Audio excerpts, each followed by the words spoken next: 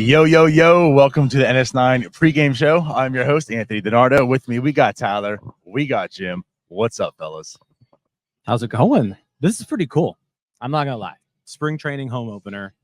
BP's going on right now. It's a gorgeous day. I'm excited for some baseball. Very excited for baseball, and I really don't feel like I belong here right now.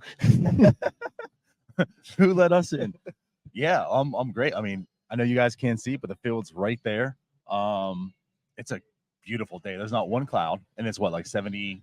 It's like mid 70s. Not a cloud in the sky. Blue. It's absolutely gorgeous. It's gonna be it's a perfect day for baseball. It is a perfect day for baseball. And you know what, guys? Not only do we have us three here doing this show, but we got Cody. Let's bring Cody on here. He's live from the field. What's up, Cody? What's up, guys? I'm on the field. Greg Brown's behind me signing autographs. It's a great day for baseball. I'm excited. This is awesome. Yeah, this is pretty cool. So Cody will kind of be our on-field correspondent during the show, give you updates, see things that he's seeing, things like that. But yeah, it's just a great day. Cody, I mean, describe just the vibes right now. Dude, it's a great day for baseball. I mean, everybody's chill, relaxed. It's the first game here at Lakecom this season. Vibes are immaculate, really. Like, people are just having a good time. It's real, just laid back. Like, everybody knows what this is. Baseball's back. We're getting back into it. We're having a good time. I think we're going to have a great time here today at Lakecom. I think the Pirates are going to do great. But, yeah, I'm going to go around, try and get different angles of the field, see what we can do, maybe talk to people. But I was told don't talk to people, but we'll see what happens. Hey, you never know. But, yeah, you never know who – maybe somebody wants to talk to me. I don't know why, but maybe they will. You never know.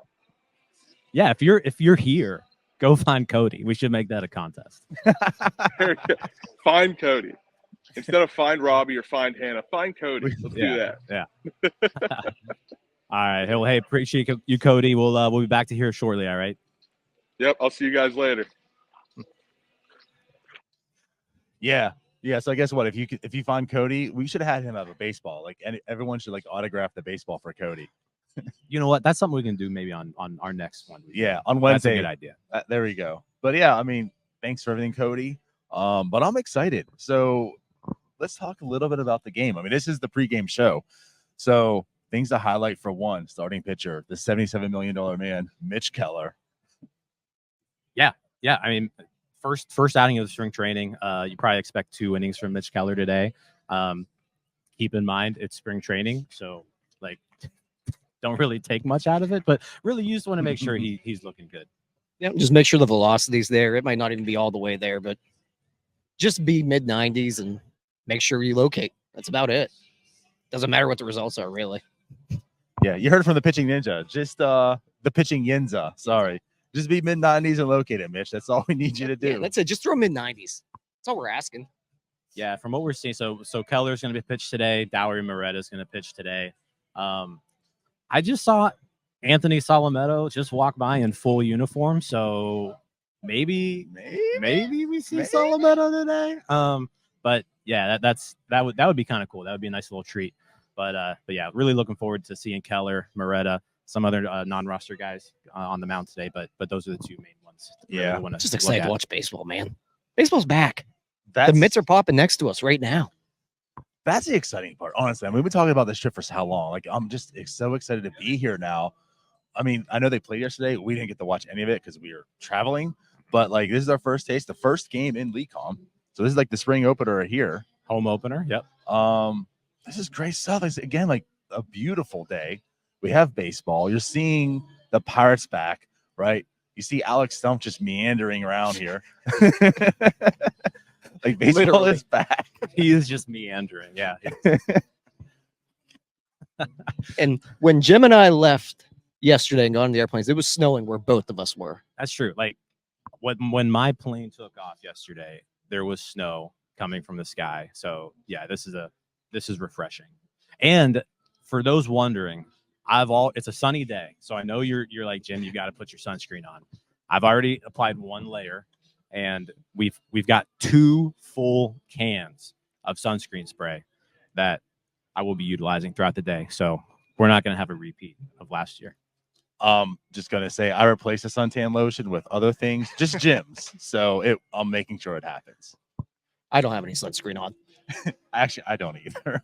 Yeah, but yeah, it wasn't 20 degrees or snowing when I left my place. But I'll say I haven't.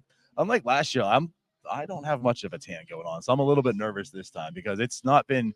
I mean, it's kind of earlier this year that we're here, and it hasn't been that great where I'm at. But regardless, like it's a beautiful day for baseball. We talked about Mitch Keller. Let's also talk a little about the guy who's leading off for this team today, O'Neal Cruz, making his return to the baseball field. I'm excited for that. Yeah, I mean, first time seeing O'Neal Cruz since the injury. Batting practice already, he's been just launching bombs. There a ball. I mean, we're probably a good 60 feet behind the right field foul pole right now, and a ball landed, 60 feet to our right. So he launched some balls during BP. Definitely looking forward to seeing him today, and against the lefty too, and Cole Irvin for the Orioles. Yeah, it's just great to see him back. It's really probably the most exciting thing coming into this year is O'Neal Cruz and potentially seeing him for a whole season and seeing what he can really do. Yeah. Like we know the difference maker O'Neal Cruz can be, right? Like that's one of the things that's super exciting about this season is to find out what he can be. I mean, big expectations when he was, a rookie. He had his struggles at first. You saw some things that started to click to him at the end of the year. Then last year was like, hey, we're going to find out who O'Neal Cruz is. And unfortunately, the big injury that happened early on, you didn't see it. So I think this year is a lot of course, like we still need to find out. But of course, number one is the health, right? Like how healthy is that leg and ankle going to hold up? Which then translates into can he play shortstop, which I think there's a lot of positive signs last year to say that, he probably could. So, knowing if he's healthy this year coming in and then like what type of player he really can be, because we know that guy can be an absolute difference maker. So this is the beginning of the 2024 O'Neal Cruz comeback season. Plain and simple, he's the most important piece of this team. There's a lot of most important pieces, but he is a very most important piece. He's the mostest important. That's it. When it comes to upside, right? Like he's the guy from like if you're looking like who can be that MVP caliber player, it's him. He's the one most capable of doing that from a talent standpoint. So like 40 bombs, 50 bombs, 60? Hey, let's just keep what out of the first ever 60-60 season. Yeah, no. 60-60. No, but I don't know. Stolen bases wise, I don't know if he'll maybe take a step back from there. But yeah, I mean, the expectation is that O'Neal Cruz, I think, has to perform at a very high level. So, I mean, I'm not going to get into season predictions here, but yeah, you want O'Neal Cruz hitting over 30 home runs this year. Yeah, that's the other thing, though. We get to see O'Neal Cruz with the new bases. That's a good point. We didn't get to see that last year, really. Get to. And yeah, I mean, it's going to be interesting. Like, how much free range does he have on the bases after the injury? I mean, he is young. I hope he comes back fully healthy from that. Like, there's no restrictions because, yes, I'm not saying 60-60, right? But like O'Neal Cruz, the power speed combo is fantastic. And right with those large bases, God, he's so fun.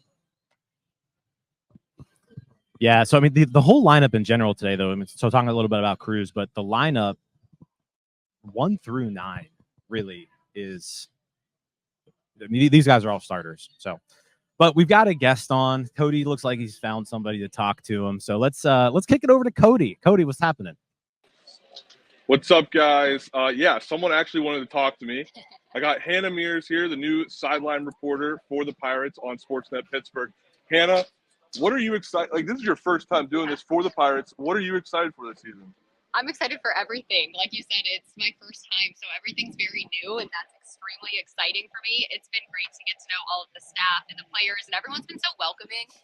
I'm from Pittsburgh, so the most exciting part about all of this is getting to work for one of the hometown teams that I grew up cheering for. So there is nothing more special. It's an absolute dream come true, and I'm just so glad for everyone who's been a part of the journey and will continue to be a part of it. Right. How do you like Bradenton so far? I mean, last year was my first time coming down here. I think it's a beautiful place, easy place to get burnt. Yeah. But how are you liking it so far? It's great. The weather is beautiful. The first day I was down here was a little bit chilly and I was a little bummed. But since then, I mean, I asked for it. It is sunny and 75 today in Bradenton. It's beautiful. I have my sunscreen on. Don't worry, because the sun can get you. That's for sure. I actually burnt my shoulder though with a curling iron beforehand, so that's a great look for TV. But made sure to get some sunscreen on that too. Not ideal for Not the first ideal. day, Not but ideal. we'll fight through it. Guys, make sure you tell everybody to watch the game today on Sportsnet Pittsburgh. Yeah, tune in. Watch Hannah do her thing. She's great. I'll see you guys in probably another 10 minutes. Go Bucks. Go Bucks. All right. Thanks, guys. So yeah, so look at that, Cody getting Hannah on, the new sideline reporter for Sportsnet Pittsburgh. She's making her debut today. But yeah, make sure everybody's tuning in today. Game is on TV, first time of the season. Yeah, check out Hannah Mears. Yeah, so exciting day for her, exciting day for us, exciting day for the Pirates. Getting back, like you mentioned, about the starting lineup. I mean, I got to say that really no complaints. O'Neal Cruz, Brian Reynolds, Brian Hayes, Jackal Sawinski, if you look at our graphic right now, but it actually is Jack Sawinski. Thanks, Cody. Rowdy Tellez, Yasmani Grandal, Connor Joe, Piguero, and Nick Gonzalez, and of course Mitch Keller. So like really good lineup for, again, like your spring opener coming out to see the first Pirates game. Yeah, can't really complain about that lineup, and that's something we're probably going to see a lot of times this season, is at least 7 of those guys in the lineup. So a good first look at them. Yeah, that's the good part about being at home, right? Like the away lineups sometimes tend to feature the guys who, maybe not as seasoned, right? The home games are going to have your people who, they don't need to travel. So yeah, this is an excellent lineup for anybody coming here to watch this game, or anybody on, back home watching this on TV. 9 for 9. These are all guys who are either going to be on the team or competing for a spot on this team. Yeah, very valid point. I mean, absolutely all of them on the 40-man right now currently. And right, you're probably going to see a good dose of all these players at some point. So, like it's spring training, it's game 1. You're not taking much away from this and saying, well, some people might, but like you're not taking much away from this and saying like, okay, O'Neal Cruz is back or this and that. But like, it's good to see the guys that you're going to. Oh no, if O'Neal Cruz hits a home run, I am going to say O'Neal Cruz is back. back. On the narrative, right? Like if O'Neal Cruz comes out here and starts just mashing balls, it's like he's back. Comeback player of the year, baby. I mean, actually, I'm not going to lie. When I saw him take grounders from, Alex, I think posted a video on Twitter a couple days ago, him just taking grounders, and I deemed that he's back. So fair enough. Here's the other thing we get to see today is the beginning of that second base battle.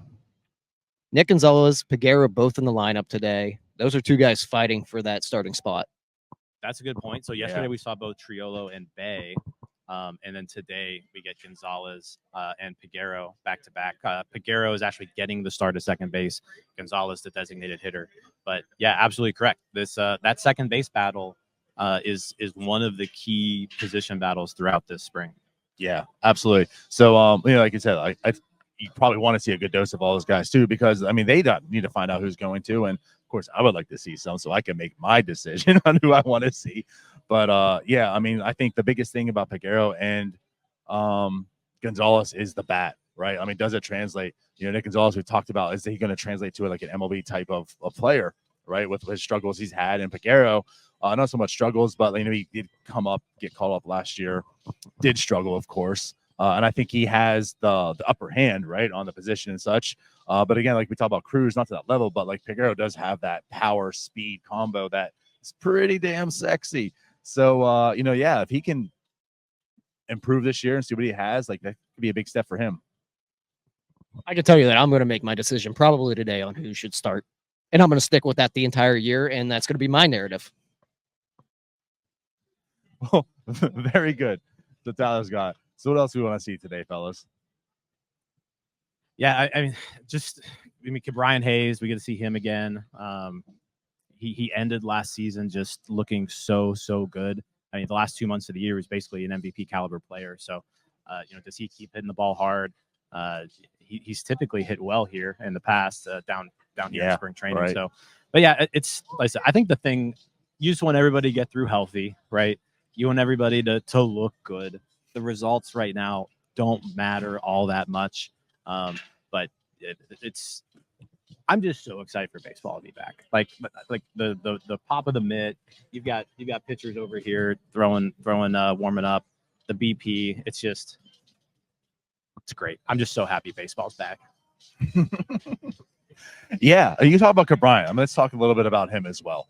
I think this is like a big year for him. I mean, you talk about the most important person on the team, right? Everyone has that to an extent, and I think with Cabryan Hayes, it's kind of like that also. I mean, there's been a lot of discussion, right? We even talked about our last show about his hitting, who he's worked with and such, and you saw how he ended last year. I mean, he was literally on an MVP level.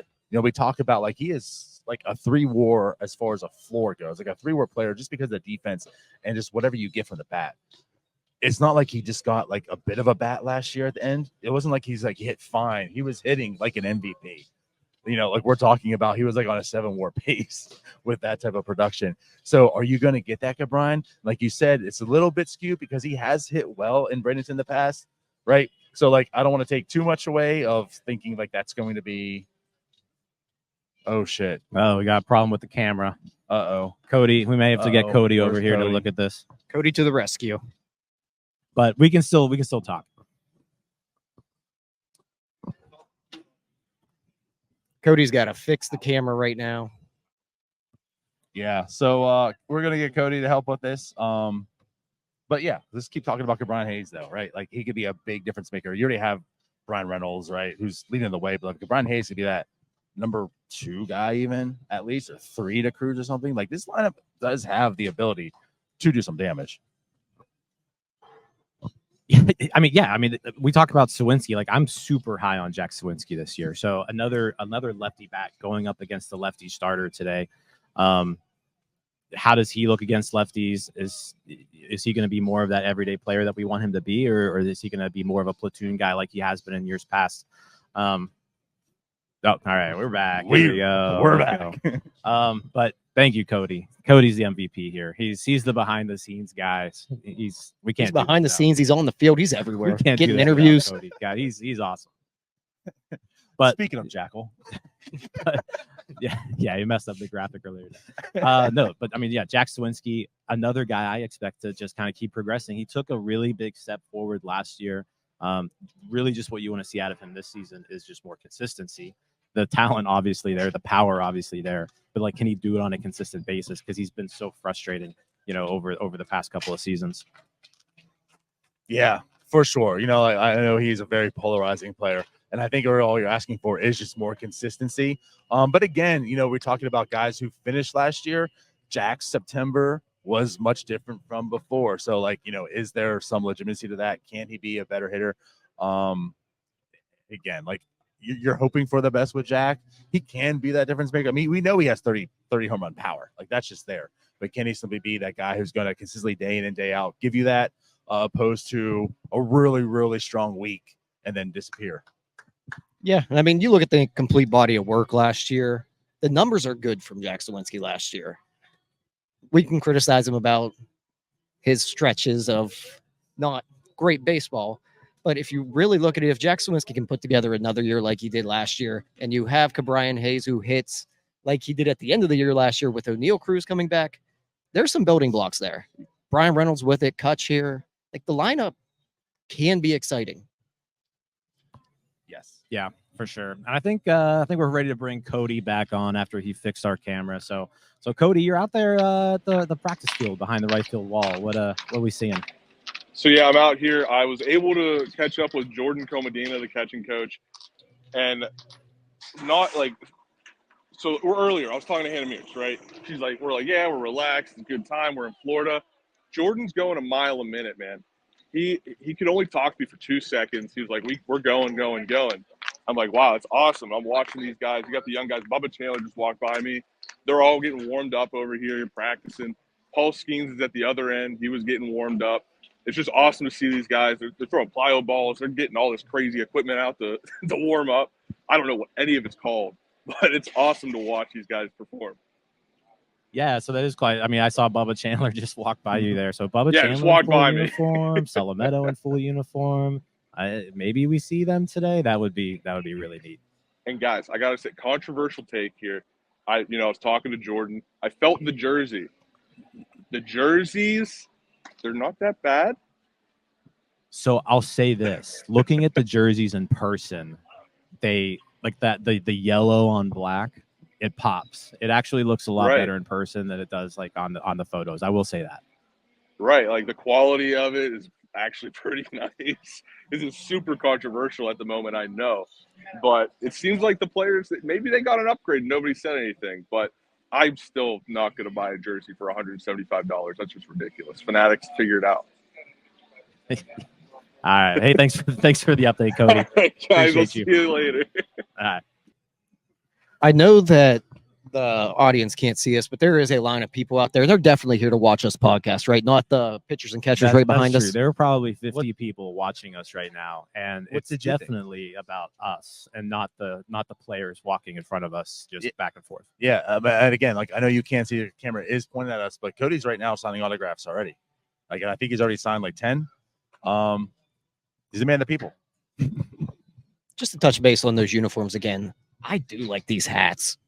Oh, the hats, absolutely. The yellow hats look good. Like I said, it's just the yellow and the black. It's popping in the sunlight too. Just such great team colors. I mean, honestly, like, they really are. They really are. But yeah, looking at the uniforms, I know there's been so much hate about these new uniforms and such. And the uniform itself, like, I get it. But as far as it look like in person, the yellow and the black, yes, absolutely. But I love the hats. I love how they went yellow this year. Just different. Maybe I'm gonna get one. I don't know. I was thinking about it, and I'm like, I don't know what I'd wear that with. So I mean, the other yellow hats that they have are the City Connects, right? Yeah. And those are nice. I also like but no, these ones are nice. It's just like the pure yellow. I wasn't sure how I was going to feel about them, but yeah, after seeing them in person, the jerseys aren't as bad as I was expecting, and the hats go well with them. Right. And again, like about the yellow, I mean, yeah, like you know the City Connects are yellow, but there's also on a yellow jersey, right? These being all the black with the yellow hats, yeah, they certainly pop. OG Minlow, they asked him, do they know Cody's not rowdy to left? That could be Cody, you should just go around and just signing rowdy to left autographs everywhere. That would be great. So on Wednesday, Cody's going to be in full uniform. Just a As full well, on rowdy signing Tellez autographs. uniform. Yeah. As Rowdy Tellez. Yeah. Right. But yeah, so again, like back to the lineup and such too. I want to talk about Grandal a little bit, right? I mean, he was the signing, he is the veteran. You know, there's Henry Davis, who actually had a good day at the plate yesterday, right? 2 for 3, I believe it was.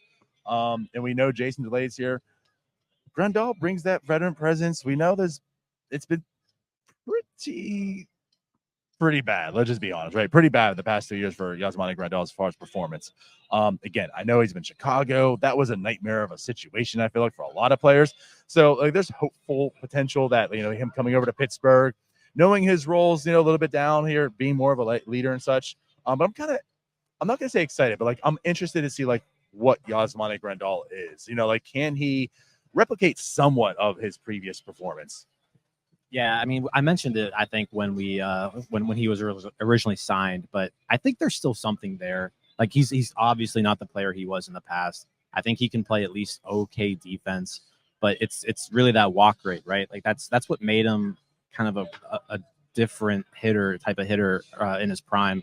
And last year he took a huge step back, didn't walk as much, and that's when you saw the numbers take a huge fall. I think if he can get that walk rate and just kind of get back to the player that he was in that aspect, like from an approach standpoint, he can at least provide some value to this team. I don't think you'll ever see, you know, the power that he had before, but I think if he can at least get on base at a decent clip and play okay, you know, defensive catcher, then I think he still has some value left in him. Yeah, and I think if you look at him when he's at his best with that high walk rate, he really does fit into the Andy Haynes approach. Yeah. Like he's a good fit for what the Pirates want to do at the plate and just the way they go about everything. You know, it's not a square peg in a round hole. Right. Yeah. Again, like he's had this weird career in the sense, like he was always a good catcher, right? But like in I think it was 2021 where like he just turned this like complete like 3 outcome person where it was like a 25% strikeout rate, like a 25% walkout rate, and then he had that power.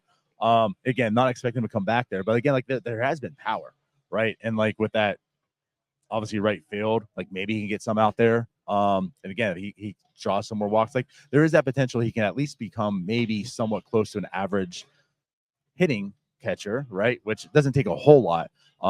Yeah. So again, like I'm interested to see like what he presents to this lineup going forward this spring. Yeah, I mean he's batting right behind Rowdy Tellez. I know we joked about him earlier with the Cody thing, but Rowdy Tellez is another guy who injured last year, fell in hard times, but like you saw what he did in the beginning of the year. I think he had 8 homers in April and like halfway through May. So like the guy has power. He still has power. If he can tap into that again, you know, there's some potential upside there. I'm just looking at this lineup right now too, guys, and there's a lot more power in this lineup than I think what we're used to seeing from Pirates teams in recent years. You know, you've got Cruz, you've got Sawinski, you've got Tellez, you've got Grandal. Reynolds is going to be, you know, a 20+ homer guy just because. But yeah, lots more power in this lineup than what we're seeing. So hopefully that can be something that can be rectified, because that's been a big problem for this offense just for years and years now, is just the complete lack of being able to hit the ball over the fence. Yeah, I think if you do look at the 1 through 9 this year, there's a pretty decent chance that everyone 1 through 9 could hit 10 to 15 home runs at least. Yeah, actually. We haven't had that in a long time. Well, that was what you saw back when the Pirates were good, right? Like those playoff teams. It was, I forget which year it was, but I think they had 10 guys with double-digit homers in 2015, maybe. Probably. But that's what you need to do to win in today's game. You can't just string hits together. It's hard because just of the strikeout rate nowadays. So, like, in order to score a lot of runs, you need to hit the ball over the fence. And I think this is really the first lineup we've seen in a while that has the capability of doing that. Yeah, that's the thing. Like, again, we talk about this offseason, right? You want to see a little bit more, but the reason why I see more is because of, you know, there's such the variance of like this ball club, and like getting this offense, you know, it's like there's a lot of upside, right? I mean, there's a lot of risk. Like people like Grandal, Rowdy Tellez, like they could not do this, but like you look at the lineup, like, oh no, Cruz, does he have the possibility to hit 30 home runs? Absolutely. Does Brian Reynolds? Probably 25 at least, right? To Brian Hayes, we're not sure, like, but he could hit 10 to 15, right?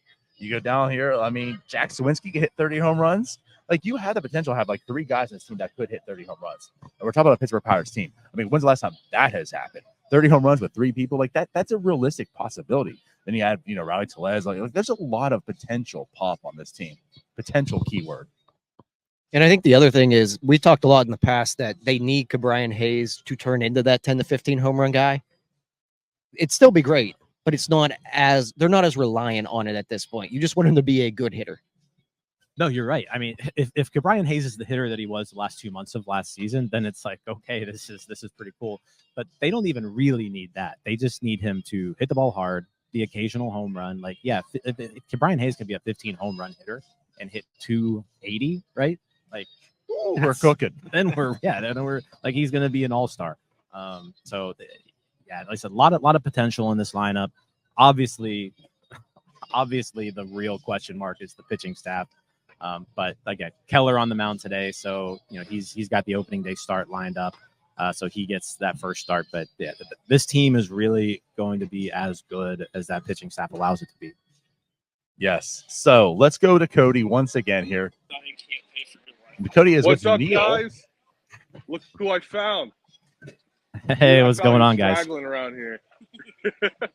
But anyway, so we're here. It's about noon, so it seems like it's time to get a beer. We're gonna get a beer here soon. It's beer time. It's beer time. But first, I want to talk to Neil. Neil, you were watching the pitchers warm up. What did you see? You got to see everybody. That's what I was saying earlier. Everybody's out here warming up. But what did you see? What's your analysis of what you've been seeing? I mean, I just like seeing the Paul Skenes pitching to Henry Davis. You know, it's clearly got a good relationship going. He's talking with them, asking for advice in between. Like, there's a lot of good conversation going on between them. And I just saw Solomito and Chandler doing Pyro Ball. Wasn't anything too fancy, but I'm hoping to see him pitch today. Yeah, no, Davis and Skenes seem like they're connected by a 66-foot, 6-inch rope. Like, those guys are always together. I love to see that. What are you looking forward to today with today's game? First game at Lakecom. First time we're really seeing a decent lineup this spring. I mean, it's only the second game, but We're seeing Cruz. We're seeing all these guys. What are you looking forward to? I want to see good pitches and I want to see hard hit baseballs. Hell yeah! Can't take anything away from the game, so I just want to see good. I want to see good performance. So I'm excited. Absolutely. Well, guys, we're gonna get a beer here soon. You guys keep going, and I'll see you in a couple minutes, I guess. Hey, you know what? Keep a beer cold for us. Once we're done here, we're gonna need a nice cold beer. Absolutely. We'll see you guys. All right, see you all. Cody, the correspondent, the camera battery man, and the beer getter. Man, he's our Hannah Mears. Like Cody is our Hannah Mears. But no, so Neil mentioned they're Henry Davis and Paul Skenes basically connected at the hip right now, just constantly back and forth with each other, talking with each other, picking each other's brains. That is something where, because those two guys, I mean, those are your 2 first overall picks over the last 3 years. You need those two to have an established relationship with each other. If they feel comfortable with each other, those are two guys who like need to perform for this team to do what we want them to do this year and years going forward. Yeah, we heard about like basically Henry Davis saying, "What are you guys doing? Because you're coming to Bradenton this year in this offseason, right?" Which again, like we know about the intangibles Henry Davis presents, like that's part of it. I mean, this guy's going to go to work and he's going to make sure everyone goes to work. But yeah, like seeing them two really establish this relationship, awesome stuff. Yeah, man, he's absolutely another very important piece. He's I mean, we another one keep of those saying it, most but important. like, there are a lot of most important pieces on this team. Right. There's like a 50-50 split between like 5 different guys. There's like a 250%. More than that, buddy. But O'Neal Cruz is 100%. Yes. Yeah. So yeah, guys, I don't know. Is there anything else that you really want to talk about? Or Well, we're going to be talking about a lot this week. they're clearing off the field right now. We're within the hour now of game time. Well, let's talk about kind of our plans while we're here. So, I mean, obviously we have today's game. Tomorrow, the Pirates are on the road in Dunedin. It's about an hour drive. We're probably not going to make that trip, but we do plan on our Starbucks is going to be tomorrow morning. Just a normal time for you guys. We're going to be at Pirate City tomorrow is the plan. So we'll get some stuff for you guys there. Tuesday, we've got we're not going to be doing one of these pregame shows. And actually, you know what? Who knows? Maybe we will. Maybe we'll just do it. But we're definitely doing it again on Wednesday. I'm just looking forward to. We've got 4 baseball games while we're down here. 3 here in League Com. We're going to be in Sarasota when the Pirates play the Orioles later in this week. So it's going to be a fun week. I'm excited to see a lot of baseball. I'm not really that excited. I'm 24 hours so far of hanging around DiNardo, and I've almost just bit his head off. True story. But DiNardo is not fun in the morning. It's driving me crazy, but we'll get through it. I think as long as there's a 50% chance there's a that 50, one of us are getting beaten up. 50% chance NS9 just disbands after this week. Yeah, getting back to the other stuff though, as far as content, we're gonna have all that. Every day expect a wrap up. We'll have a wrap up tonight. Yesterday we just got in, but every day expect a daily wrap up, like how we did the winter meetings. Hopefully get some guys on, some beat writers such to talk with us, and also this little tease, guys. We have maybe another a special bucket around set up. Going to be recorded maybe in a few days, and get out here in a couple weeks. Yeah, looking forward to it. So. Yeah, I think that's it. I mean, let's go join Cody and Neil with a beer. Yes, it's time. It's beer time. So with that said, I appreciate everyone for watching. As always, go ahead, subscribe, do all that good stuff. If you're not already, we'll be going live and doing a lot of content this week. So we'll see you guys then. And we'll see you later tonight. Yeah, we'll see you later. Peace out, see you guys. Hey, you all. Thank you for watching. I know we try to provide the most entertaining content that we can, and we'd love to spread it to as many people as possible. So I know it doesn't seem like a lot, but if you could take the 5 seconds to like this video and subscribe to the page, it helps out so much more than you know. Thank you, and let's go Bucks.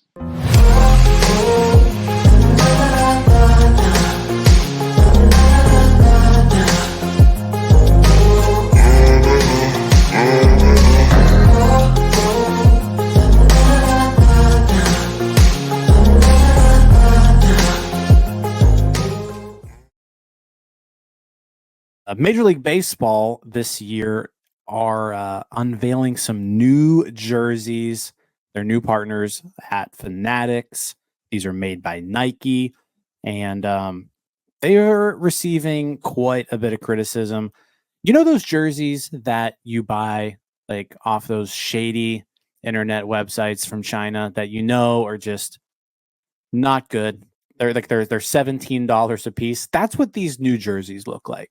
I feel like the value of those knockoff jerseys, Born Trade, DH Gate, Temu, those types of things, those jerseys, the value through the roof because these things just suck. Who's paying $170 for these things when you can get the exact same thing knockoff for $17? Unbelievable. Fix it, MLB.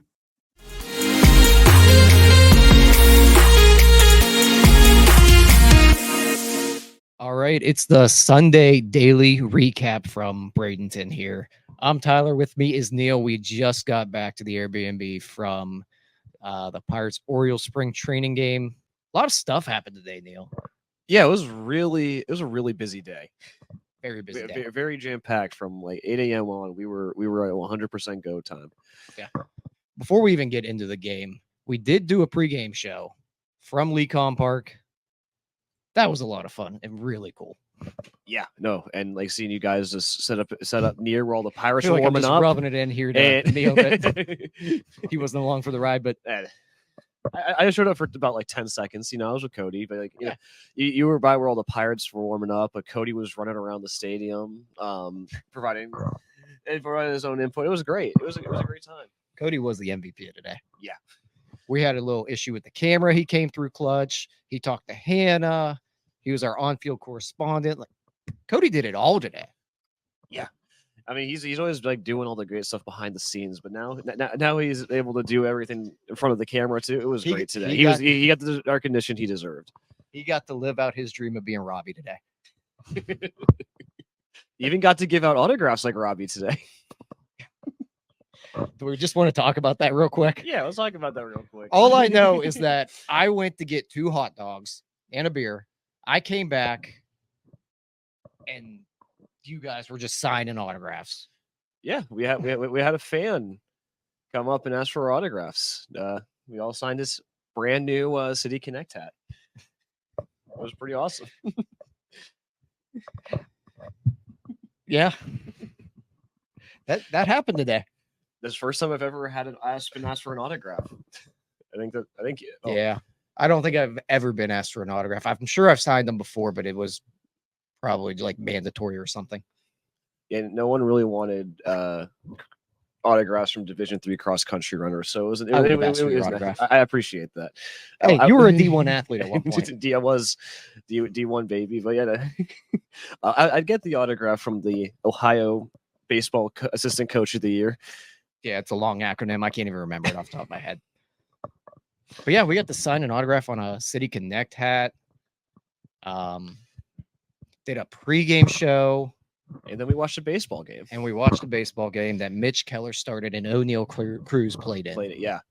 It won't show up in the stack, but O'Neill Cruz hit the media building in right field. Yeah, he probably hit a baseball like 400 feet. Foul.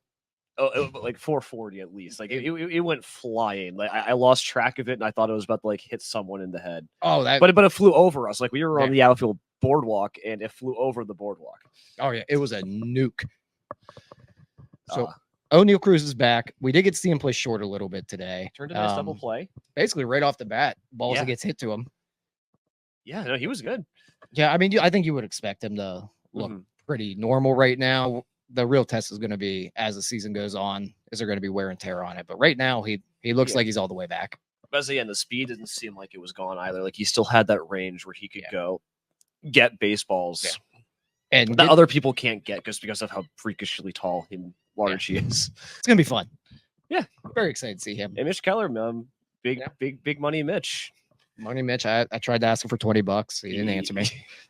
Kind of rude. Like 5 times too. I know. All I want to do is hold $20. Yeah. It's fine, Mitch. We'll get it next time.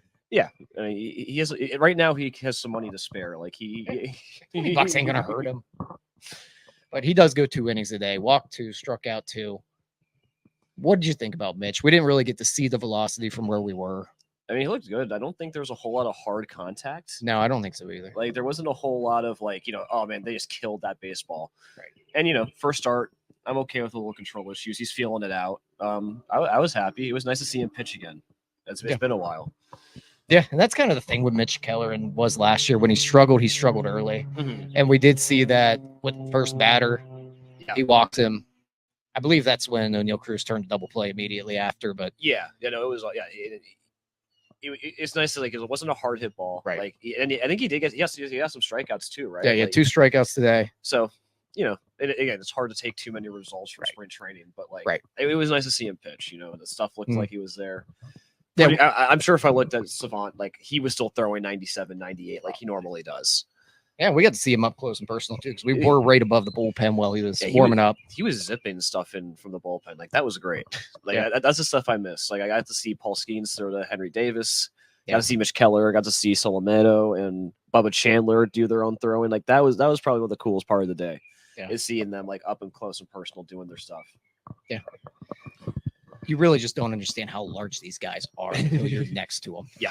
And I know I'm a little guy, which also got called out when I was signing an autograph. Mm-hmm. But, man, those guys are big. Yeah. No, they're huge. They're all ripped. They're all jacked. Henry Davis is an imposing man. Yeah. He's short. He's a short guy, but he is ripped. It's the opposite of O'Neal Cruz, who looks super tall and skinny. He's short, stocky, and is the biggest man you've ever seen. Yep. That he is. Aside from that, you have anything else you want to add here, Neil, about today? Anything else that stood out to you? No, I mean, it was nice to see, we scored 0 runs. Yeah. Not a whole lot of offense, but, we saw Brian Reynolds give one a drive. Brian Hayes smacked the ball once really hard. It wasn't the most exciting game, but it was nice to see them back and play. Right. Yeah. We did see a couple guys give the ball a ride, but the Orioles were flashing the leather today. Oh yeah, I think they had at least 3 or 4 catches at the outfield wall. Yeah, which is unfortunate, but now granted, it's also spring training and windy, and the ball carries. But yeah, first time out, can't really complain. I mean, at the end of the day, it's great to be at the ballpark. It was nice to be at the ballpark. It's been 15 years since I've been at LECOM, so it was a good time. Well, we'll be back at it again Tuesday and Wednesday, right? Yes, sir. So we'll be back at the park. Tomorrow we have Starbucks, and we have a lot of stuff lined up, to be honest with you. We have Starbucks in the morning. We got another recap coming at you tomorrow. Then we have a pregame on Tuesday at LECOM, and then review of the day after that too. We got a lot of things coming up here, so just stay tuned. Oh, of course. And on Tuesday, we have we're interviewing Neil Walker for Bucking Around with our man Cody. This is this big week. He's going to interview Neil Walker on Bucking Around. Just stay tuned. We got a lot of stuff coming for you. Anything else to add here, Neil? No, I'm good.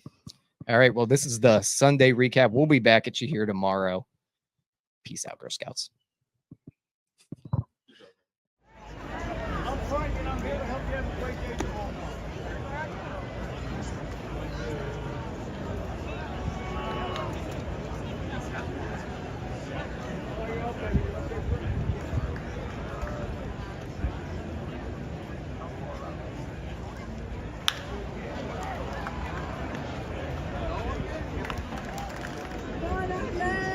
Cal, come on up.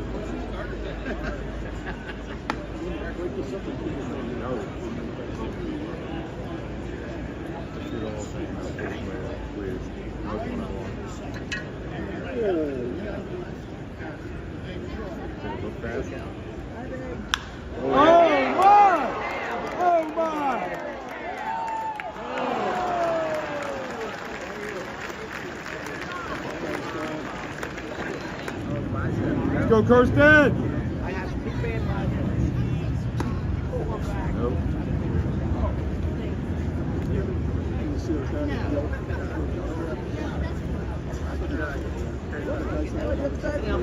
Oh yeah, he's here.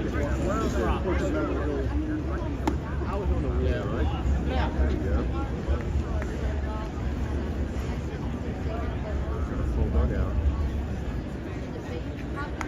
Go, Heston.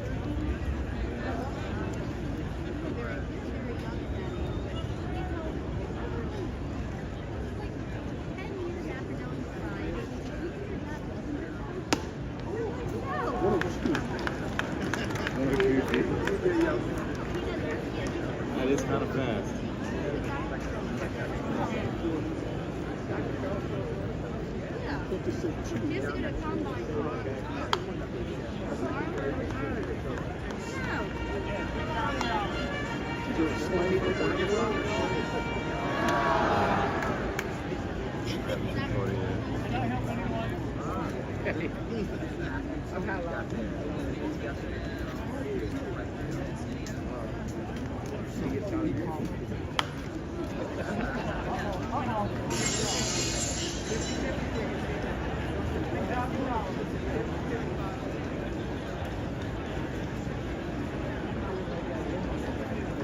Let's get it started, Kerstead.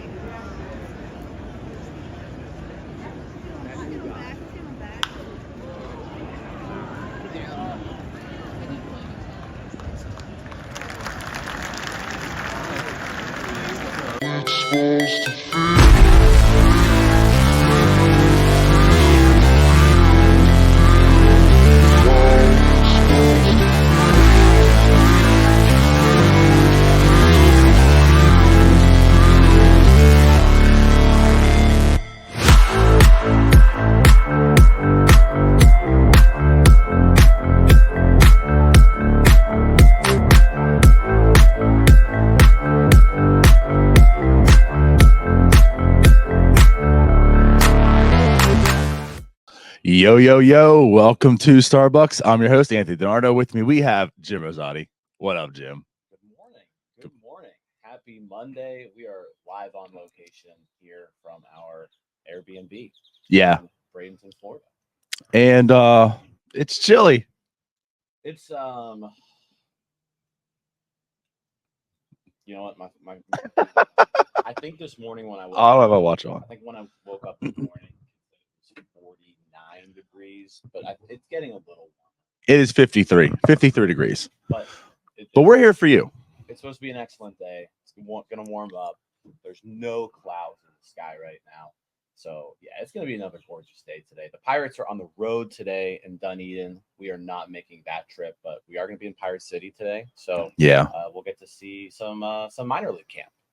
Which, I mean, let's talk into that, actually. So, like, what players are you kind of interested in? Because obviously, with it being so early into spring this year, you know, like last year we were there. We saw Endy, we saw Henry, right? We saw like the top prospects. You're not really going to see the top prospects this year because, well, they're in Major League camp. So like right now, you know, like what prospects do you think you're kind of interested to see? They're not the best of the crop though, but you know, they're young. Yeah, when it comes to minor league camp this year, at least this stage of minor league camp, yeah, all of the top 10 prospects for the Pirates are in Major League camp. So you're not seeing like the main guys. Well, thanks to, you know, friends of the show, Bucks on Deck, they put together this 2024 Pittsburgh Pirates minor league guide. So we'll bring that with us. But no, I mean, from a offensive standpoint, you know, Mitch Jebb is the highest ranked player who's going to be in minor league camp. I got to see him a little bit last year. Funky dude. So I'm kind of excited for you guys to just to like see what he looks like in a batting cage. It's kind of interesting. And then as well as, you know, those other Bradenton guys, really, I feel like are the most interesting ones. Yordani De Los Santos, Lonnie White Jr., you know, can he actually like put together a full healthy season? The talent's obviously there, lots of power, but just hasn't really been able to play a whole lot since being drafted. So yeah, I think those are probably the guys I'm most interested in. Some of the younger guys too, you know, Tony Blanco Jr., some of the other folks who were brought over in trades last year, Severino, Suaro, yeah. So those guys, you know, good to see them. But yeah, I'm looking forward to it. Listen, it sucks that like Termar Johnson's not in there and Bubba Chandler, Solometo, those guys. But yeah, we'll still get to see some talented guys. Yeah, like it sucks for us. Like personally, it sucks for us. But like I'm happy they're in Major League camp right now doing their thing. You know, you saw Tamara in the game actually yesterday, so that was kind of cool. But yeah, I mean, I got to say too, as far as like, well, I mean, De Los Santos, like that's the one I'm excited for. Like I really want to. I know he's not the top rated in the camp right now, because you mentioned, but like to me, that's the one that's the most interesting. You know, unfortunately, the guys that are there, like you said, it's not top 10, but I feel like the guys that are there right now this year are the ones that probably going to make like the biggest impact this year as far as like the ability to pop up in those rankings. Again, like De Los Santos, you know, you hear about the exit velocities, you hear about, you know, how well he hits. Not able to see it in person is going to be kind of cool. But yeah, like even on the pitching side as well, like there's some young, interesting pitching up there, you know, like Shim and such. You know, again, like a lot of these guys you don't really get to see. You know, last year was like the first taste of seeing some of them like in the States. So yeah, like to finally see these guys in person, you know, when they're gonna be playing in, you know, minor league baseball, you know, this year, like you said, in Bradenton. It's kind of exciting because like this is the point where like this could be like a lot of their breakout seasons as well. And like with that said, you know, we are going to be Pirate City today. We're going to be there pretty much all week before either the games or such. So like a lot of content coming from us. So yes, you'll get the grainy, you know, behind the fence, like, hey, here's a bullpen session, or here's him in the batting cage. But we'll get those up for you. So again, like it's not Tamar, it's not Bubba Chandler, but like I feel like this is like the next wave of like the young Pirates prospects who can make an impact this year and get up in the standings. And you'll see them on YouTube, maybe. Yeah, I'm sure you all can't wait for a 20-second clip of Yordani De Los Santos batting practice. But yeah, we may have And us calling it up top 10 prospect. we may have that for you. But no, that should be fun. We'll spend a little bit of time there today. Pirates game's on TV today, so we'll probably come back here to this gorgeous backyard of our Airbnb. We've got a swimming pool behind us. We got a putting green. Yeah, we may come back here and watch that. Right. And as Tyler like pointed out, he's like, I don't know how you could live here because I don't know how to dress, because right now I need a hoodie and then in 2 hours I'll be sweating in there. We'll be in different clothes when you see us next time because it'll be hot. Yeah, it'll get up to mid to high 70s today. So yeah, it's a gorgeous day for baseball. Looking forward to it. Yeah. So, good. On top of that, let's talk a little bit about, and I know Tyler and Neil did the recap yesterday, but you know, we didn't get a chance to really talk about what we saw. Anything from yesterday's spring training home opener that caught your eye? Yeah, what caught my eye is, again, to just overstate this, right? We were asked for autographs, and I didn't get to speak on this here, but like we were asked for autographs, and yeah, I mean we're famous. Like, you know, like you talked about the pregame show, they came to see us, and we found out that was a fact. Yeah, that was that was kind of fun. I don't think at any point in my life have I been asked for autographs. So yeah, that was interesting.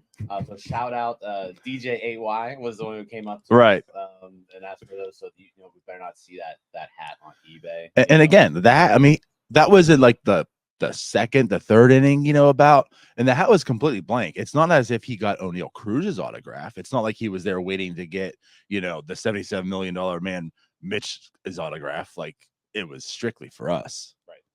We know where we stand. Yeah. Cody, you mess with my sound a little bit. Apparently my microphone's a little low. Is it on? How do I tell if it's on?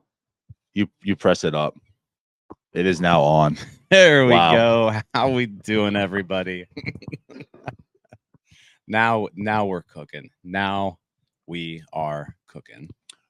We are now speaking together 7-Eleven-ish. Welcome to the show, Jim. Yeah. How you doing, Hey, buddy? it's good to be here. Let me just go back and say everything I just said.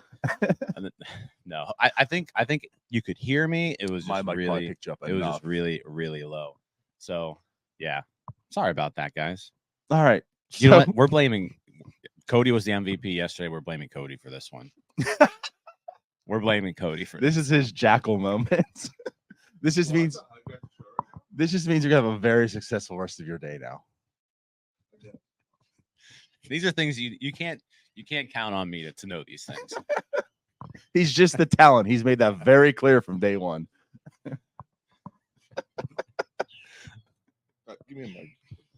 I'd like to make it clear that DiNardo didn't come out here till 6:58 to get the show set up. So I blame him. Hey, you're the producer. Whatever. All right.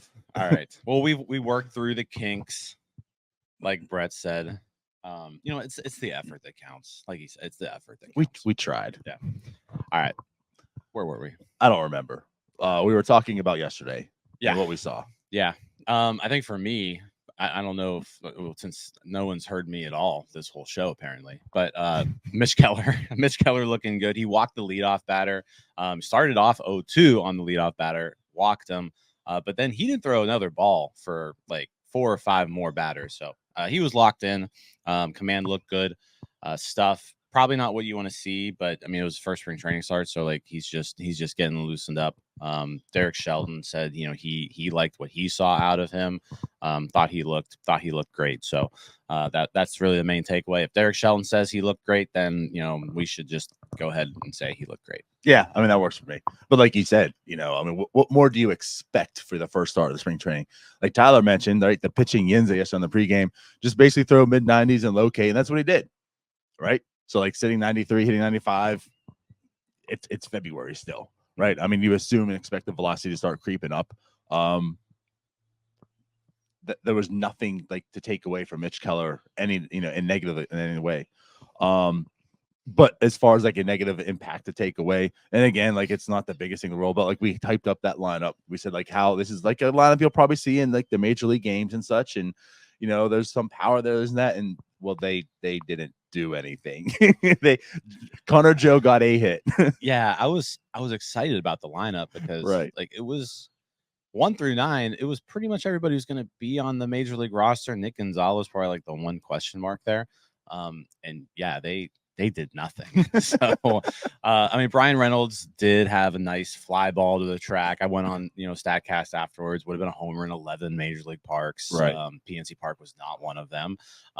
So you know, there was some good contact made. Hayes hit 2 balls over 105 miles an hour, but just didn't get them in the air. So they were both ground outs. So some balls hit hard. Is it Moretta and Keller were the 2 pitchers that you really wanted to see yesterday? They both looked good. Overall, it was fine. I would like to see some offense though sometime. Like if the Pirates could score a run while we're down here, that'd be kind of cool. Just one. Just one. We're here for 4 games. Just score 1 run. That'll be cool. Yeah. No, yeah, but again, like it's whatever. It's the home opener for League Com. It's their second literal spring training game. First game for most of these guys that were playing in yesterday. So again, like the biggest takeaway is more or less health for spring training, if anything.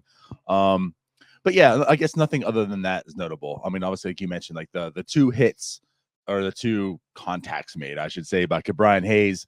He was hitting the ball hard, and I guess just like defensively by O'Neill Cruz and Leover Peguero, you know, they had some nice defensive plays that were made and such. And again, mostly for mostly for O'Neill, like seeing him go laterally to make that play. He made a double play there.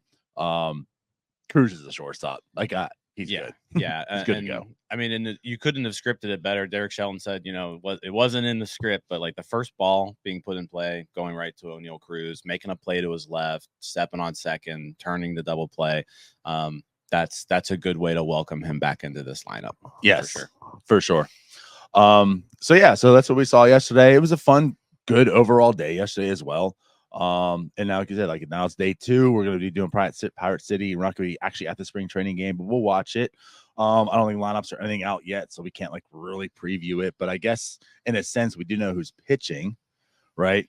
Roansy Contreras is pitching today. And what I got to say is this is definitely a start. It's like unfortunate we're not going to actually be there, but like this is a start I'm looking forward to seeing, because when you talk about this team, and we did yesterday to a degree, you know, like it's going to go pretty much like as far as the pitching is going to allow it to go. And Roansy Contreras is going to be a big part of this because, Jim, they didn't do a whole lot this offseason to really, really improve. So Roansy Contreras has the ability and the potential to be in this rotation. And if he can show signs of his old self, like that's going to bode very well for this rotation.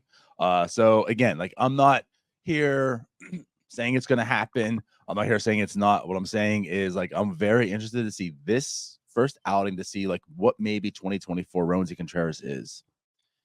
Yeah. I'm not going to really say anything, but we were kind of tipped off that like watch Roansy Contreras today. Yeah. You know, a lot of people seem to be excited about him in camp. It sounds like the Pirates are sort of banking on Roansy Contreras being the guy that we expected him to be a couple years ago. And like I said, that is a big storyline here. Like if he can be that guy, then you're talking about, hey, you didn't go out there and acquire that number 2 starter behind Keller that you were looking for. He was actually here all along, and he just, you know, needed to find himself. But I can tell you right now, high hopes for Roansy Contreras. Really, really interested in the stuff today. It was just something that was pointed out, like watch Roansy Contreras today and how he looks.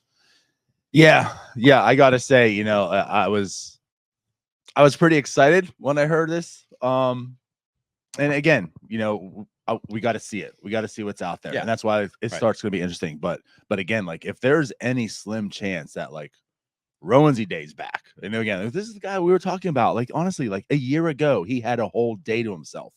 And then right now, this offseason, we're talking about could Roansy Contreras be DFA'd? You know, like that's how far he fell from grace last year.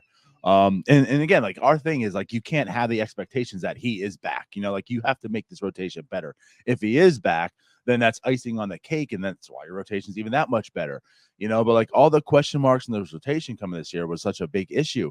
And if Roansy Contreras is back, and like if Roansy Day is back, that is going to be huge for this rotation and this team in general.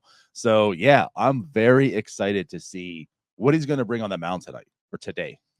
Yeah, is the fastball velocity back to where we want to see it? Does the slider look crisp? That slider when he was on was one of the best pitches in the game. So yeah, if Contreras can and even early in last season, like it was still one of the best pitches in the game. Yeah, if Contreras can get back to where he was, that helps solve, you know, one big piece that you're missing in the rotation. So definitely excited to see him today. Not really sure who else we'll see. We really haven't seen like the back end bullpen pieces yet. Holderman, Chapman, Bednar. I don't think we've seen them yet. So maybe one of them gets in the game today. Sounds like they're kind of easing people in. Like I said, yesterday's game only had 2 roster guys even on the mound. So kind of curious to see how they ease the pitchers in. But yeah, Contreras today, definitely looking forward. That's what I'm looking forward most to in this game. And then we were still waiting to see Andrew McCutchen in a lineup. Got to imagine they're also sort of easing him in. He's also a guy too, where like this is probably his 20th spring training, something like that, 19th spring training. So it's not like he needs a whole lot of work. He knows what he's doing when he gets here. It's Andrew McCutchen. It's just a matter of like, hey, let's get your timing down by opening day and get you through this. Not necessarily like you're not trying to get Andrew McCutchen 100 at bats here in spring training. No, yeah, like when you talk about a professional hitter is Andrew McCutchen. So like you're not worried too much about him.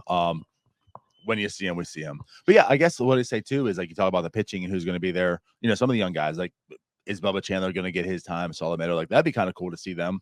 So yeah, like Skenes. I mean, like obviously Skenes. If he can get in a game here soon, that would be awesome. I'm not sure how much game experience they're looking to get him because it's kind of a double-edged sword too. Like if Paul Skenes come down here and just shoves, and you'll have a ton of people like, oh, you need to start Paul Skenes in the rotation, and that's just not going to happen. So I don't think he's gonna get that many opportunities to shove. No, I don't think so either. Like I wouldn't expect more than like 5 innings in Major League spring training for Paul Skenes at this point.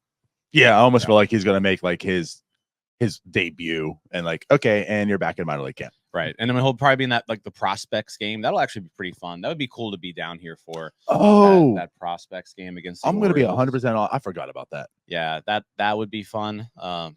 That's like mid-March. But I mean, that'll be like Paul Skenes versus Jackson Holiday if they can line it up right. Yeah. So he'll have that appearance. Yeah, man, I forgot about that. That's such a fun thing too, honestly. But Actually, yeah, like I'm not Jackson Holiday was at the game yesterday. Yeah. Didn't Just get his autograph. Just in the stands, walking around. Yeah, like a normal dude.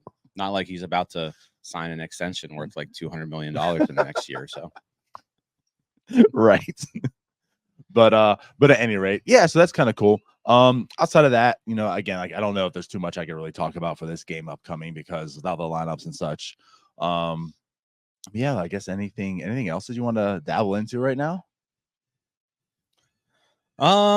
Not a whole lot. Yeah. I can't really think of much else. I said we were on there yesterday. That was a lot of fun doing the pregame show.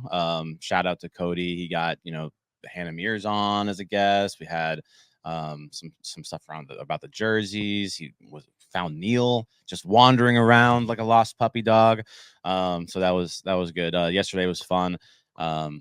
I'm looking forward to doing that again later this week. That should be a lot of fun. So make sure we'll have that pregame show definitely on Wednesday, and we're probably gonna do it on Tuesday now too, just because like why not? Yeah, actually that's the one thing too. We are going to post game or pregame on Tuesday as well. So Tuesday and Wednesday, catch us before the game. Good stuff. And again, like Cody, even though you can't do producing pregame right now for Starbucks, properly, you do it a really, really good job other ways. So you did a great job today, Cody. Thank you. Everybody stroke Cody's ego today. Yeah. But no, and also go follow him on Twitter because he makes some really, really good edits too. All those edits we post out pretty much from Cody. Yep. I will say this, some other stuff too. I from what Alex Stumpf, MLB.com beat writer, reported yesterday on Twitter, he's not really expecting the Pirates to go out there and getting another starting pitcher. So like what we see is what we get. So like we're just going to need some of these guys to step up. So kind of going back to Contreras, that's going to be the big story today. Can Contreras look like 2022 Contreras as opposed to 2023 Contreras? That would be huge for this team. So that's the main thing going forward, in today's game. Yeah, it's unfortunate to hear that, but I think we kind of maybe we're expecting that. I mean, again, like it's about to turn March. Are you really looking to add another pitcher? I mean, you can, but we also know this team seems as if, with the Edward Cabrera thing falling through likely, and reports also, the Cabrera, I mean, they just more or less were going through talks and all of a sudden suddenly said, like, get the prices up higher. Yeah. So, okay, cool. I guess they're not going to make that deal. But whatever. Again, like seeing Rowanzy perform and get back to where he was would help a whole lot. And I think ease a lot of those pains of not getting another pitcher in the sense. So we'll find out. But yeah, I guess that's pretty much it. That'll be it. Make sure you're following all of us on Twitter. We'll post some stuff from Pirate City today. So yeah, be prepped for that. We're probably about to head there in probably an hour or so. Mm-hmm. So we'll be there bright and early. And yeah, let's watch some young guys play some baseball. There it is. So let's get out of here. We'll see y'all later. I'm going to hold on here and get this out. There we go. All right. So we'll see you later. Bye-bye. See you guys. Hey, you all. Thank you for watching. I know we try to provide the most entertaining content that we can, and we'd love to spread it to as many people as possible. So I know it doesn't seem like a lot, but if you could take the 5 seconds to like this video and subscribe to the page, it helps out so much more than you know. Thank you, and let's go Bucks.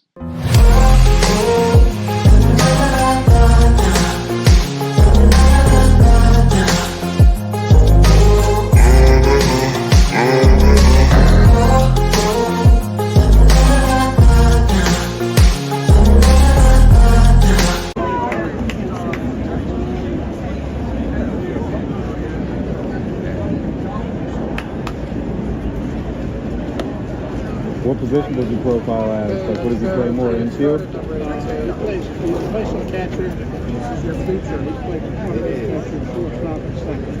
Okay, so everything. All the important positions except center field.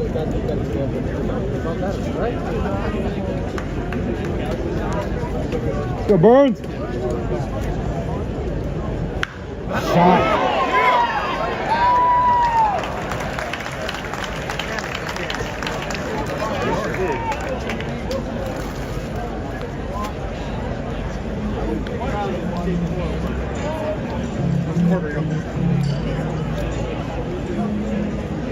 Center fielder, number 83, Number one pick from last year for Vanderbilt.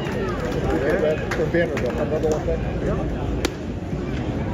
Right now, he'll be the fastest player in baseball. Might end up being the fastest ever. Where'd you hear that, Andy? Who told you that? I don't think he's going to. Maybe September. We wish it was that good. Yeah, I'm still hanging.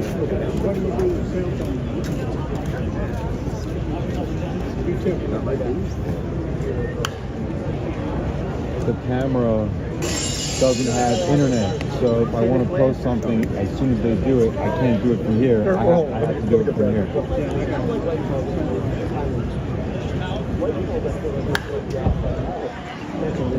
I gave you oh yeah? Yeah, it looked very good. Was it Sony?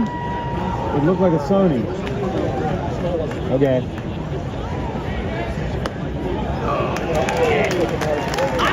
I could have hit that.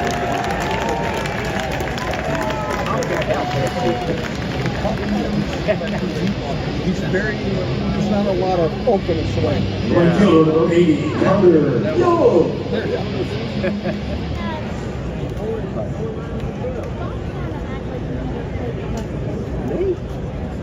When you were on the Orioles? Yeah, when? Let's go, Carter. Yeah, that shot looked pretty good. It looked like it was HD. Like you're pretty good. He was in the Beatles too. After he called the score. And he got that money. Two things I could have done. Did you ever go to? Okay. That's quite a process. I'm glad it all happens in here now. Right. Right.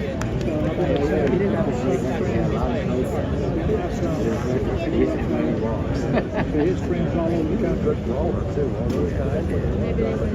Oh yeah, he could pick. He could easily pick one.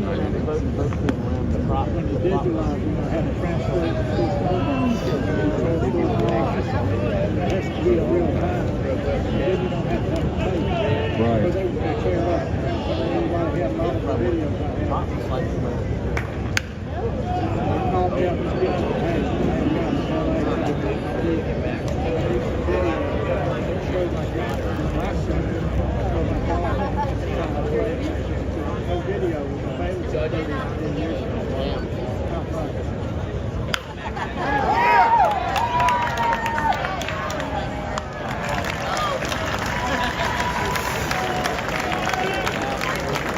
That's so metal. Hello, welcome to day 2 spring training recap from Bradenton, Florida for the Pittsburgh Pirates. I'm Cody. This is Neil. We're your North Shore 9 crew for the day. Donardo, Jim, they're in the back making fun of us, but they didn't want to do any more work today. So they woke up early enough to do Starbucks, I guess. Their job's done today. They let me sleep in, so as far as I'm concerned, Yeah, I'm content. Neil slept in. I woke up probably the earliest other than Jim. But like I said earlier today, Donardo got up at 6:58 to come out here and do Starbucks. So, but anyway, today we went to Pirate City to begin the day. Then we came back here. We had a little bit of a pool day after lunch, and we got to watch the game from the pool, which was great. Yeah. But let's start out talking about Pirate City today. It was our first time there today to see all the prospects practice. Neil, what did you take away from that experience? It was really cool. I've never been to Pirate City before. I know you guys got to go last year. But it's a really big complex. We saw the fabled $8 million weight room. And from a distance. Yeah, from a distance. But we got to see some decent names. Like, we saw Mitch Jebb, we saw Lonnie White Jr., we saw anyone else? No. My favorite prospect, Charles McAdoo. Of course. I love that guy. He's built like a brick house, and I love it. Yeah. So I mean, most of the big time guys were with the team. In Dunedin, but it was cool to see the lesser known guys. There were a lot of players there. Yeah, they had everybody was there. All the minor league guys were there. It was fun to see them take live BP against each other. Lonnie White Jr. got plunked though. That was a sight to see. Was not expecting it. Yeah, no, you can tell some of the guys are a little wild, but no, it was nice, and yeah, you almost wish you could like tell who everyone is. Like we were playing that little game, of like see who we can recognize by pulling up the rosters and who looks familiar on the phone. But yeah, no, a lot of new names, and I think Tyler made a new friend. Yeah, Tyler, he was talking to everybody. The guy who hates everything was making friends. He wore a shirt that just said Ohio on it. That's all it was Ohio in the shape of Ohio. And had one guy who's like security or something there, talked to him for like half hour. Then on our way out, a prospect like asked him, "Hey, where are you from in Ohio?" And found out the prospect was from Toledo. I don't know. If you find out who's from Toledo, drop it in the comments because we could not find him. Yeah, I could not remember if Tyler found out who that was or not. But yeah, at this point in the season or in the spring training, you got a lot of the prospects there that aren't big name guys that didn't get the invite to the big league camp. But later on, if we were to be here later in the month, you'd see guys, trickle down from major league camp. But yeah, we didn't see too many big prospects, but we had a good time. It was fun. We got some video we're going to put out at some point. But yeah, good time in Pirate City. Yeah, no, I can't complain. Like, as for the first time there, it was kind of cool just to see everything. Like a lot of tons of fields, like a huge complex. Like we needed to go inside, but that building is huge, so that was fun. Yeah, the 4 fields, the extra field in the back that nobody's allowed to look at. Yeah, they were shielding bullpen sessions from us. Yeah. But other than that, we went to Oak and Stone, I believe it's called, in Bradenton for lunch. Jim's favorite spot because he gets Marriott points there. But that was great lunch. And then we went back here to the pool. You can see it was in use today. Yeah, we were back there. We put on the game. It was a beautiful setup we had here to be able to watch the game, just take it in.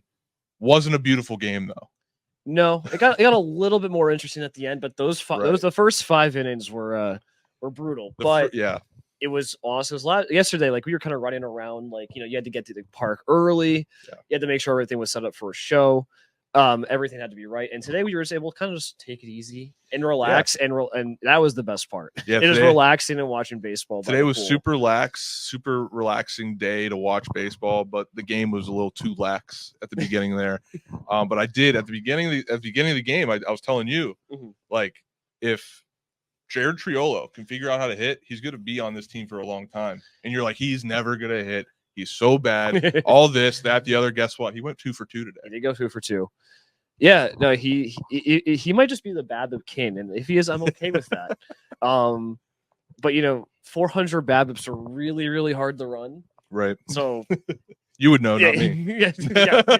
Yes.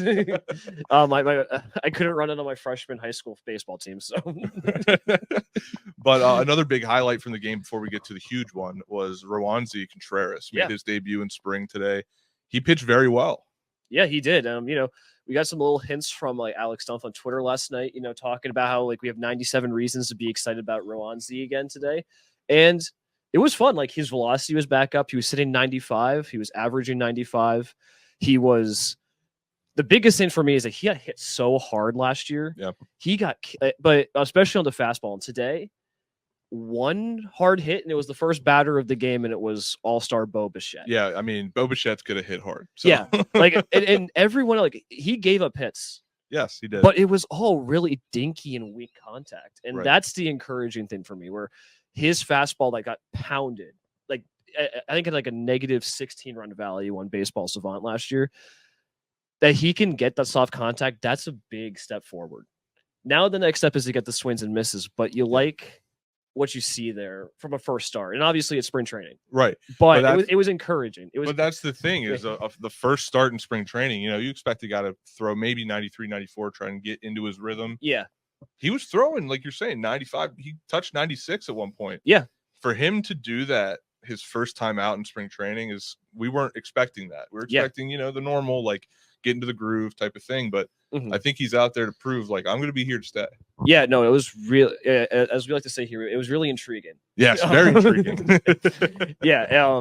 So that was the coolest part of the day for me, honestly, is like seeing him back, because like it is just so huge for the Pirates if he is a part of that rotation. Like he's a useful pitcher, because right now we don't have a whole lot of those. Right. And you were thinking after the end of last year, well, this guy is cooked. Yeah. But it's nice to see that he's going to be fighting for a rotation spot. And like, I think he looked pretty decent today. Yeah. I mean, that was the big question, right? Is pitching for this team. And it seems like it was never talked about, in the media or anything, but it seems like the team is relying on Rowanzi to take one of those spots in the rotation. Yeah. And he has to. He's out of options. So this is right. This is his make or break. So I'm excited. Like, I was not excited for Rowanzi going in the spring training. Right. But now, like, it was a good step forward. He's not there yet. I'm not completely sold, but like, for what it was awesome. Right. And then the rest of the game was pretty boring until about, what was that, the 5th, 7th inning? I think it was like the 6th inning, something like that. Yeah. And Tamar Johnson arrived. He hit himself two home runs today. The first one was 392, I believe. Yes. Second one was like 405, 407, maybe 402. I forget, but something like that. Yeah. But he hit him hard too. Yeah, both over 100 miles an hour. Both were home runs in most MLB stadiums. Yeah. He killed one off a fastball, one off of a cutter. It was a cutter. Yeah. Like it wasn't just like off of some like person who was like a non-roster invitee. It was Right. off of 2 major league relievers. Right. And that's really fun. Yeah. I mean, that's a guy who, Jim sent me the video before we started here. When he got drafted, he was like, we're going to be good as long as they have me. And he's trying to prove that right now in spring training. Yeah. He's only 19. He's a teenager. Yep. We probably won't see him in the majors until either end of season this year or next year. I would be shocked if he's up this year, but it'd be a nice surprise. Right. But that's what I'm saying. Like, I'm taking this from the experience of seeing O'Neal Cruz get that call in September. That's true. A couple years ago. Yeah. And that's a good point. Maybe they reward him that way, but you never know. I mean, they like to control the years, right? Yes, they do. So maybe we don't see that, but yeah, Tamar was definitely the bright spot outside. Offensively, he was the bright spot today. Yes, he was. Like, it was another kind of. I think we were at one point talking in the pools, like, are we not going to score a run this whole week? Like, the Rosati curse is going to give us like no runs this entire week, and then I think like 10 minutes later, Tamar Johnson hits his first. Yeah, the Rosati curse was cooking early. I'll say that. But Tamar decided to break that. We did score 3 runs because of him. Yeah. So that was great. 3 of the 4 runs scored from Tamar Johnson. I think. Wait, we had 4 runs. We did. I thought it was 8 to 3. 8. Who scored the other one? It was Chain. Chain scored. Oh, okay. Yeah. Shows how much I was paying attention to the game in the pool. we were all a little zoned out by that point. I was like, yeah. and then Tamar Johnson woke us up back. Yeah, Tamar woke us up. We were like, all right, this game's over. Let's start thinking about what we're going to talk about. Then boom, he arrived. So anything to leave the people with from day 2 here? No, it's just been a good time. It has been a good time. Today was great. Well, thank you for checking out the recap. We'll be here all week. I think all of us leave Friday. Neil, unfortunately, is leaving us early. I'm leaving tomorrow. Yeah. It's a little sad. I'm sad too. I wish you could stay the whole week. But I do too. But we loved having him here. We loved having him here, and maybe you see him tomorrow on the pregame that we're doing from Lakecom Park. Yeah, it should be fun. I'm excited. Yeah. So we'll see you guys there. Have a good one. Peace out. So, I mean, clearly Luis Ortiz, Rowanzi Contreras. I mean, Chapman's Cuban, clearly not him. I'm bad with names also, but the outfielder that's got from Kansas City. No, damn it. I was going to go there. Okay. Peguero, Endy Rodriguez, and then O'Neal Cruz. No one else from the bullpen. Jose Hernandez. And there's actually, Endy doesn't count because he's not on the 40-man anymore. Oh, he's not on the 40-man. You're right. So, son of a bitch. Why couldn't you ask me this yesterday? But wait. So if he's not, who was just signed? I mean, Fleming, obviously, and then who did they? Oh! Y'all, no, Grandal's not Dominican. What am I talking about? Moretta, Big Bank. Oh, son of a bitch, it was another bullpen guy. All right, I'm not too proud of myself, but I'm not.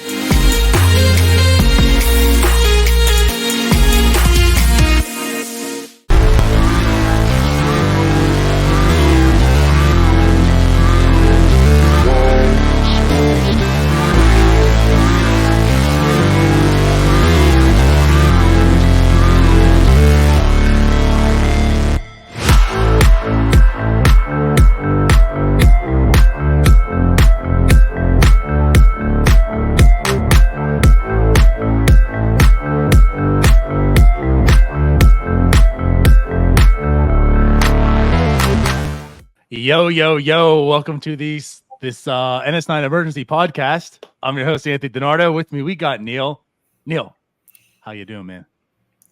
Pretty good, actually. It was a good day to wear my Clemente jersey to work. There you go. You know what?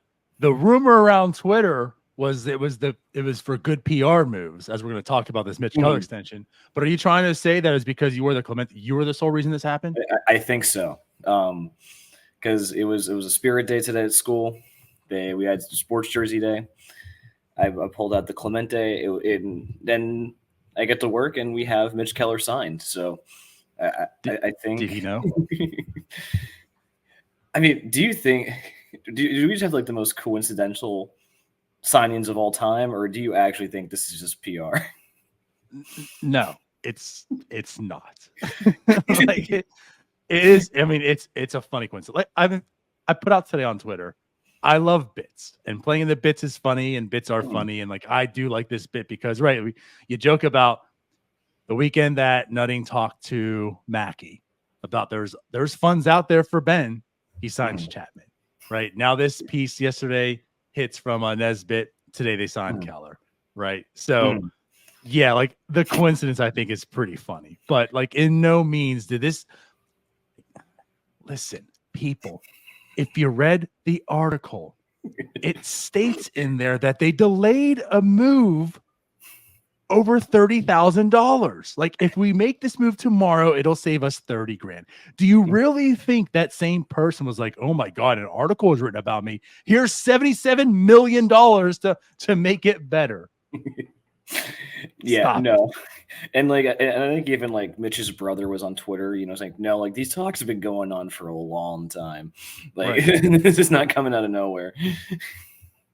But let's get all past that. Let's get to the actual news and the good news, right? Like Mitch Keller has been extended. He is a Pirate. It's a 5-year extension, which by the way starts this year. So it's going to be for 4 more seasons on top. 5-year, $77 million. Let's go. Yeah, I couldn't believe the numbers. Like I thought it was like 5 years, like the 15 and a little bit every single year, but no, we're getting up to like 20 million in that last year. I think Ethan was in our Discord talking about like the official numbers, and I'm pretty sure it goes like to 18 and then 20 in the last 2 years. So like this is like significant money. It's not just like it's not just like Brian Reynolds 13 million per year, Brian Hayes. I think Hayes is like 8 million a year. Like this is like significant money that like real teams actually spend. You make actually a good point there. Like I'm trying to think Polanco's deal at like 11.5 million. I think it was like 11.5 million, right? Something around there, maybe close to 12 towards the end. And like this Chapman now at 10.5 million, like it's not often you see those figures for the Pirates. So like you mentioned, like going to close to 20 million. Yeah, that's significant stuff. And I guess in the other aspect of it is the fact that they did structure it that way. Like the one thing about the Reynolds and the Brian Hayes, it was like, it was pretty even year in and year out. Yeah. Where this one has like the escalations in it. Yeah, no, it was a nice change of pace, and the cynic in you is like, oh, well, they can easily trade that contract in 2 years. But at the same time, the fact that they're even willing to go that high, I remember it was, I remember like on Twitter, like they were floating around that like they had a hard cap of $13 million. Like the Pirates do not offer anyone over $13 million a year. And so to get just the base above that is nice. Now you need to go spend that on, more talent because now you've opened those floodgates, but we'll get to that. But I don't want to be too critical because this is a great extension. I have zero complaints. It's awesome. I'm with you. Well deserved. And like I couldn't be happier for the person. We're talking about a guy who could have been DFA'd. Like, he was that close in his career of being a DFA candidate. Like, is Mitch Keller next year, the talk, is Mitch Keller next year going to be a pitcher, or is there potential he's going to be DFA'd? And he's now a $77 million man. So, like, congrats, kudos to Mitch Keller. And like, congrats to the Pirates and making this happen. So, you know, like you have you've locked up Cabron, you've locked up Ryan, now you've locked up Mitch. You know, you're seeing the extensions happen, you're seeing the core, maybe some window being developed, right? Like it's good stuff. Yeah. And you have to keep building on it, but yeah, like you are getting like the key pieces locked up on, you know, still like relatively team friendly deals. You know, like it's not like we're paying crazy money for Mitch Keller. Like $15 million a year for a starting pitcher is just like, it's still pretty good for the market, all things considered. Like, you know, what if I think Frankie Montas got 16 million this year over 1 year, Right. but I mean, like it's good. It's a good deal. You buy out his ARB years, you get him till he's 32. Like it's kind of like a win for everyone because, you know, Mitch Keller, you know, if he just keeps pitching like he does, he'll go get another payday at 32 when he hits free agency. So, you know, all I can think about is that graphic they showed with Mitch Keller, you know, being the worst in literally everything in the league. Right. To getting this, it's a great story. And that's what I love about this too. Like, again, like the story, it is a great story. I mean, this guy, he easily could have just gave up and quit. I mean, it was bad. You just mentioned the graphic. I mean, it's not like the graphic was lying at that point in time. I mean, he was a very, very bad pitcher on a very bad team. So he was pretty much still forced to be there. Like there was no like sending him back down to the minors. You know, like he's still one of the better pitchers on the team. That says more about the teams, but regardless, yeah, like it was just rough goings, and he found his stride once again. 2022, very successful year, and then he carried over into 2023. Now there were some bumps in the road towards the end, and I think like the one thing about this is because of like how long it took for him to get here, right? And like even last year, like you saw, I mean, he was filthy for a good bit of time, but like there were a lot of bumps, and the second half wasn't as successful. That maybe like, you know, somebody's kind of left there, you know. I'm not saying that like it's bad for Mitch. What I'm just alluding to is like when you see the 5-year, $77 million, I actually was thinking it was going to be a little bit more. I was looking like the mid 80s to like the 90 range is probably what he would, you know, get. Yeah. So like the 77 mark is like, not to cheer, you know, for the pockets, whatever, but like that's kind of like, I mean, the Pirates were able to get him for 77. We see like he's talking about like the market right now, like how much $15 million a year pitchers or what type of those pitchers are, you know, and I think even with those bumps in the road we talked about, like Mitch Keller, I think is more valuable like in all those pitchers we've talked about, you know. But I guess the thing that gets to me is when I saw the 5 years, I was right off the bat assuming too that it was going to start next year. Yeah, the way the Pirates have kind of been doing these extensions, like it's going to start this year. It's really only 4 more seasons, so since it's still including another year of ARB, that 77 does seem about right then.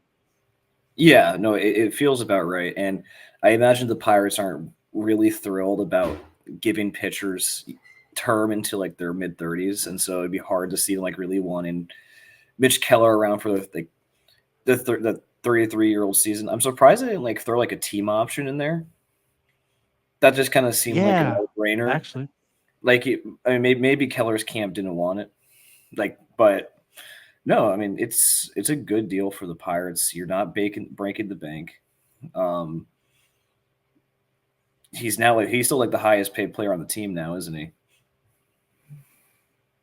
Yeah, well, like in terms of AAV, I guess, yeah. The AAV, but I mean, obviously, like Keller. Reynolds has the bigger contract per se, but AAV definitely Mitch got that. Okay. Yeah, no, and it's nice to see them like escalating, you know, in terms of how much they're willing to give out. Right. But now you have to go get Cruz done. You have to go get more talent around this team. But it's a good start, you know. It is, you know, getting the core locked up. That's what rebuilding teams are supposed to do. The Cubs did it. The Astros did it. You have to get that group of guys locked up. Mitch Keller wanted to be here. He talked about it constantly, and so they got it done. And they got it done without anyone knowing, which was, I don't know how they do it. Lips are sealed. Right. Why don't we go back and also just say, like, I mean, the Pirates also have done it, like, to an extent, you know? Obviously, Cole wasn't done, but you look, I mean, they've locked up Marte, locked up Kutch, they locked up Jay, they locked up even, like, the lesser guys. Polanco. Oh yeah, Polanco. I'm going to Liriano? Neck lips. Oh, Tabata? Tabata, yeah. I mean, they were giving out extensions. I'm not gonna say like all over the place, but quite a bit back in the day too. So like, I mean, that's what I'm getting at is like the Pirates have shown precedent, like they've been able to do this before. So like there shouldn't be an excuse of why they can't. So the fact that they do have Reynolds locked up, they have Cabrera locked up, pretty lengthy times for both of those, and now Mitch Keller's locked up here.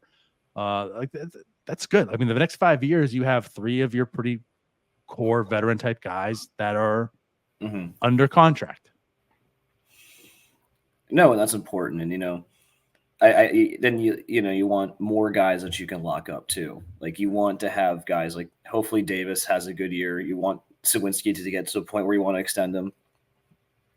Maybe you try to extend Oviedo since he misses a year, and you can lock him up. I don't know. I feel like the progression is to keep continuing. Like we should continue to keep extending the guys like the previous regime did. And not all of them are going to work out. I think the Polanco extension just scared Nutting off from giving money to anybody for 3 or 4 years after that. Like I think that just the risk there. So the fact that they're willing to go stick their neck out for Keller is awesome. Yeah, very much so.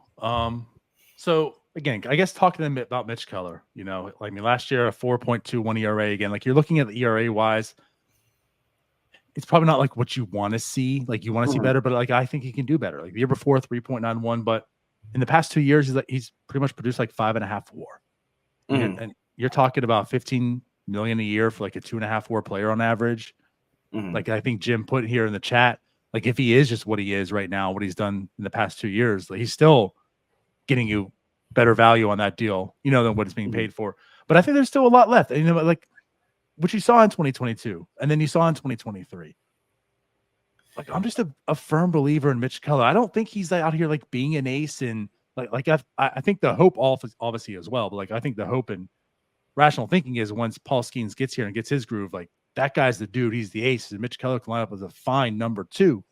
But yeah, I mean, like I will watch a Mitch Keller sweeper all day long, all night long. It's probably one of the sexiest things you'll see in your life.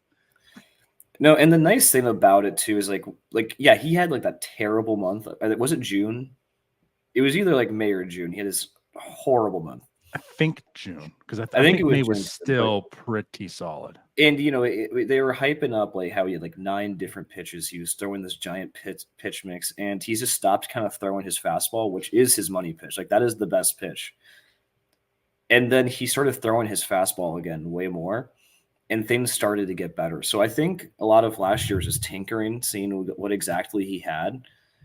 And now I'm hoping that like he just takes like what he learned last year and hones it into like a lot more consistency this year, because the fastball is what's going to carry him. He has this, the sweeper is great. Sweeper is awesome, but he's not going to be a guy without his fastball.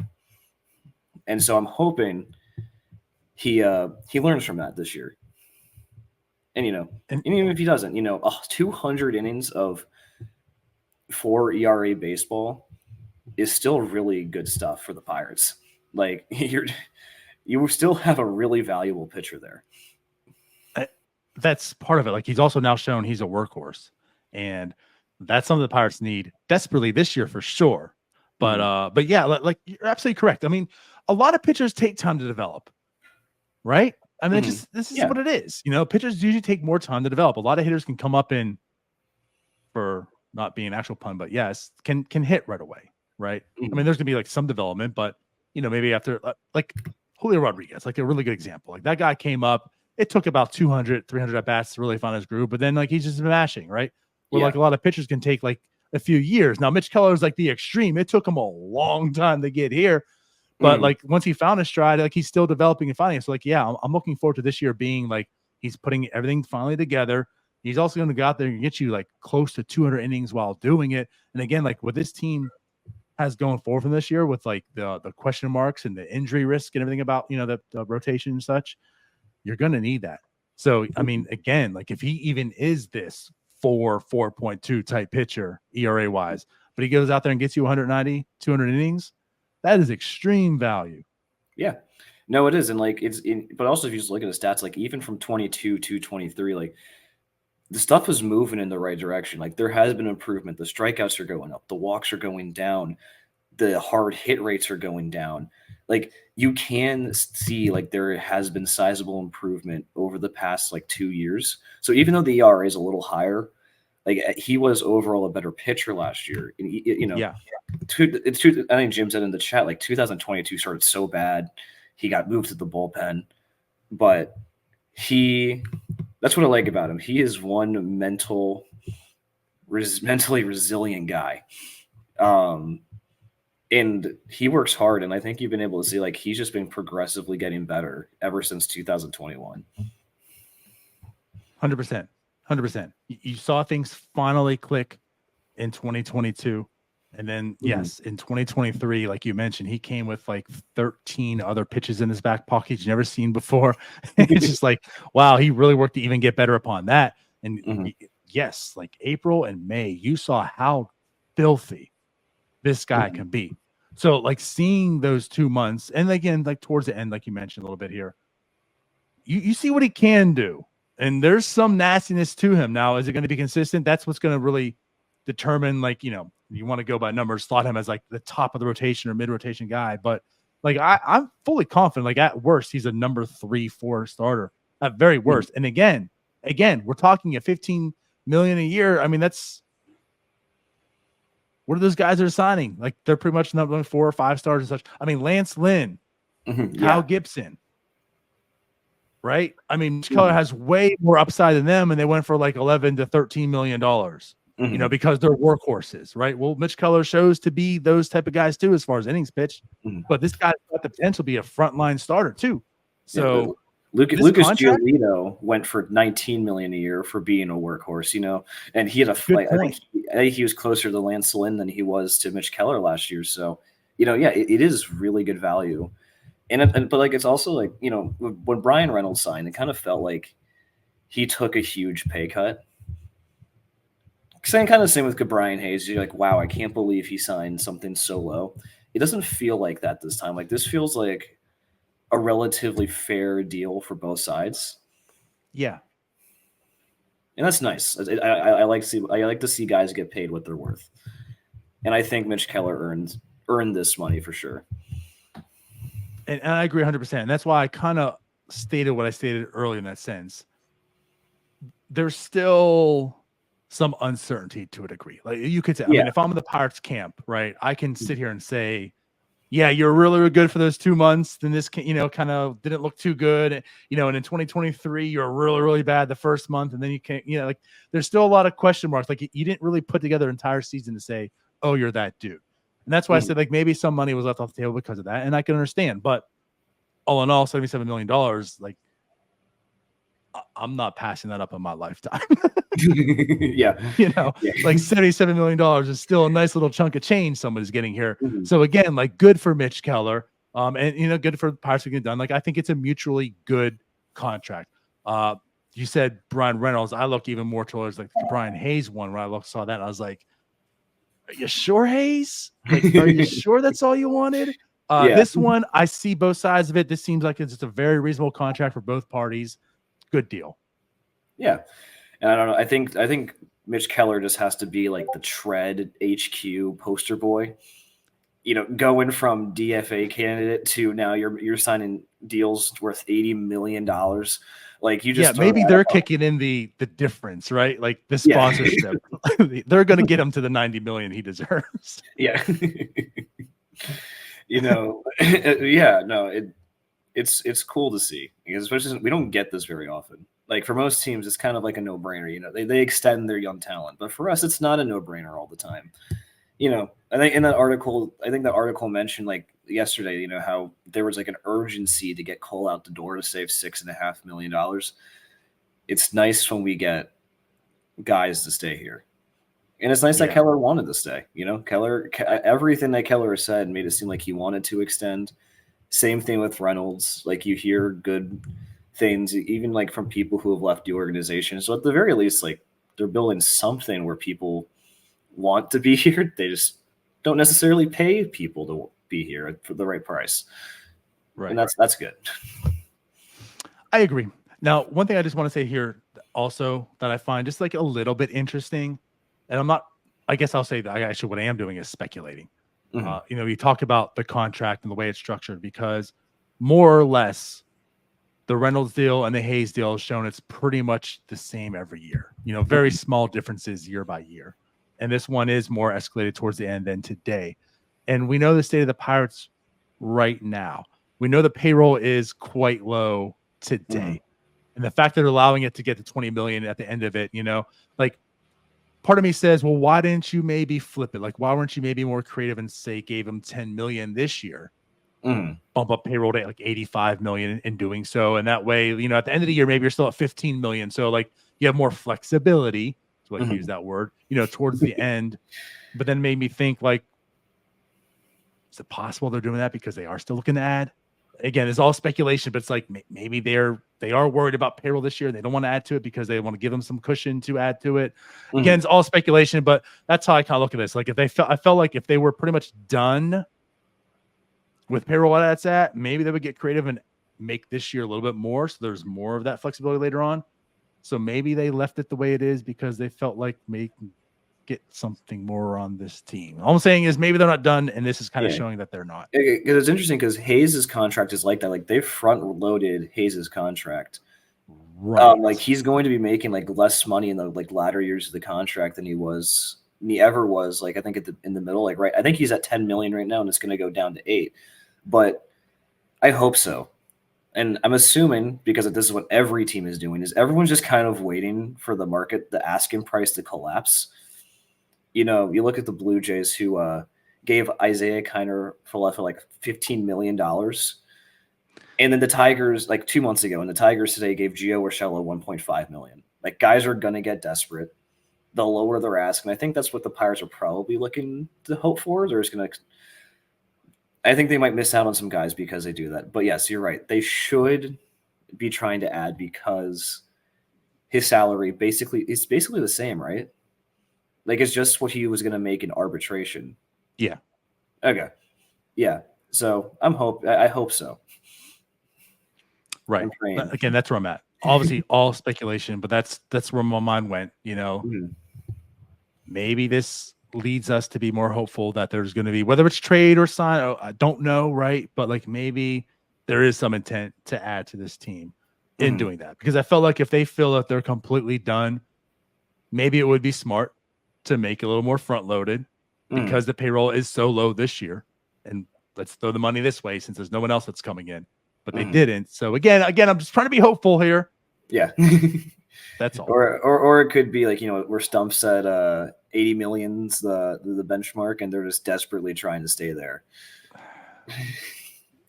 Yeah, I kind of felt like there's still a little bit of wiggle room with that. So it's like, hey, if you made 10 million this year as opposed to 5, you're at 85 million for the payroll. Like you're still there. Either way, it's just speculation. Don't take this much too farther, but it's a done deal. I like this. It's a good move. It shows good faith. And again, as players, you saw the players in the clubhouse excited for him. By excited, take that with a grain of salt with Brian Reynolds. That is excited for him. If you saw the video by Brian Reynolds, he just looks like, he just found a penny on the floor and just like, and we're happy for him. Yeah, this is great. This is a really good penny. It's awesome stuff. That's Brian Reynolds. That's his excitement. But everyone around the clubhouse seemed excited for Mitch. It's good vibes. It's a good way to start spring training. Yeah, no, and it does good things for the morale of the team. Getting people paid, it's stuff to talk about. It gets fans excited. It was a good timing for it. Unlike the Reynolds situation where like they heed and hawed back and forth the entirety of spring training, they didn't mess around. They just said we're going to get it done, and it's nice. It's a good day, and we didn't get a whole lot of good days this offseason. I agree. I think that's pretty important too. You bring up the Reynolds thing. I mean, the Hayes also was just hush. No one really knew about it, then just happened. But it was at the very end. The Reynolds thing dragged out all offseason into spring training. This one, no one really knew about either, but you knew like there was talks And yeah, it happened right away. There was no going into spring, finding out like Mitch Keller can just put everything down. I don't have to worry about this. Let me go be a pitcher, pitch my ass off. And that's what I like. And then, like you said, like everyone in the clubhouse, the team, the cultures, like that's good to go into this. But also we didn't talk about at the same time, Mitch Keller also announced as the opening day starter once again. So very good day for Mitch Keller. Gets paid and is named the back-to-back opening day starter now. I think the last time that was done was, Liriano. So yeah, again, like kudos to Mitch Keller. We didn't even get Tyon to do it twice. I don't think Tyon was healthy twice. That's crazy. Unfortunately. That's insane. But I believe you. Like that is just something that I 100% believe, but man, that's sad. Yeah. Yep. So I don't know. Anything else that you really want to add to this? No, I think I'm just happy. I'm content. that's Finally, right. we made it to February 22nd, and we are happy. But then again, yeah, it took a very long time. We had to wade through the Rowdy Telezes of the world to get to happiness. Here we go. Well, I guess with that said, we will get out of here then. As always, appreciate you guys for watching. We will have Bucket Around tomorrow. So Cody will have the new beat writer for the Post-Gazette, Noah Howell's on to introduce him to the world as the Pirates Twitter. Once again, I guess I should say reintroduce him. And then like after that, I mean, Neil, you're going to be down there with us. We'll be in Bradenton, spring training, tons of content, the pregame show on Sunday and Wednesday. I'm excited, man. Yeah, no, it's going to be a good time. I haven't been to spring training since I was like 10 years old. So this is going to be great. Well, now you can drink. Even though I don't look like it, yes, I can drink. Yeah, 10. That was what, 4 years ago? Yeah. Right. Freshman year of high school has been really exciting. We'll see you guys later. Hey, you all, thank you for watching. I know we try to provide the most entertaining content that we can, and we'd love to spread it to as many people as possible. So I know it doesn't seem like a lot, but if you could take the 5 seconds to like this video and subscribe to the page, it helps out so much more than you know. Thank you, and let's go Bucks.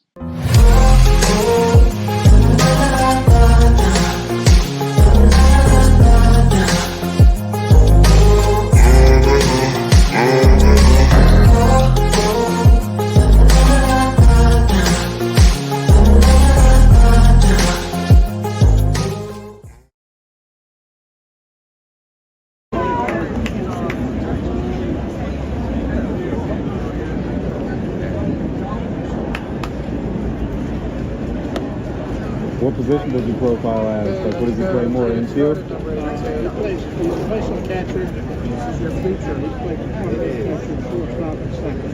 Okay, so everything. All the important positions except center field.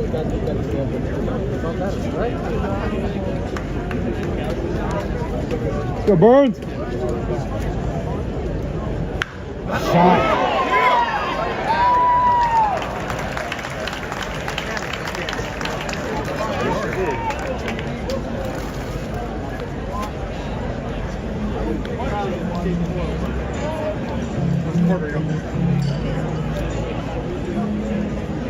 Center fielder number 83, Enrique Brentfield Number one pick Jr. from last year for Vanderbilt. For Vanderbilt, my number one pick. Right now, he'll be the fastest player in baseball. Might end up being one of the fastest ever. Where'd you hear that, Andy? Who told you that? I don't think he's going to. Maybe September call. Which was that good? I'm still hanging. Me too. The camera doesn't have internet, so if I want to post something as soon as they do it, I can't do it from here. I have to do it from here.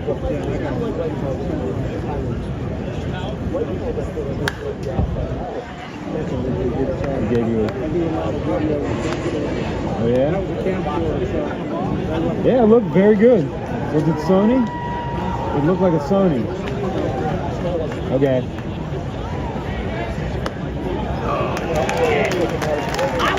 I could have hit that.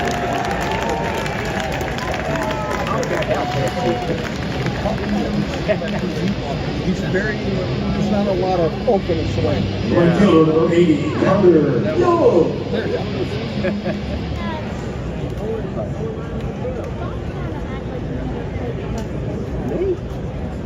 When you were on the Orioles? Yeah, when?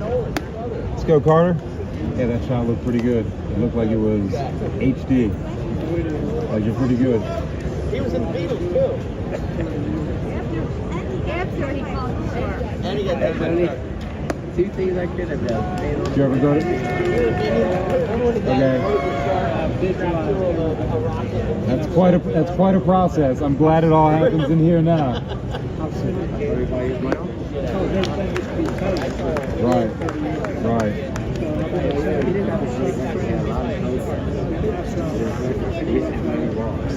His friends all over the country. Oh yeah, he could pick. He could easily pick one. When you digitalize, you don't have to transfer it to it has to be a real time. Then you don't have to have a tape. Right. But they clear up. Everybody had a lot of videos out there. They called me up and said,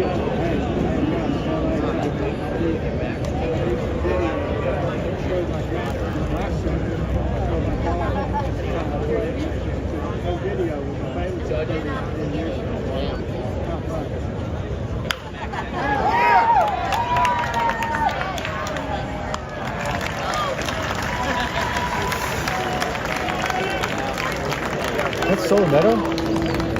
This one's going to be tough, and there aren't many guys that come from Ohio. Goodness gracious. Henry Davis did not. Let me go around the diamond here. Rowdy Tellez did not. Triolo did not. Shortstop, no. Third base, no. Jack Sawinski, I don't believe, did no. Oh, God. Mitch Keller didn't. Did Ryan Barucki play in Ohio? For some reason, I feel like he has some sort of Ohio connection. Ryan Bruckey was Illinois. Ryan Reynolds didn't. Marco Gonzalez, no. Martin Perez, no. David Bednar's from Pennsylvania. Did Colin Horman from Ohio? Illinois. What is up with the Pirates in Midwest? I don't think I'm going to get a single one of these. Colin Selby? Virginia. Kyle Nicholas went to Massillon. Yeah, he's from Jackson. I'm running out of time. I know it. I honestly don't know. Why can't I think of any? I got no clue. Jackson Wolf. Oh, I forgot that guy exists. JT Brubaker. Brubaker is from Ohio. That is almost impossible, Jim.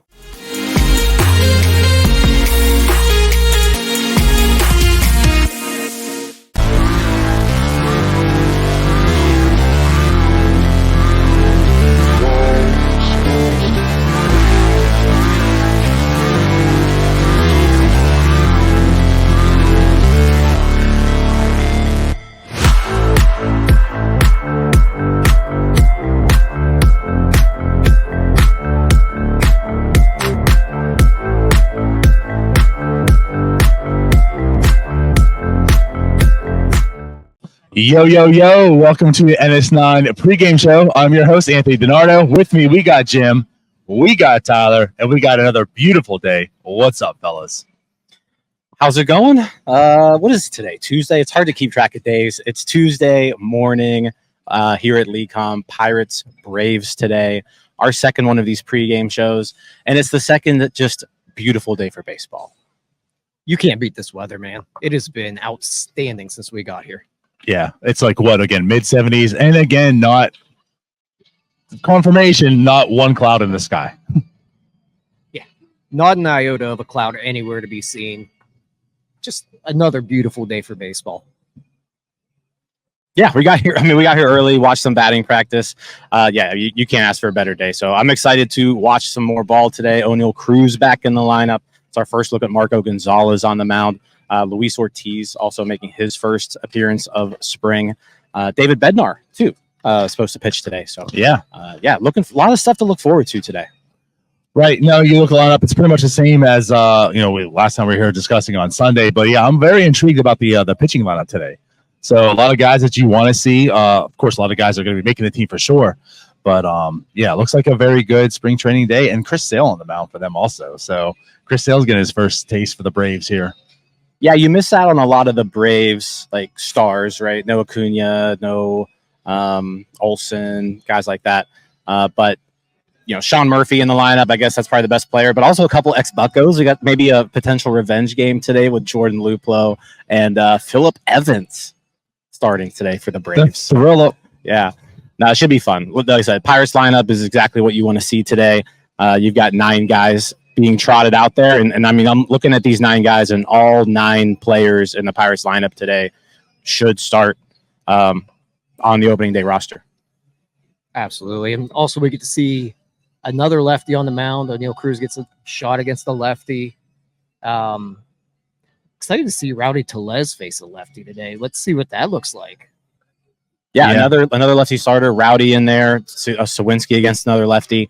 But yeah, a lot of lefties we've been facing early on. Yeah, and you're talking about, you know, the opportunities for them to see lefties, but then the guy who does rake against lefties, Oliveira's also in the lineup today. You're going to see a taste of him playing right field. So, yeah, again, it's one of those lineups that, like, you are glad to see, right? It's most of the guys you want to see in spring right now. So, yeah, good stuff there. But I guess, yeah, also, like, O'Neal Cruz leading off again. So I think you're seeing that trend back to where they had him before at leadoff. No, absolutely. I mean, yeah, Cruz is leading off again. He's going to be there. It sounds like for the entirety of the season. Saw some batting practice earlier. He was launching some bombs. But yeah, I guess, do we want to kick things over? Like last time we were here, we had an on-field correspondent. We're sending him all over the place. Let's get Cody and Neil on live from the concourse. Looks like they're maybe behind home plate or somewhere in that area. Cody, what's going on? What's up, fellas? Yeah, we're on the concourse today. Didn't want to go on the field at first because we were like, we don't want to go from the same spot. We want to mix it up a little bit. But then we realized Greg Brown's over there by the batting cage, or at least he was. Yeah. And we were like, why didn't we go down to home plate and like come to you guys from home plate? We definitely could have done that. But anyway, it's me, it's Neil. We're going to be your on-field or off-field, I guess, correspondents today. Neil, what are you looking forward to today? I'm looking forward to seeing some good baseball, some offense for once. I want to see our pitchers continue to do well. I want to see our starters look good again. Well, I think we're going to venture around here, probably go to the merch store real quick, see what they got over there, see what I can get my hands on. So yeah, check out some new jerseys, maybe some hats. Yeah, I'm liking the hats. Right. I saw some nice spring training shirts. We're going to see what they got, and we'll come back with you guys with all that. Sounds good. Thank you, Cody and Neil. So they're going to be heading to the merch store soon to check some things out. But yeah, like Neil said, looking forward to some offense. That's kind of been the one thing that we've been lacking here since our arrival. The starters in particular it's been a slow start to the games. The game here against Baltimore in the spring opener, I think Connor Joe was the only person to even record a hit in that starting lineup. Right. Yesterday, it was really nothing happening until the subs came in and Termarr Johnson took over. So, yeah, looking for some sort of life out of the offense today, for sure. I mean, these are the guys you want to see perform. So, and they're going to be playing today.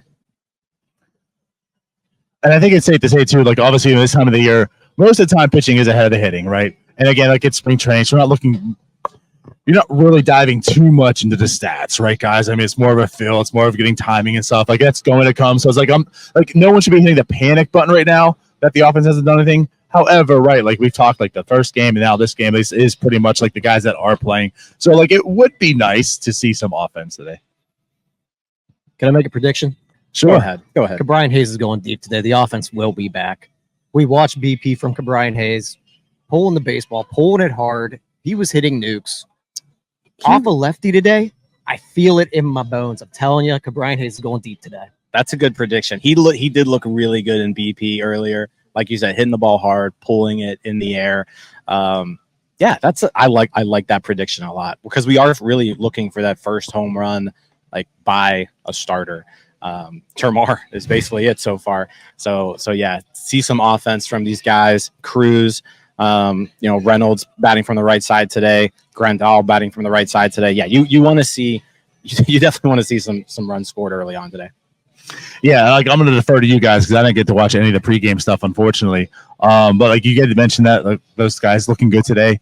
Anyone else? Let's talk about maybe like Marco Gonzalez taking the mound. Also, like this is his first taste of spring, first taste with the Pirates. First we're going to see him. Yeah. This is big because obviously we understand like the trade, the injuries. Like it seems like he's healthy. What do you guys thought with Marco? I'm looking forward to seeing Marco Gonzalez pitch. I mean, we've seen the drive line videos kind of throughout the offseason. The last one they put up, he was throwing harder than he has in years. So yeah, I'll be looking forward to seeing what he looks like. Obviously, can he remain healthy? That's going to be the big storyline this year. Everything seems to be a-okay as of right now. But yeah, if Marco Gonzalez can get back to where he was, in his prime years, it helps solve a lot of issues that this team has. They really are counting on him to pitch some quality innings right now. Yeah, you definitely want to see that velocity today. At least the touch of what we saw from all those training videos. But the other thing I think we want to see is we want to see the swings and misses. We talked a lot about that with Rowanzi yesterday. We didn't really get the swings and misses, but he did look effective. I think when you look back at Marco Gonzalez, when he's been successful in his career, he's still striking guys out at a pretty good rate. He needs to get back to that guy to be effective. So my question to you, though, also to follow up, what are you looking at on Marco Gonzalez today making his first start? Swings and misses. That's Swings all and I need to misses? see, baby. So we're going that deep. I of course, like I'm interested to see like what the velocity is going to be, game wise, right? Like you said, we saw him in the offseason what he was doing. A lot of it was also like running and such. So like what the velocity is going to be right now. And my biggest thing also is just more or less like just getting out here looking comfortable and confident. Yeah, Gonzalez is going to be starting. Expect 2 innings from him. Luis Ortiz also his first appearance of spring. Another guy who's shooting and gunning for one of those 2 open rotation spots. He didn't look great last year. He didn't look all that great in winter ball.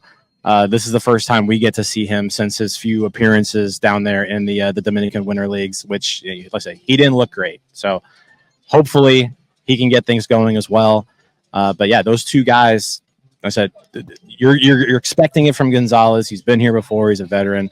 Ortiz, he's battling for a spot right now, so he needs to bring it.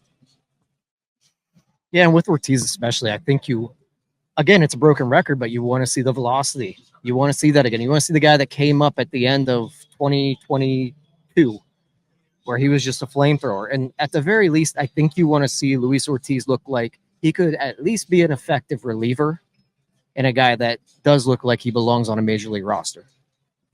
Yeah, and yesterday on Starbucks, we talked about it, and obviously you saw Rowanzi pitch, and the talk there was like, hey, it's a big time, it's a big day for Rowanzi. We're hearing some nice things from him. Let's see what happens, and the velocity was part of it, right? And I think the big thing about Rowanzi was because we talked about this pitching depth. It's going to be big if he can become the person he was before. How much does it make the rotation better? Luis Ortiz, the same thing, like if he can actually become back to like what made him a top prospect, like just fly through the system to become that. The velocity, like you mentioned, that's the big thing from him as well. When he pitched last year, the velocity was down. He was all over the place and such. So, our eyes were on Rowanzi's velocity yesterday. I think our eyes are going to be on Ortiz's velocity today as well. This is a big, a big start, or I could say start, but big pitching opportunity for him to kind of see like what we can be in 2024. Yeah, I mean, Ortiz's problem last year was he was just getting shelled, right? So I think today, if you're looking at 2 things, one is the velocity. You want to see it in a good spot. And then 2, you just want weak, like when there is contact made, you want weak contact. We saw that yesterday with Rowanzi too. Bichette was really the only one who got a hold of a ball. Lots of, soft contact off of Rowanzi. So you kind of saw what you wanted to out of him yesterday. That's what you're looking for out of Ortiz today. You're looking for good velocity. You're looking for swings and misses. And, when the ball does meet the bat, weak contact. I also want to see that slider look wipe out. So I'm just asking for everything. Yeah. Tyler's like, I want him to be in midseason form right now. I would like him to look like a Cy Young candidate. That's all. Not too much to ask here. Like I'm sitting here like, okay, it's the first time. Like, let's see some things. I was like, no, we want it all, baby. Yeah. Basically, if Luis Ortiz doesn't look like a Cy Young candidate, then I need him to look better than old school Chris Sale. Yeah, no, I hear you. And like you made on Sunday, right? Like this is it. Like your first eyes is telling you everything. Exactly. I'm gonna know first pitch whether he's back or not. Yeah. Just like Henry Davis is back. I mean, Exactly. with the 2 hits in the first game. Yeah, totally back. Yeah, right. So at this point in time, do we want to go and cut to Cody once again and Neil? Let's Looks like do they're- it. They're getting some Cody merch. and Neil are in the merchandise. Let me know store. when I'm on. Cody, you are on now. So Thank yeah. you. What's Thank you. We're here at the merch store. This is where I thrive. I love merch. I love clothes. I love fashion, whatever. But we got these nice Grapefruit League shirts over here. I'm loving it. I think I'm going to pick one of these up. We also got over here real quick. Follow me, Neil. Follow me. Follow me. We got some Heritage baseball hangers. Big baseball card guy. Jim, I know you're a baseball card guy. Absolutely. Come on, follow me. Let's get into it. Let's get into it. We got hats over here. I'm liking this trucker hat. I'm liking the spring training hat with the snapback. That's my style. I think I might pick this up as well. See, I think the Over here, one we right got below more it, t-shirts. right below it, Cody. That's the one I think I'm after. The one below it, this one or this one? The one on the right there, yeah. Yeah, I think that's I'm with a Jim nice one. here. I like that. That's Yeah, definitely your yeah. style, Jim. I love it. Then over here we got more t-shirts. Then over here we got, the beach shirts, the golf shirts. I can't wait to get out on the links this summer. Nice shirt here for you. We got more. Come on, Neil. We got more. Cody, you're not helping with the industry plans right here. We're trying to sling merchandise. We're slinging Hey, I'm trying merchandise. to get in with the industry plans right here. But here, you got the City Connect shirts. City Connect shirts are great. What else? We got a Hayes City Connect. We got kids shirts. We got women's shirts. More hats. You got the lineup over here, Neil. Show them the lineup. There we Merch go. Store's great. I will say, this is where the industry plant stuff goes aside. A little pricey, guys. But you're down here. You're in Bradenton. It's a vacation. Money doesn't exist on vacation. Money doesn't count when you're on vacation. You're Money right. doesn't count down here. I think I'm gonna be picking up a couple things today before we leave. But other than that, we're having a great time. I think after this, we're gonna come towards you guys. We're gonna see who's watching the pod from afar. We're gonna talk to some fans, see what they're looking forward to getting into in the day, watching the game, what they expect from this team, and all that jazz. And Neil will be reporting on that. So get ready for that, guys. Thank you so much, Cody. Tell you what, the Pirates should have just hired him for their on-field correspondent. I'll say this: like he can sell some merchandise. He can. He made me. I was counting on like 3 things there over there that I wanted to buy. So There's a good chance I'm getting one of them golf polos. I'm definitely getting that hat. I need to get. I love like the spring training hats that they have down here. The exclusive merchandise that they have here is kind of nice. So yeah, if you make your way down here, grab something that says you were here. Right? You want to show off to all your friends that you were down in Florida while they were up working at home. Right. I'm just glad he's not doing this stuff like with us, because I would go broke with Cody around me. This Cody around me. Oh, I'm so glad I don't live next to Cody, because I would be broke. I would have a giant house that I cannot afford because Cody told me to. Actually, Ryan should get him to work for him. Yeah, but going back to this, so we're talking about the pitchers, and again, like that's one thing that looking at this, like the guys that will be pitching today is pretty inspiring. So we talked about Marco Gonzalez, talked about Luis Ortiz. I mean, the Renegades also pitching today. David Bednar. What are we thinking? What are we looking for him? Here's the one time I will say, I do not care how David Bednar looks today, because it does not matter. He's going to pitch well this year. I'm not worried about him whatsoever. Yeah, you know what? I'm kind of with you. Like, obviously, it'd be great if he goes out there and looks great, but this is his first game action. He is the closer. He's going to get plenty more work in. Like, David Bednar doesn't have to be ready to go today, right? So, yeah, definitely interested in seeing him pitch. But yeah, out of the 2 guys, like Marco Gonzalez, I want to see certain things from. Luis Ortiz, I want to see certain things from. I really don't have to see anything from David Bednar today. I think that's completely fair. He's definitely one of the vets now. You know what he is. It's like most pitchers, like even with Mitch Keller, like you didn't really care to see what he's going to do. You want to see some things, and like I guess that's with him too. Like just get through it, just look good, just look comfortable. You're David Bednar. You're the closer. There's nothing to worry about. And then you know what? After the game, hit up a few icy lights. Celebrate. David Bednar, I mean, yeah, you want to get him in the game early so that he can get back to the clubhouse, crack open a beer for sure. Yeah, exactly. And just stay healthy, David. That's all we need. Just stay healthy. No, he was throwing long toss earlier. Oscar Marine was watching him. He was throwing long toss. I think Carmen Majinski was warming up right behind him. So, but I don't think Carmen is expected to pitch today. No. But yeah, I mean, Bednar, and you've got Jose Hernandez on the mound today. Roll 5 pick from last year, stuck around the entire season. They now bring in another lefty with Chapman, along with Baraki. So Hernandez is, he's competing for a spot in this bullpen. And I feel like he's almost like the forgotten guy, because I think he left an impression last year as a Rule 5. There were certainly some ups and downs, but you saw what he can bring. So like there was like intrigue and excitement in him last year, like being part of the bullpen. And now with how strong the bullpen's been, like you said, you add Chapman. Jose Hernandez is kind of like this forgotten guy. Yeah. We're gonna kick it back to Cody. He's got himself a guest up on the boardwalk. Cody, who do you got with us? Actually, it's Neil. Yeah. Neil, who we got? What's going on, guys? Yeah, I'm here with Jason Mackey. Thanks for joining the show. What are you looking forward to most today during this game? Oh, man.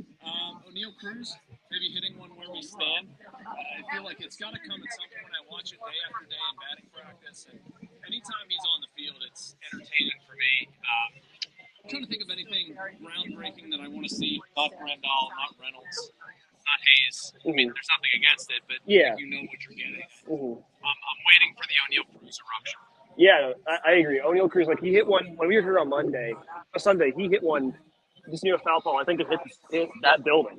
So Mitch Keller after the game, and he's like, "Hang on, Mitch or O'Neal just hit this building." Like he tremendous. Yeah, I saw you talking like on the concourse. Like you meet a lot of cool people. Any cool stories you've heard from people as you've been meeting people that come to the stadium? Yeah, and it's not Pirates related though. Like it's amazing. I went up to Buffalo this year for the end of the Steelers season, and 2 people bringing up that trip to me in Bradenton, Florida. I didn't anticipate that, but yeah, the talks haven't been all that Pirates related. Really? Okay. Sorry, I guess that's a bad answer. No, it's great because like so many people coming from so many different places to watch this, and yeah, it's great that it's not just about baseball. Well, we're talking about Leland too. The Leland Cooperstown trip that I did. Went up there and got like a private tour for Leland. So that was sick. Bring back some memories from that. That's awesome. Yeah. And thanks for joining us. I really appreciate it. Thanks for having me, guys. Yeah. Back to you guys. All right. Thank you, Neil. Thank you to Jason Mackey of the Post-Gazette. Getting some insights there as well. He's looking forward to an O'Neal Cruz eruption. I think we're all really just looking forward to seeing O'Neal Cruz just crush a baseball. He did get close. He got close on Sunday. Right. He hit this building over here that's behind us, which is a good 60 feet beyond the right field foul pole. So, we're waiting for that for sure. Yeah, I think everyone is. Again, it's like the big talk we talked about last time. It's O'Neal Cruz's return. So when's that going to happen? When are we going to see that home run? I'm excited. I also just really need him to bury Ellie De La Cruz. I need him to be the more important Cruz badly so that we can just talk down to the Reds fans. Ellie De La Snooze, you mean? Ellie De La Snooze. Yeah, I'm with it. I mean, both are like very, very impressive specimens of human beings. But let's have the first and the better Cruz. Exactly. Yeah. Let us have something. Yeah. OG Cruz. I think we're all really excited to see him this year. We really have still yet to see a full season of O'Neal Cruz and what he's capable of. He was on fire at the end of his rookie season. He started off well that first year that we thought was going to be his full year. And then the injury. So, yeah, a lot of expectations around Cruz, a lot of excitement around Cruz. You can tell, too, like when he gets in the batter's box. We watched batting practice today, and the ball just it makes a different noise. It just jumps differently, too, off of his bat. There's no other person in this lineup where when they swing, the ball just jumps off their bat like that. There aren't many people in the world who swing and the ball jumps off the bat like that. And let me add something, because seeing people on TV, seeing people in person, there's certainly a difference, right? And like O'Neal Cruz also is 6'7", and I mean he's been like just this tall, lanky person. My God, guys, you look and see him in person. That guy is built. He is built. So you see where the power also comes from. I'm also just very excited for the future shortstop, second base, Tamar Johnson and O'Neal Cruz, and just the height difference there is going to be amazing. It's gonna be a pretty funny contrast. It's gonna be like that Aaron Judge, Jose Altuve picture, but they're actually the double play partner. Yeah, they'll be double play combos. And I mean, we haven't really talked about Termarr a lot, but yesterday he went off 2 home runs yesterday, both off of major league pitchers. Super excited to see more of Termarr. He's come in as a sub each day that we've been down here. So, I mean, who knows? Maybe we see Termarr again today coming in for Pregame at second. I want to see as much Termarr Johnson as possible. Completely with you there. Yeah, that's absolutely fair. Hey, we know the top prospect he was. They drafted highly. Kind of a little bit of a different player than I think we anticipated, but that power. I mean, holy hell, we saw the power last year in the minors, and he's doing it right now in spring. And again, like you said, they're off actual major league relievers. So this wasn't just like the B or C guys they brought in that are going to be in his league in Greensboro or whatever in the future. Like Termarr Johnson with that power, O'Neal Cruz with that power. We're not talking about the guy who's going to be playing second base today as well, Liovo Pregame. Like he's also got that bit of power in him as well. So what's happening with the middle infielders and their power for the Pittsburgh Pirates? Hey, I'll take it. I mean, this team has needed some power out of their middle infield for a while now, and even the ones here now. I mean, you look at Pregame; he's got the inside track probably for that second base job. The power is there. It's just a matter of can he make enough contact that it matters. The Pirates, that middle infield should have some pop for a few years to come, especially if Termarr keeps progressing. Sorry, I was just listening to the siren that's flying by right now. There are sirens here nonstop, guys. They're in preparation for all the home runs that we blasted out today. That is true. That is true. So that's all. But back to Termarr real quick. Just one more thing. The thing that I think is most impressive about him at this point is that he was highly touted as a high hit tool guy. In the strides that he has made with the power, if he can lean back on that hit tool that he does possess, watch out. Yeah. And again, he's such a short little dude. I mean, he is built too also, but where does that power come from? I don't get it. He's stocky.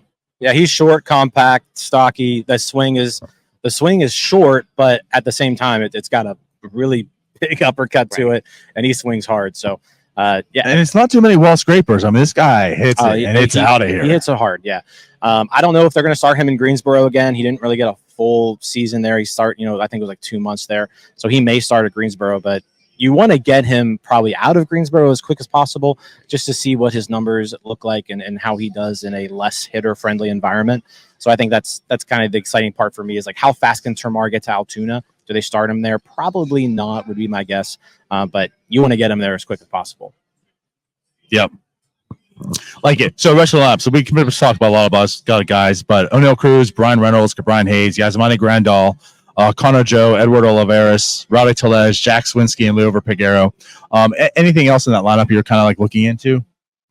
I mean, I think the big thing is still the second base battle, right? That is a position that's up for grabs. Someone needs to take that position over. And right now, I mean, it's been 3 games. We haven't really seen somebody just grab a hold of that yet. So yeah, you really want to see Pregame just plant a stake out there and say, you know what, this position is mine. You really want to alleviate any sort of doubts that you have around that position, and you want to do it as quick as possible. You need someone to take the reins. Yeah, and I think he definitely has the inside track based upon the at-bats that he's been given to this point. But like you said, nobody has taken advantage of these opportunities. But to be fair, nobody's taken advantage of any opportunities in this lineup to this point. Like you said, 3 games, you don't want to overreact to it. But at some point here, as the games just keep on passing by, somebody has to step forward. Now, granted, Nick Gonzalez does have that big-time double he hit that went about 300 feet in the air at 45 miles off the bat. Yeah, he had that pop double. And then I think Trio had a couple hits too, game 1. So it hasn't been awful, but yeah, you definitely want to see someone just grab a hold of that position. So today's Peguero's day to try to do that. Other thing of note, I mean, last time we were here, this is always on Sunday, Shelton talked about, Yasmani Grandal going to have the job. The other job is more or less a battle between Henry Davis and Jason DeLay and such. So again, he is in the lineup. No one else is, but he does seem to have that lock spot or that roster spot locked. Yeah, another thing, Shelton mentioned that, they had Grandal catch their guys, right? So he caught the first 2 pitchers the last game on Sunday. I would expect him to probably do the same today where he's catching Gonzalez, he's catching Ortiz and maybe Bednar, and then maybe you see the backup come in after that. But yeah, Grandal again in the lineup. You want to get him as much in-game work with with the pitchers who are going to matter. Yeah, definitely seems like he's going to be the primary guy this year. I know we were counting on Henry Davis before that signing, but at this point, it does seem like the Pirates have made their decision catcher-wise. Right. Yeah. So again, like it probably going to be 4 innings. Shelty did talk about it as well. They're going to kind of gradually get in a little more. So I only had 3 last time. So yeah, maybe 4 today. Be interesting to who comes in after him as well. But yeah. So anything else you want to talk about with today's game?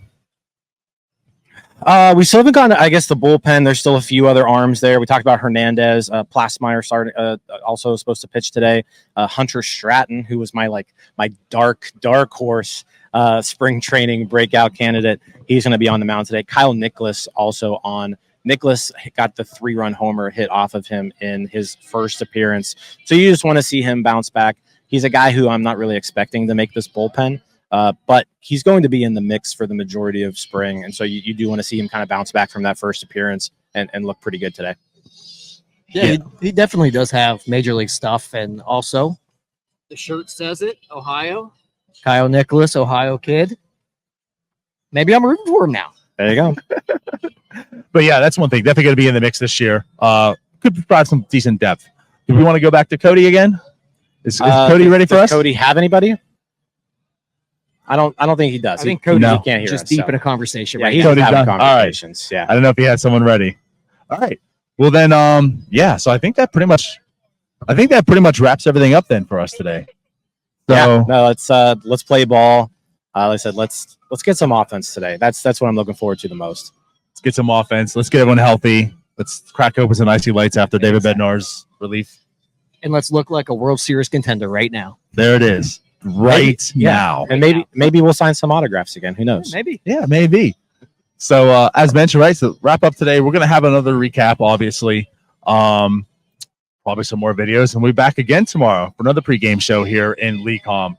So with that said, thank you all for watching. Tune in, and we'll see y'all later. Bye-bye.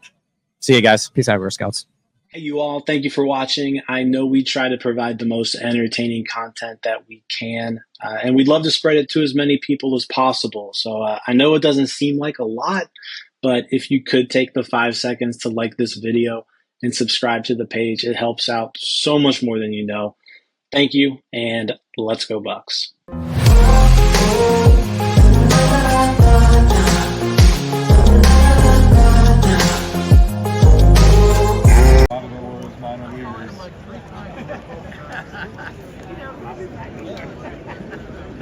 Don't feel bad.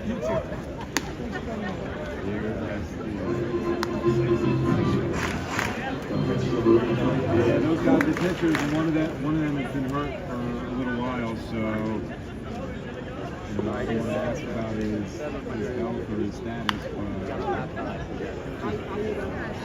but that's what they'll do. They open up tomorrow out there. Where? With Spring Home Park? Okay. I ride my bike out there when they're not practicing. Pretty good bike riding when it's not like traffic time.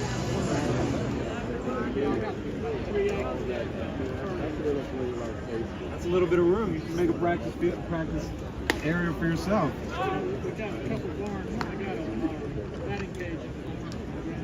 Okay. Who's he play for?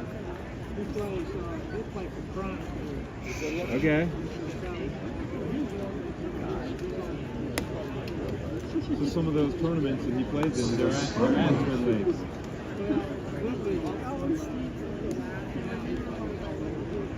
Good for him.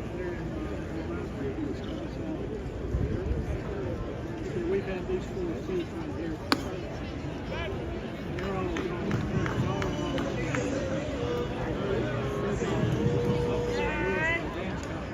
Okay.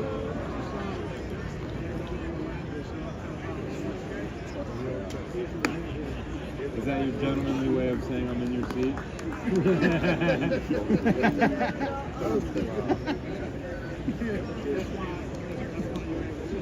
Okay. Well, tell them thank you very much. I'm happy to support them. Where does he go to school, the 14-year-old? Oh, yeah, I remember him.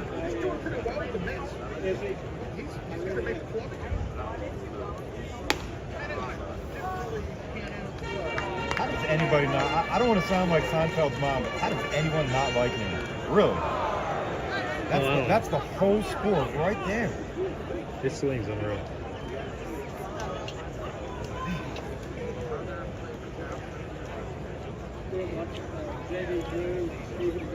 Okay. Pretty good team. Pretty good nucleus.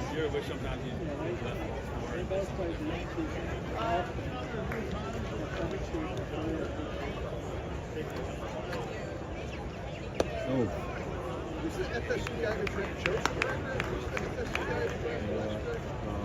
Jackson Bowman's for the pitcher. Yeah. The other guy, what did you say? The other guy? That's the guy. He was in the Oh. Really? He went with that. Good for him.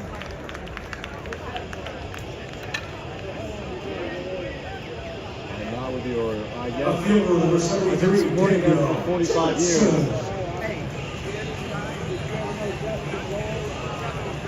Justin Hill?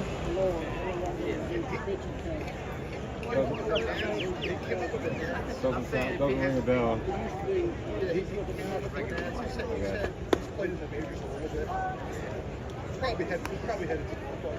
What a beautiful jersey. It does have his name. Who? Yeah.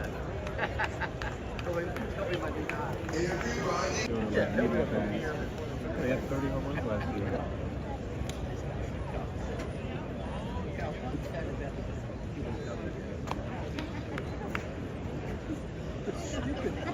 Oh, here we go. Yeah, who's the shortstop and second baseman when you get a chance? And outfielders.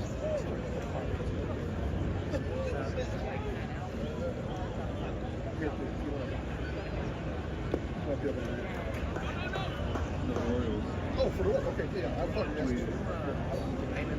So we got. That'll be tough. You'll roll Robinson's sure. Okay. Thank you.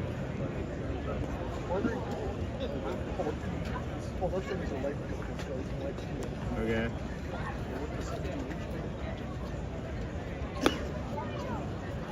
Second base is like nice to know.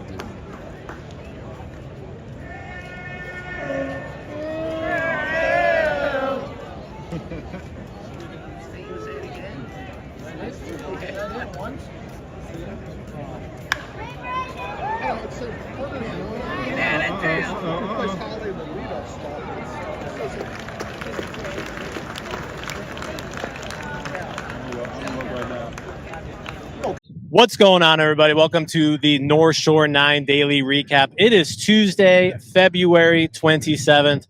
I'm Jim. With me is Neil. Neil, the Pirates just won their first spring training game of the season against the Atlanta Braves. Final score 13-4. 13-4. 13-4. Yeah. Some offense today. Yeah. It was a complete opposite of the first three games. Yeah. I mean, four Pirates home runs. The scoring really got going with Ke'Bryan Hayes hitting the grand slam to break things open. Tyler on the pregame show, he calling a Ke'Bryan Hayes homer. Can I make a prediction? Sure. Go ahead. Ke'Bryan Hayes is going deep today. The offense will be back. We watched BP from Ke'Bryan Hayes pulling the baseball, pulling it hard. He was hitting nukes. Off a lefty today, I feel it in my bones. I'm telling you. Guys in August, second most among all third basemen in the majors. And lifts this one high in the air to left center field. Just what we're talking about. Grand slam onto the boardwalk for Ke'Bryan Hayes. Granny time. What an at-bat. What an at-bat. It's just spring training, but how good was that? Yeah, buddy, I tell you what, buddy, that's exactly what you want to see from Ke'Bryan Hayes. We watched him in batting practice. He looked good. Yeah. He hits the homer today. Grand slam. It was the first Pirates home run by an actual starter. Yeah. No, Termar Johnson was the only one else who's homered today. So it was good to see not only Hayes, but also Reynolds hit a moonshot. Hayes, Hayes, and then Reynolds also with the home run. He hit it over the batter's eye here in center field.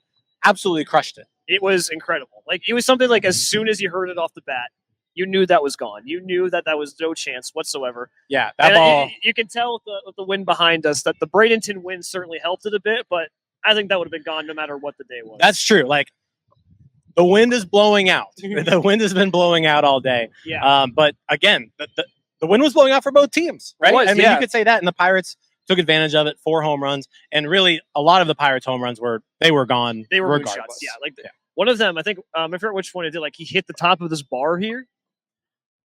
Yeah, like they were the balls are there were flying. some today. jacks. Yeah. So again, the offense finally getting on track. Their first big game of the spring. But let's talk about the pitching. Marco Gonzalez got his first start of spring training today. He goes 2 innings.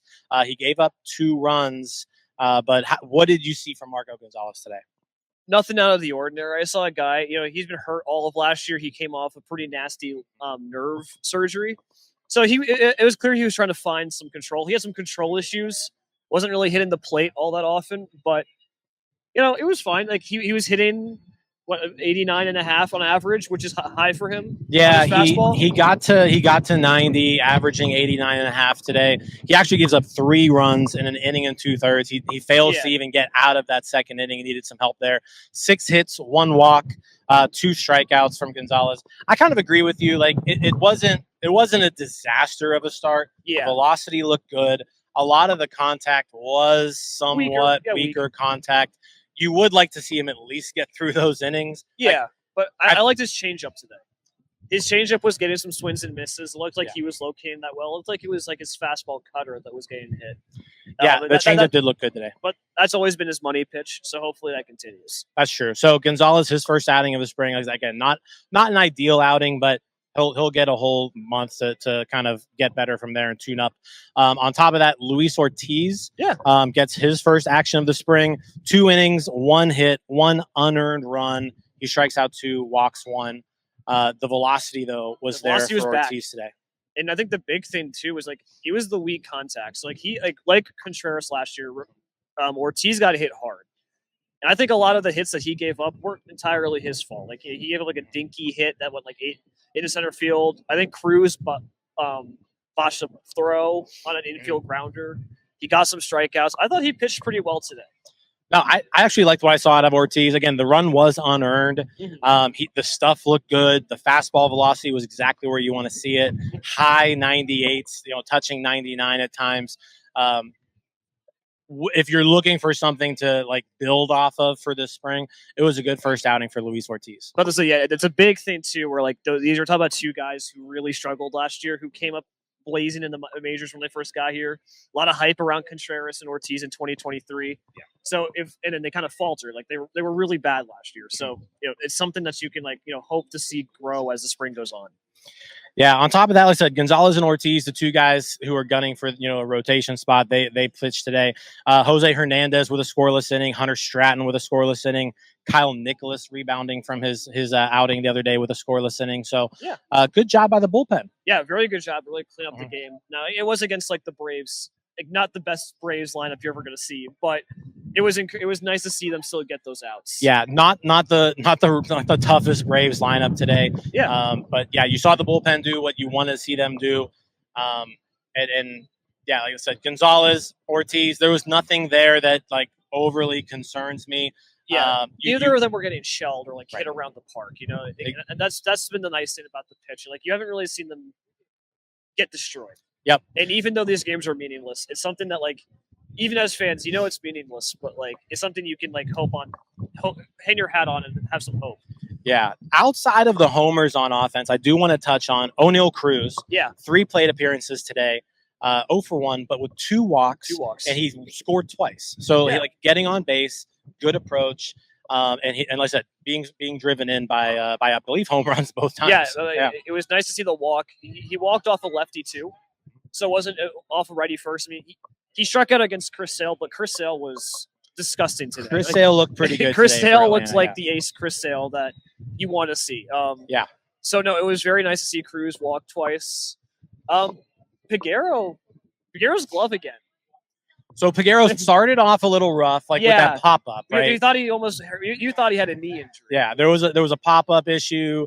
Let it drop early on in the game, but On the grounders, yeah, Yeah. look good at second base. Yeah. Like when he obviously there's no broadcast, but I wonder if it's on Pirates Twitter where he flips the ball. He didn't out of his glove to Cruz for the force out. He almost turns a double play with his glove. That's true. That was a very impressive play. Peguero and Cruz did almost turn an amazing double play today. Cruz almost caught him at first, but it was just a little bit too slow moving. But yeah, Peguero looking comfortable at second. Cruz looking comfortable out in the field as well. Yeah, he had that one botched throw to, but yeah, I mean he does look comfortable. He's moving well. Yeah. And we always know the throws are going to be a little in error with Cruz, but the range seems there. Yep. Like we haven't seen too much of his speed yet, but yep. It looks like the range is back, and that's pretty big. I agree. Like I said, so the homers by Hayes, homer by Sawinski, homer by Reynolds. Sawinski almost hit a homer. Oh yeah, Sawinski barreled up. Yeah, he gave one a drive too. Yeah, Sawinski hits one hard to right center field off the wall. I think he hit it 109 miles per hour. But his first real hard hit of the season. But yeah, you wanted to see the starters perform better offensively, and they did it today. Yeah, like you got to see. Yesterday was the Termar show. Now it's nice to see the starters do their offensive due, because it was a struggle to get through some of those games before. Yep. From the sub standpoint, Abraham Gutierrez launched a ball over deep, the balcony and deep to left field. Like there's stands here with a canopy over top, and he hit it over that, like crushed the ball. That was I think it was legitimately out of the stadium. Yeah, he killed it. And then also Jackson Glenn getting in the action opposite field. Yeah, Jackson home Glenn run. hit it off this bar. Yeah, Jackson, like I said, the hitting it off the bar, probably a little bit more wind aided. Yeah, but it would have been gone no matter what. He got a hold of it. Yeah, he got a hold of it. It was awesome to see. So fun day to decide. Fun day. It was a fun day. Good baseball, beautiful weather. This is from an offensive standpoint, you wanted to see them kind of bust out, and they did that today. Yeah. Neil, this is your last day here. It's my last day. It's kind of sad. I felt like we got here yesterday. Yeah. It really flew by. It's flying by. Neil's got to leave us, head back home. But the rest of us, we are here for a few more days. So tomorrow, another pregame show. So be tuned in, 11:30 a.m. We'll have another pregame show for tomorrow's game. It's not being telecast anywhere. So, and you know, your on-air Pirates coverage. It's NS9, right? And then Thursday, we got some news today too. Paul Skenes will be making his first start of the spring in Sarasota against the Orioles. We'll be in attendance for that. I'm not sure what we'll have going on there because it's an away game, so it's gonna be a little bit different. You'll have NS9 live Thursday night. We'll have NS9 live Thursday night to discuss it as well. But yeah, looking forward to seeing Skenes on Thursday for sure. Yeah, no, Skenes is gonna be fun. It's been a while since we've seen him. I want to see him throw his 100-mile-an-hour fastballs again. Absolutely. So, all right. Again, Pirates win their first game of the spring, 13-4 over the Atlanta Braves. I'm Jim. This is Neil. NS9 recap. We're out. We'll see you guys.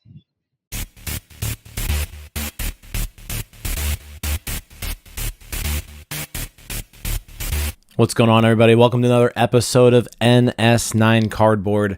I'm Jim. Today, one of the best releases of the entire year, probably the most hyped release of the year. We have a super jumbo box of 2023 Bowman Draft. Why is this the most hyped product of the year? This is where you will find the first baseball card of everyone drafted in the 2023 draft. So we're talking about Max Clark, we're talking about Wyatt Langford, we're talking about Paul Skenes, Colt Emerson. There's a few big chases here. So yeah, let's go after it. These historically, I have had not a lot of success with Bowman Draft. Let me just say that. It's an expensive product. Every year, I feel like it just gets more and more and more expensive. These super jumbo boxes cost right around $750 a piece. There are 5 packs in here. Each pack has 120 cards. There are 600 cards in this box. So it is a product that, you get a ton of stuff. We're going to get 5 autographs. We're going to hope that we we pull one of those big names that we just mentioned. We're going to hope that we pull some hitters. You want to pretty much avoid the pitchers if you can with this product. They just don't really seem to fare well when it comes to reselling. Paul Skenes probably being the only exception. The packs, if you see, like I said, they're pretty big packs here. The autographs are going to be 1 per pack, and they're going to be in this top section. So let's get going. I'm excited. 2023 Bowman Draft. Pack number 1. Again, bunch of paper. It's going to start off with paper. We'll go through the paper super duper fast. I'll pull out like the main guys just so I can sleeve them up. Ty Pete's going to be another nice name. Colt Emerson. We're going to pull out Max Clark's, Wyatt Langford's, and Paul Skenes. But here we are with our chromes now. Bunch of Bowman Chrome firsts, as you can see in this product. The cool thing that I like about Bowman Draft, and it's a product that, you know, if you hit one of the big autos early on, you can flip it for a pretty good profit. But also, and you'll see when we get to them here, when we get to, the refractors must be in the other one. We're going to have our first sort of hit here. It's going to be a lunar refractor of Mikey Romero. Lunar refractor, not a Bowman first, so that's kind of a little bit of a bummer there. But when we get to the refractors, what's nice about Bowman Draft is that, you know, each pack of these come with like 10 Bowman Chrome refractors. And, you know, if you're just patient with them, so 2019 Bowman Draft is where Corbin Carroll was in, for example, right? Just a regular Bowman Chrome refractor of Corbin Carroll, right? Great. You know, I had one. I didn't have a whole lot, but I had one. I sat on it. Last year, about mid-season, you know, after it was pretty apparent that Corbin Carroll was going to be the Rookie of the Year, I graded it. It got a PSA 10. And that card sold in October for $190, right? So it wasn't an autograph. It was just a regular Bowman Chrome refractor, but graded it after a few years, sold it for $190. So that's kind of just what you're hoping for in Bowman Draft. You're hoping that, you know, a couple of these guys break out. You're hoping that you've got a few good cards that are in decent condition. Here's a James Wood paper to $199. That's our first numbered card of the break. So that's ultimately what you're hoping here. Is you're hoping that some of these guys pan out, and when they do, that's kind of when you can cash in on these, right? Ty Pete, first round pick, 30th overall for the Mariners. Colin Houck, another first round pick hitter.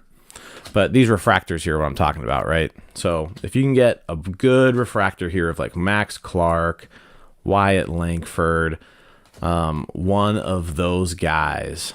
Oh, and there's our first auto. It's a Bucko. It's the wrong Bucko, though. We're going to have a base auto of Xander Meath. Xander Meath, base auto. He's our second round pick. So auto number 1, pitcher, Pirate pitcher, just the wrong Pirate pitcher. So you kind of got the feel of what one pack looks like, right? We'll go through and we'll just open this whole one here. So autograph's going to be there. No autos down here.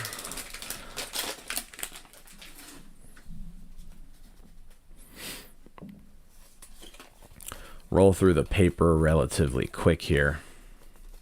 There's so much paper. So much paper.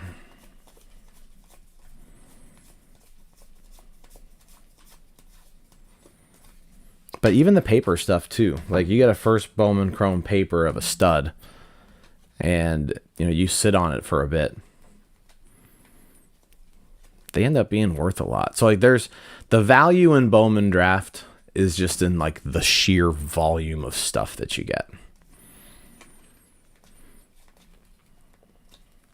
We're going to have a Bowman Glass of Braden Taylor. So there's our first like somewhat decent hit there. Braden Taylor, Bowman Glass. And then we got a green Camden Minacci out of 99. 81 out of 99. Angels. 6th round pick.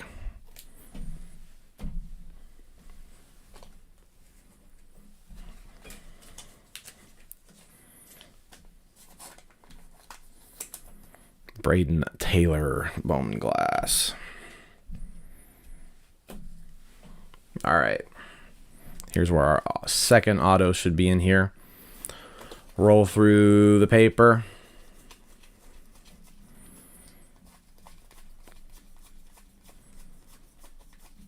There's a Skenes. First Bowman paper.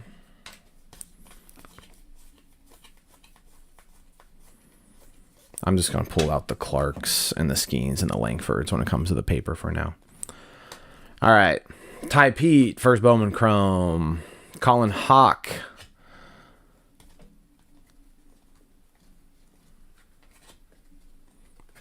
Forster Refractor. There's a nice Paul Skenes first Bowman Chrome Refractor. That will do. And we're going to have our first purple auto. Oh, let's go. That's a huge hit. Max Clark, purple auto. That's beautiful. That is gorgeous. I mean, we can't ask for much more than that. 106 out of 250. Max Clark, the dude on the box, along with Paul Skenes. Hell yeah. Well, this, hey, I told you at the beginning of this, like, Bowman Draft, typically I don't do well with it. When it comes to Bowman Draft hits, like personal hits of mine, this is probably the best one I've ever had. Not going to lie. I've pulled like lower numbered stuff, but not of a guy of this caliber. So, yeah, I'm excited about this one. Look at that signature, man. Max Clark, purple auto from Bowman Draft. Let's go. Followed up by a Max Clark insert and a Cam Collier insert. That was a nice pack. Nice pack. We got the Skenes Refractor in there too. And the Skenes paper. Whew. We could just stop the break right now if we wanted to, right? Hell yeah, man. Let's keep it rolling. Let's make this just an awesome super jumbo box. Let's get you know who we haven't seen yet? Haven't seen Wyatt Langford yet. Let's get ourselves a nice Wyatt Langford. Is that asking too much? Is that asking too much? There's going to be another Bowman Glass in this too. Well, that's good news. That Max Clark, that will I mean, that makes the whole box. Like that's the thing with a product like this. Like it's, you have the potential to really bust, right? But like that card, there's a Max Clark first Bowman Chrome. That auto, man, that makes it. That'll do. Chase Davis Bowman Glass. And then we got a nice purple lunar refractor of Jacob Wilson. That's out of 199. I guess is that purple lunar or fuchsia, whatever the color is. But that will also do. Jacob Wilson, 6th overall pick. Yep, 6th overall pick in the draft. Jack Wilson's little Jack Wilson's son, for you Pirates fans out there. So that's a nice hit right there. 111 out of 199. Jacob Wilson refractor. Running out of places to put cards. Yeah, great hit. Sleeve up this glass here.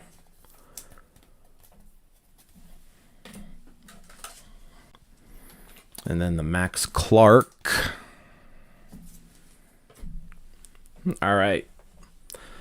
Ready for auto number 3.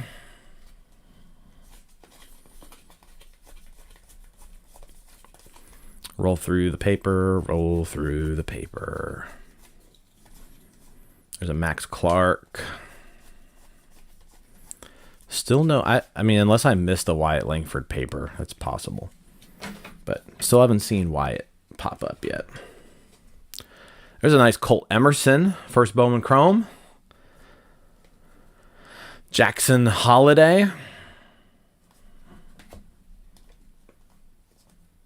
All right, now our refractors. That Ethan Salas should actually be a pretty decent card. It's not a whole. This is a Max Clark box right here. Max Clark, first Bowman Chrome refractor. That will work. That will work. Again, how I was telling you about our auto's going to be next here. It's going to be a refractor auto. Cole Carrig. Cole Carrig, second round pick. Colorado Rockies. That's out of 499. Spencer Jones and an Ethan Salas insert. But what I was telling you about, like those refractors, right? Like, if Max Clark ends up being a monster, that refractor, you grade it, and if it's in good condition, the thing's going to be worth over $100. So there's Cole Carrig, auto number 3. We got Max Clark refractor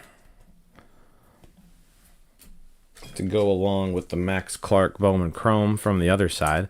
Ethan Salas refractor, not a first Bowman, but I'm sure that fetches a couple bucks. And then we got the Max Clark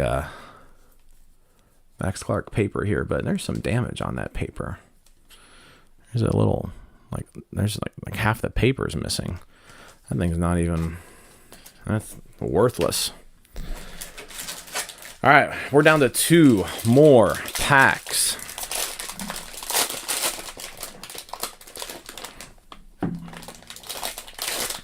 Two more packs, 2 more autos. We've got ourselves a Max Clark purple auto. We've got ourselves a Max Clark chrome refractor. We've got a Paul Skenes refractor. This has been a good box so far. Can't complain. I must be missing Wyatt Langford's. There's no way we've gone through all that paper and not had a Wyatt Langford yet. All right, chrome time. We got another, looks like another, ooh, we got a hit. Looks like we have a numbered Bowman glass back there.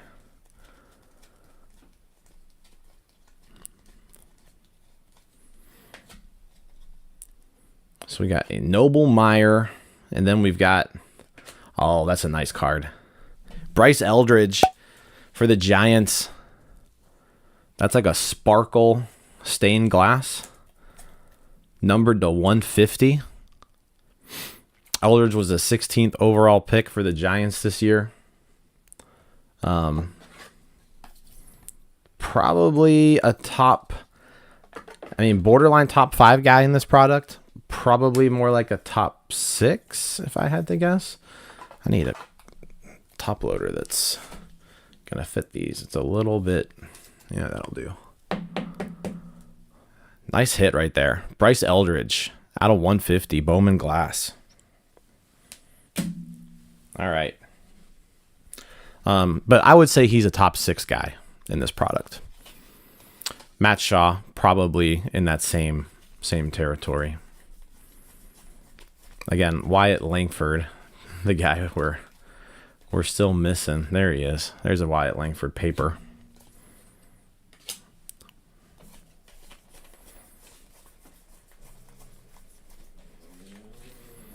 We got a color paper, $4.99, Nelson Rada.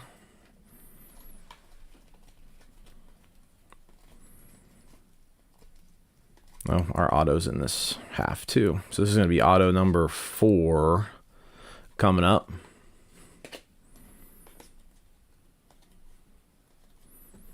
Jace Young,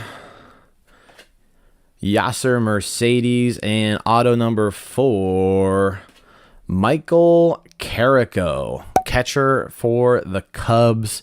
He was a 5th round pick. We also got a Paul Skenes insert and a Tommy Troy insert. So I will say this. So far, 4 autos. 3 have been hitters.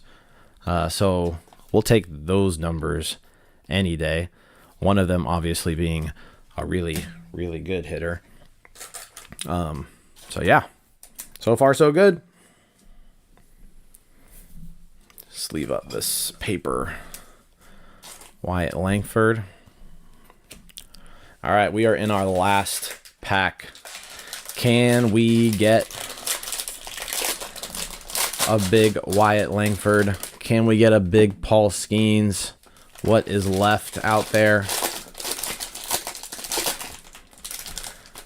We did just hit a nice Max Clark, though, I think, on the back of this. If this is like the Max Clark box. I'm curious to see what this Max Clark is at the back of this stack, because I saw it on the there's a Max Clark paper, which we needed one of those because our other one was super dented. All right, to the Chromes. Matt Shaw.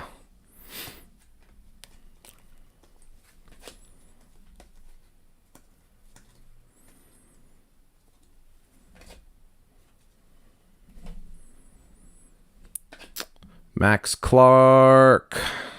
Just insert. And then we also have a Max Clark image variation. Holy smokes. This is a Max Clark box.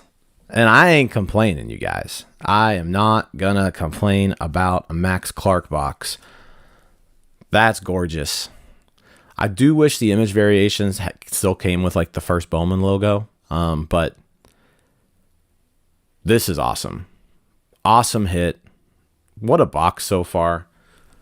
Really, really, really happy about this box. We're going to put that one back there too with the other Max Clark. We'll sleeve up this Matt Shaw before we hit this last autograph. Let's see who we can get here. This box has been great. So, one more auto to go, though. One more autograph.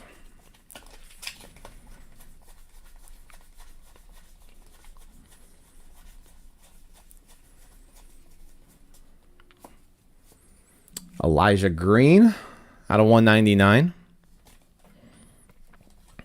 Here come our chromes. We're missing a Wyatt Langford chrome. There's a Paul Skenes chrome. Let's get ourselves a Wyatt Langford right here. Where are you at, Wyatt? Well, none of that, but we do have our last auto, and it is Tommy Hawk. Tommy Hawk, outfielder, Cleveland Guardians. 6th round pick. So, not our best hit, but it's a hitter at least. And to finish off the box, Drew Jones, Jacob Wilson inserts. What a break, you guys. What a break. All right. Let's hit a recap here. So first off, Sleeved up a few guys. Skenes, Shaw, Salas Refractor, Max Clark Refractor, Max Clark Chrome, Skenes Refractor, Minacci out of 99, Romero, Lunar Refractor. We got some Bowman Glass here. We got a Chase Davis and a Braden Taylor. We got some color paper here. Elijah Green out of 199, Nelson Rada out of 499, and James Wood out of 199. Some Nationals prospects there. Some other hits here. We'll go through the non-autos first. Bryce Eldridge. This is a Bowman Glass out of 150. It's got the nice little sparkles to it. Jacob Wilson. I'm going to say that's a fuchsia or purple lunar out of 199. Nice card there. Autos. Xander Meath base auto. Cole Carrig refractor auto out of 499. Tommy Hawk base auto. Michael Carrico base auto. On the stand here, we've got two really nice cards. We've got a Max Clark image variation, short print, and the hit of the break. Purple Max Clark auto out of 250. Third overall pick. I mean, he's the second best chase guy in the product. So, I mean, if we're being honest with ourselves. So, huge hit. Really, really happy about that box. Heck of a product, heck of a box. I love Bowman Draft, and hey, that lived up to all the hype. So, appreciate you guys for tuning in. What was your favorite hit of this box? If you've opened any Bowman Draft, leave me some comments with some of your best hits from this year. And yeah, thank you so much for watching. Appreciate it. Hopefully you guys enjoyed it. I will be back later with some more cards, but see you guys. Thanks.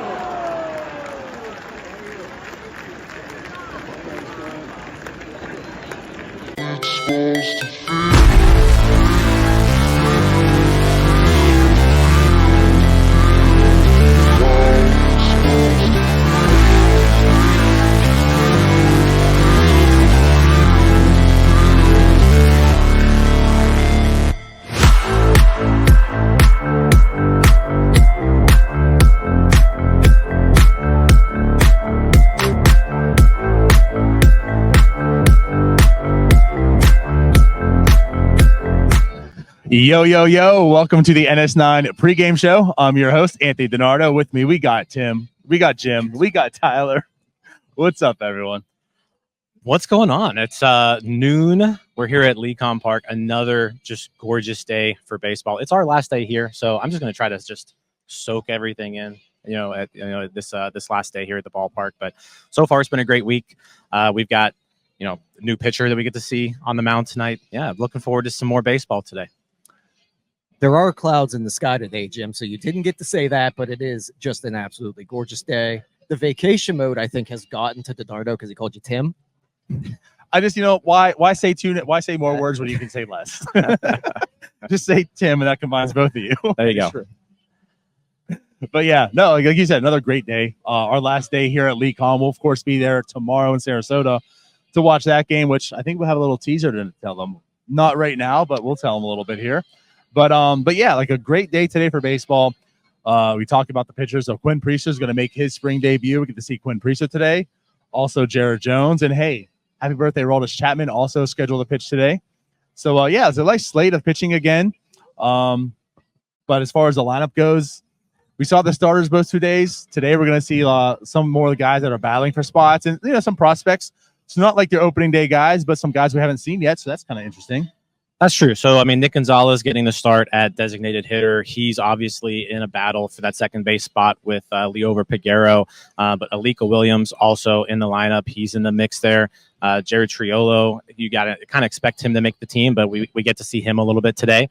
And Ji-Wan Bae also in the lineup. He's in center field today. But all those guys sort of competing for, one or two bench spots on this team.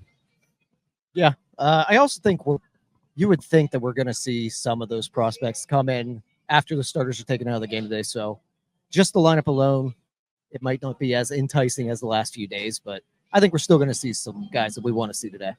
Yeah, I mean, you look at the lineup and Connor Joe, Jared Triolo, those are probably the only two guys listed here who, are probably going to be on this opening day roster. Everybody else fighting for a spot. We've been seeing a lot of Celestino too in center field. He's looked okay out there. So when it comes to a depth option, you kind of just want to keep seeing good things out of him too. Right. Yeah, that's a lot of this lineup is, like you talk about. That's a lot of depth. Guys that are battling for the spot. So I mean, these again, like we talk about spring stats don't like truly matter, right? Like that's the buzzword when we talk about spring training. But the thing is, a lot of performances do matter for certain people. So you're talking about the guys that are playing today. Most of them are battling for spots, trying to make the club. So like these are important games. So we talk about like Nick Gonzalez, Jared Triolo, Ji-Wan Bae, Alika Williams, even that's agree, like all fighting for some infield spots for this club this year. So yeah, it's going to be an interesting battle for some of these guys. And just for the people that are going to be following along with this game, there might be some wild play in the outfield today. The wind is absolutely swirling. So I do kind of feel bad for you if you have to play the outfield today. The wind is, it's heavy wind today. Looking at the flag right now, it's blowing straight out towards center field. We were watching batting practice and balls were flying out of this place all morning long. So yeah, this could be another high scoring game. Yesterday, the Pirates scored 13 runs. Maybe we see that again today. But yeah, wind is definitely blowing. It's strong and it's blowing out right now. I know he's not going to be batting in the game today, but you did witness Brian Reynolds take batting practice. How many people did he almost kill? Well, he almost killed me at least 3 times.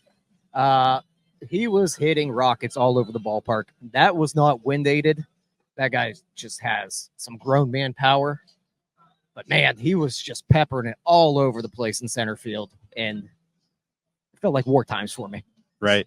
So another thing that we have today, the last two pregame shows that we've had, we've kind of sent Cody around, did some missions on Sunday. He was getting interviews with people. Yesterday, he was just kind of catching vibes, some slinging merchandise. Caught up with Jason Mackey on the boardwalk. But today we've sent him on a mission to find the best food in Lecom Park. So Cody, you are, I think, on the boardwalk right now. What's menu item number 1? So what's up, guys? Yeah, I'm on the boardwalk. I'm right by the bar. I'm trying to stay out of people's way. I know everybody wants to get their beer real quick before the game starts. But we're out here, and we have Steel City tacos. These Steel City tacos, they look phenomenal. They're like putting the tortillas down, frying them up for you. I got chicken and I got beef. So we're going to try the chicken first, see how that tastes.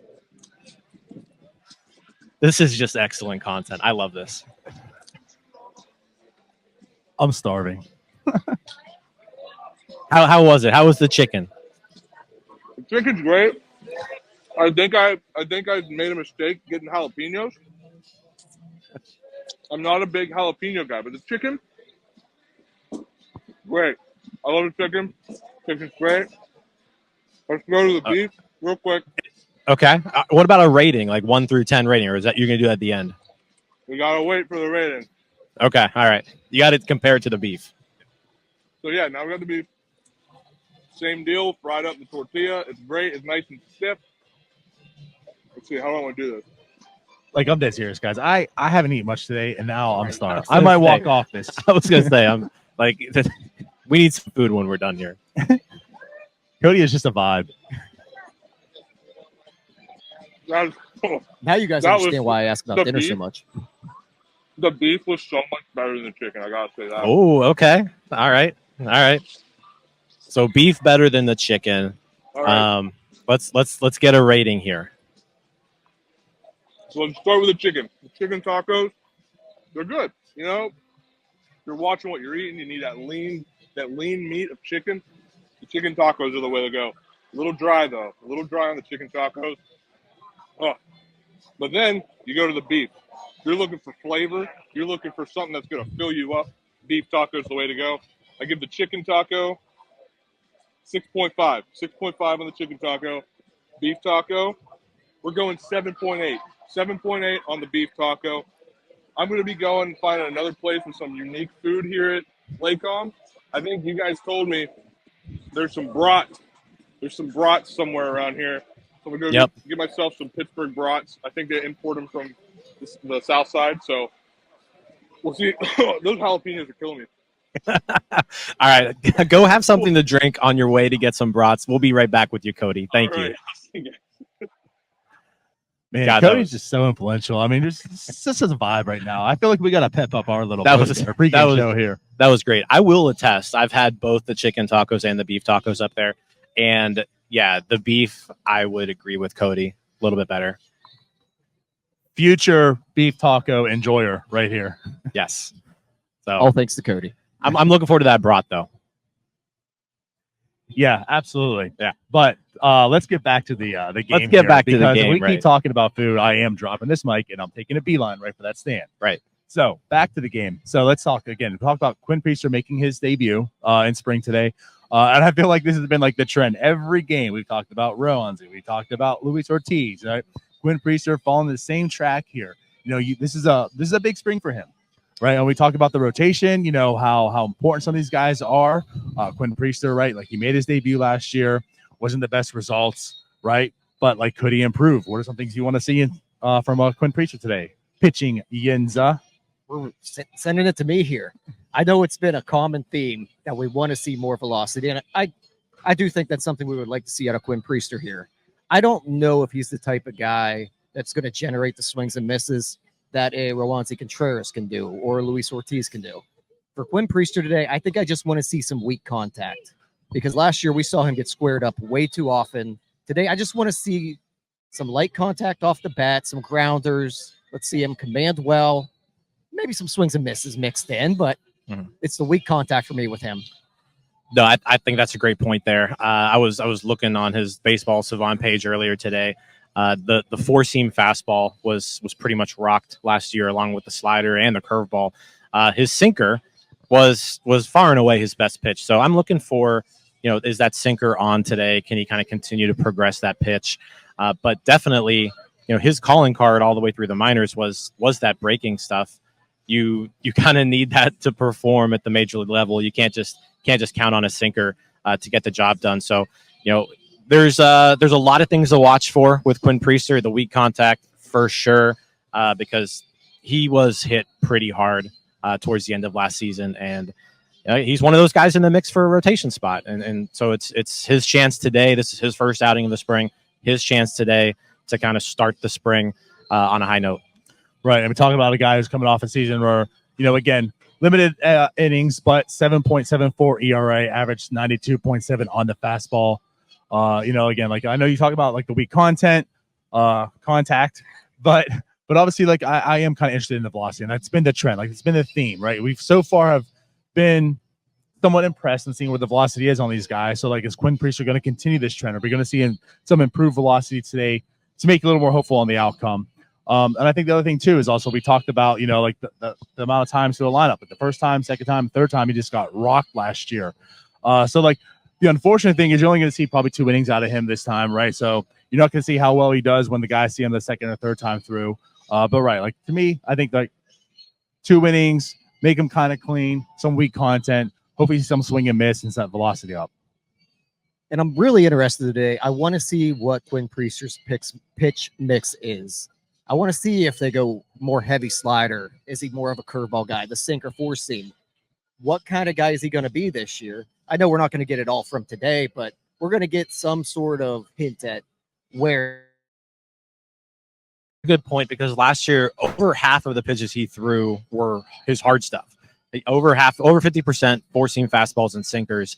And again, like coming up through the minors, his calling card was that breaking pitch, that curveball in particular, and then he added that slider in later in his career. But yeah, like, is he going to kind of rely more on the breaking stuff? Is he going to rely on that sinker? I'm not sure. But yeah, that's definitely something to look for today, along with the velocity. Right. Cody just threw some tacos at us. Like, literally just threw them. I assume we're supposed to eat these right now. No, we'll wait. We're not going to. Let's wait. Okay. Sorry, guys. We're going to wait. We'll give you our review later. Yeah. But, hey, thanks, Cody. Appreciate it. I'm also not sharing tacos with you. Like, that's something where. Actually, he only gave us 2, and there is 3 of us. I'm not sharing tacos with you. Maybe we'll leave it to you guys. Who doesn't get the taco? But I guess we'll pivot. So Jared Jones is also going to schedule a pitch today. I know he pitched 1 inning previously before. So I think we imagine probably going to get like 1 inning today. But, certainly a guy also we talk about like in the mix. He's probably going to start off in AAA, obviously. But, you'd like to see him make the majors this year. What do you want to see out of Jared Jones today? I think I just want to see nastiness out of him.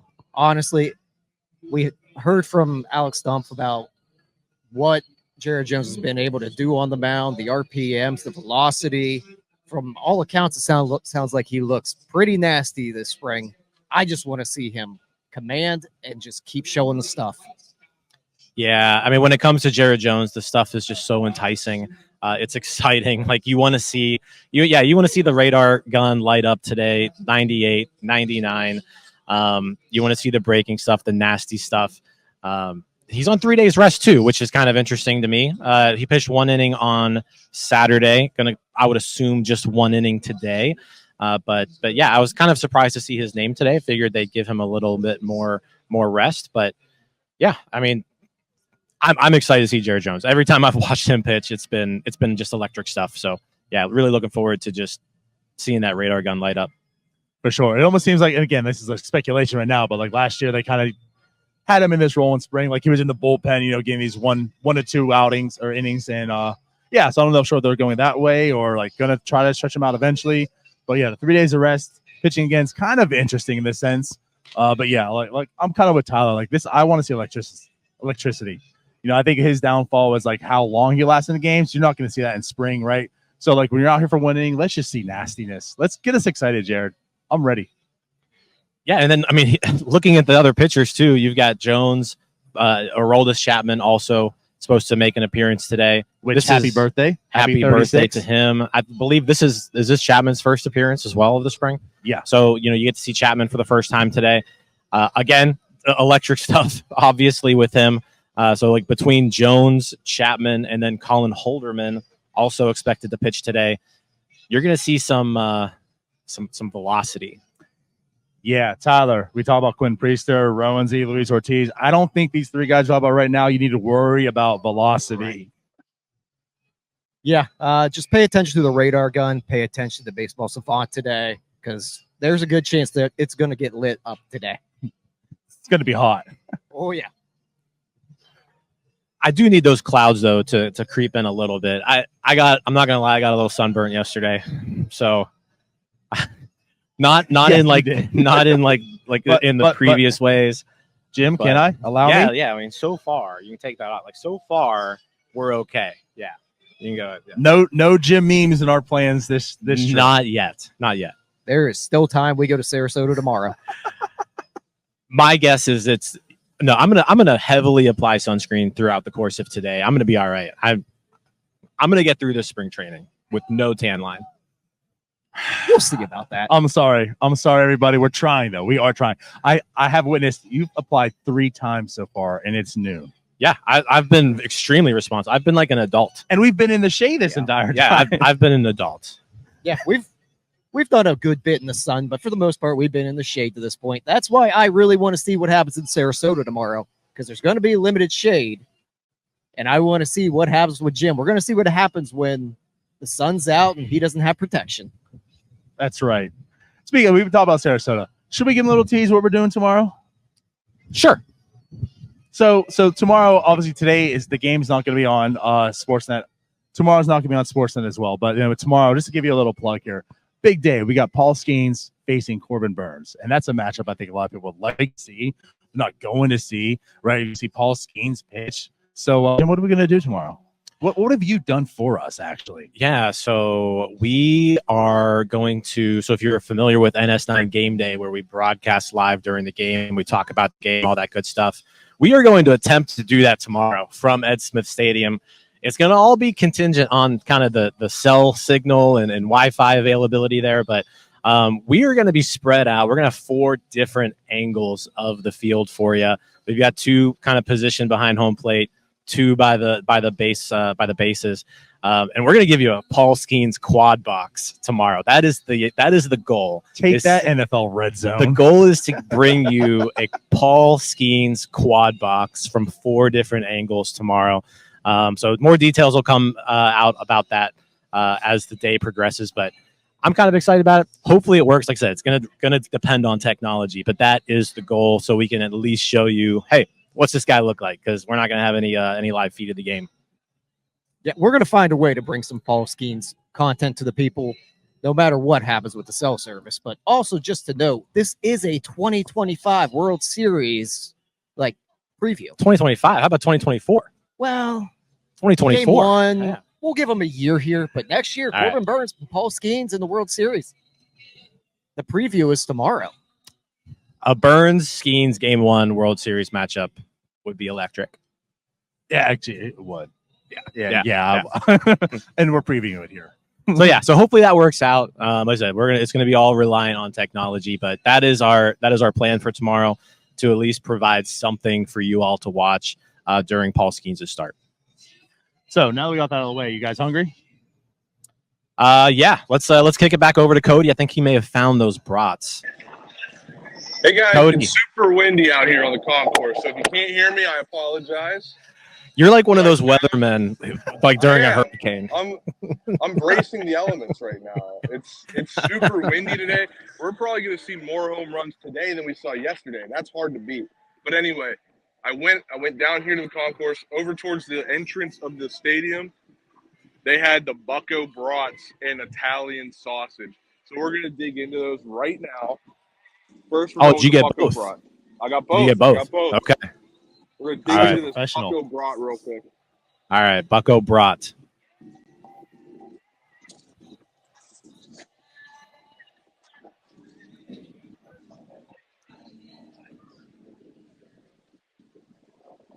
That's good.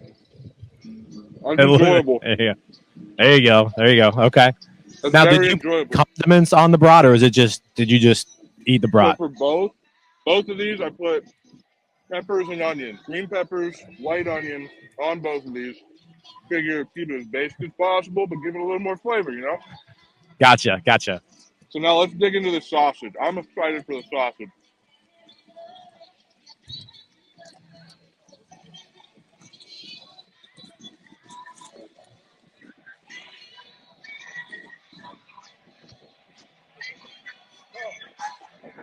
That's a lot better. It's hard to be better than that bratwurst, but it was pretty damn good. All right, so now we get the rankings, right? Now we get the rankings. I mean, these are just so good. The brat, the sausage. I gotta give the brat 7.4. I give the Italian sausage an 8.2. That was Okay. really good Italian sausage. So That far, was great. everything that you've eaten has been progressively better. It has been. I mean, the All food right. here is phenomenal. So I'm gonna have to go and find something to wash this down with. So I'll see you guys again soon with whatever that is. Love it. Love it. All right. We'll be back to you here soon, Cody. Yeah, fireworks going on behind him as we ended that. Yeah, I don't know what happened there, but some kind of he's special electric. effect, right? I just love that fella. Yeah, that was great. That was great. I love the like I said, it looked like he was one of those weathermen reporting on a hurricane. He's did. like trying to brace himself. But again, to demonstrate just how windy it is today, I mean, like there might be a lot of home runs. Yeah, there you go. All right, so back to we were talking about Jared Jones.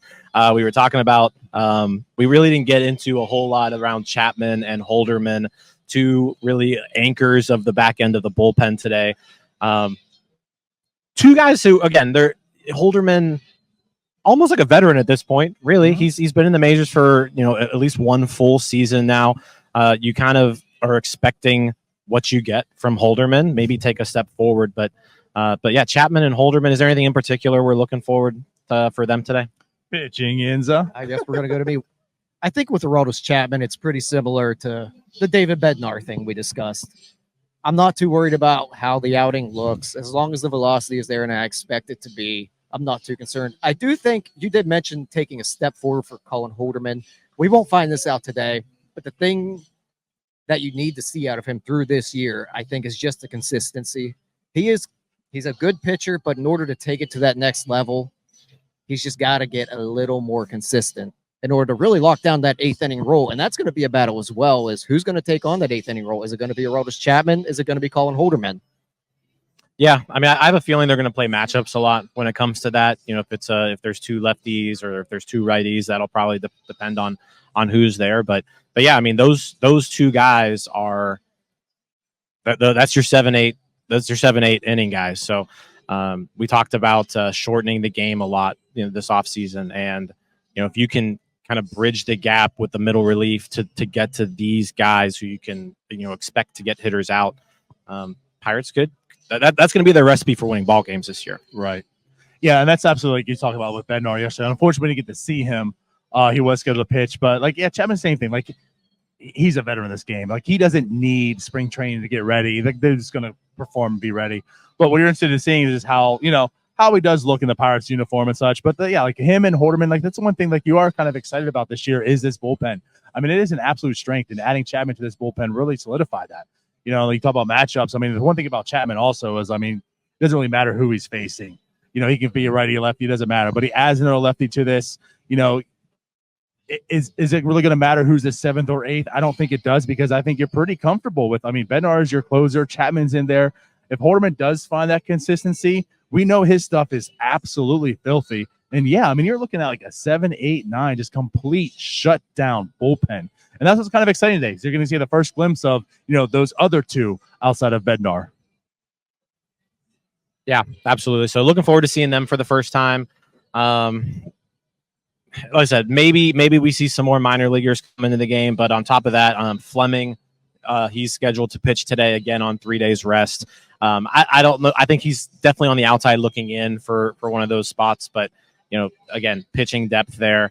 Dowry Moretta, he's scheduled to pitch today as well. And again, he's one of those, when we talk about bridging the gap to those 7, 8, 9 innings, Dowry Moretta is going to be one of those guys that you need to rely on to get you from that starting pitcher to those lockdown guys. The better Dowry Moretta performs, the better guys like him, Barucki, the better they do, the more ball games this club's going to win. Like they have an important role on this team. Yeah, the Barucki, Ryan Barucki, Dowry Moretta, those types of guys, Majinski, those types of guys are almost more important than the Chapman Bednar, just because they got to get you there. You know what you have with 7, 8, 9 right now. That fifth and sixth inning role, because we could see a lot of spots where guys are out of the game in the fourth inning. That fifth inning spot, that's going to be huge this year, getting you to that end of the bullpen. Yeah, that's a very good point. That's one thing of this rotation. Something left to be desired in it, and what they could do is get kind of creative and shorten the game in that sense. So you're right. Like there's gonna be opportunities where there's gonna be a relief pitcher coming in the 5th inning most likely, or maybe like an opener, right? Like Moretta, Majinski, like those guys could have to do like Brucky. So yeah, like that's very important. They have a very important role in this team right now. Yeah, so like I said, the better those guys perform, like I said, the more games they're going to win. You saw like at the end of last year, those last 2 months, like that was their recipe for success, right? Was getting to the bulk guy going 1 or 2 times through the order, and then letting the bullpen, which ended up being a strength of the team and looks to be a strength of the team this year, handing the ball over to those guys that you trust to close out the game. And like I think a good point that was made. We had a conversation earlier today with someone on the team, but like the fact that this is like a group that's coming back, like they're reestablished. Like this isn't where the past few years we've just more or less been seeing like this bullpen being rebuilt year after year with new guys, and this is the first time that there's been like a collective unit that's returning all together. So I think that is a really important piece to talk about and bring up here. I mean, this is the same unit for the most part as last year that was all productive, and then you just added Chapman to the mix. So, I'm very excited. I will say that I am excited to see what this bullpen will be this year.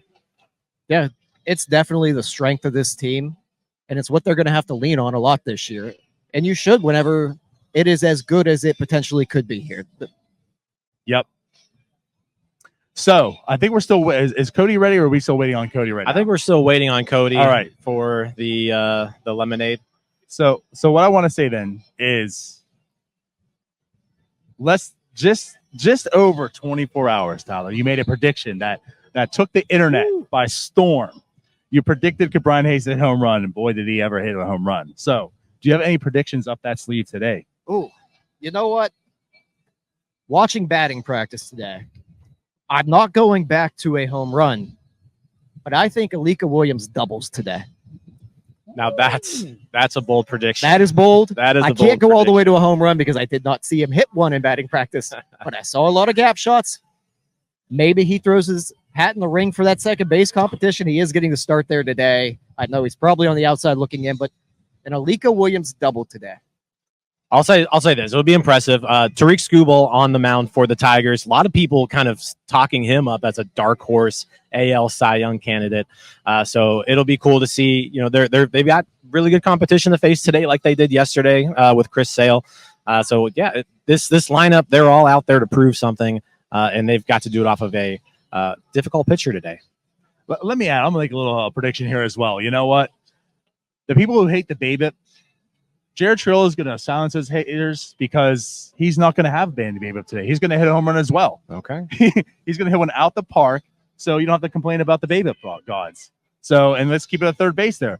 Jared Trill, I mean, again, the wind's going to aid it a little bit, and that's why I feel kind of confident. Jared Trill is taking 1 yard today. I'm not going to make a prediction.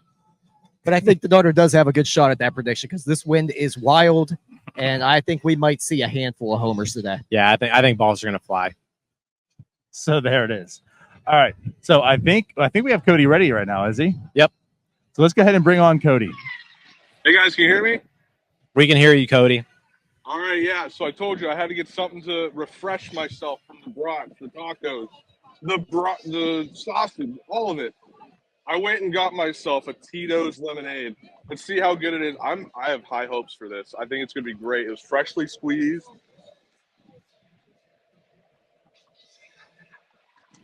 I wish I found this on day one. This would have made this trip so much better. This lemonade's phenomenal. You guys need to go get this lemonade right now. It's so all good. right. We'll get the lemonade here in a bit. I barely tasted Tito's. Great freshly squeezed lemons in there with the sugar. It's just like they make it, at the carnival. And it was, oh my God. That's just really good. I'm almost a loss for words. All right. Well, once we're done here, we'll go grab some lemonades. Whoa. Pause. No, Cody, I expect Jim's 3 lemonades here right now. Jim's I'm not trying to get rid of you. I was trying to get a rating from you because I mean, we need to know how good this lemonade is. You can't just throw out superlatives. You got to give it a ranking. I got to give this a 9.8 out of 10. Oh, wow. That's how good this lemonade is. It's so 9.8. So good. Also, I want to make a comment and a prediction, if that's okay. If that's okay with you guys. If that's okay with you, Jim. It's okay with me. All right, first, my comment. Donardo, he kept saying bad content. I think we're making great content, Donardo. So what's up with that? No response? Okay, whatever. I don't know if he can hear you. Secondly, no, he can't. He's the only one without He doesn't headphones. have headphones in. I've been he kept outed. saying we have bad content, bad content. I know he's trying to say contact. He can't talk. But anyway, my prediction is going to go with Donardo. I think Jared Triolo has a great game today. I told you guys, I told Neil on, what was that, Monday or Tuesday, whenever they were playing Toronto. I was like, Triolo's he's going to do well. He's going to bat himself into the major league team. And that's what he did. He went 2 for 2 against Toronto. So today, I think he does hit a home run. I think he goes 2 for 2 again. And I think he's got that bat going. I think Triolo is going to be that utility guy we want him to be. So that's my prediction. All right, Cody. Well, hey, we're gonna wrap up here soon. We'll come get you. If you can have some Tito's lemonades ready for us, that would be ideal. But we'll see here in a bit, Cody. I'll try that. I don't know if they'll sell 3 of them to me, but all right, sounds good, man. All right, so everybody's making predictions, so I guess I might as well throw one. You out, got to do right? it, Jim. You have to. My prediction: Jared Jones, 1, 2, 3, third inning. Love it. With 2 strikeouts, he hits 100 on the gun. Love it. Hits 100 on the gun. Love it. Today, Love Jared that Jones. prediction. Into the wind. So it would have been like Into 101. The wind. Yep. Good point. Right. Well, with that said, guys, we have tacos, and I'm gonna take these for myself. And let's go get some Tito's lemonade. Let's enjoy this game. So with that said, 30 minutes until first pitch, basically. Let's go, Bucks. We out. We're out. We out. See you guys. Let's get out of here. Bye-bye. Hey, you all. Thank you for watching. I know we try to provide the most entertaining content that we can, and we'd love to spread it to as many people as possible. So I know it doesn't seem like a lot, but if you could take the 5 seconds to like this video and subscribe to the page, it helps out so much more than you know. Thank you, and let's go Bucks.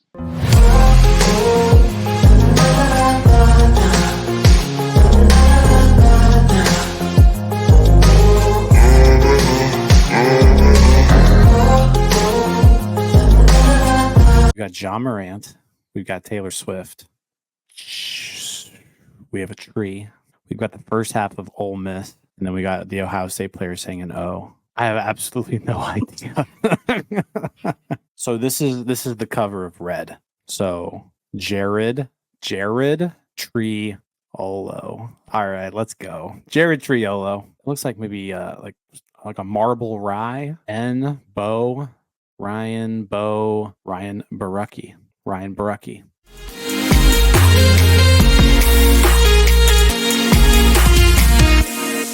Yo, welcome to the NS9 Day 4 Bradenton Spring Training Recap. I'm, of course, Anthony DiNardo. With me, we got Tyler Sweeney.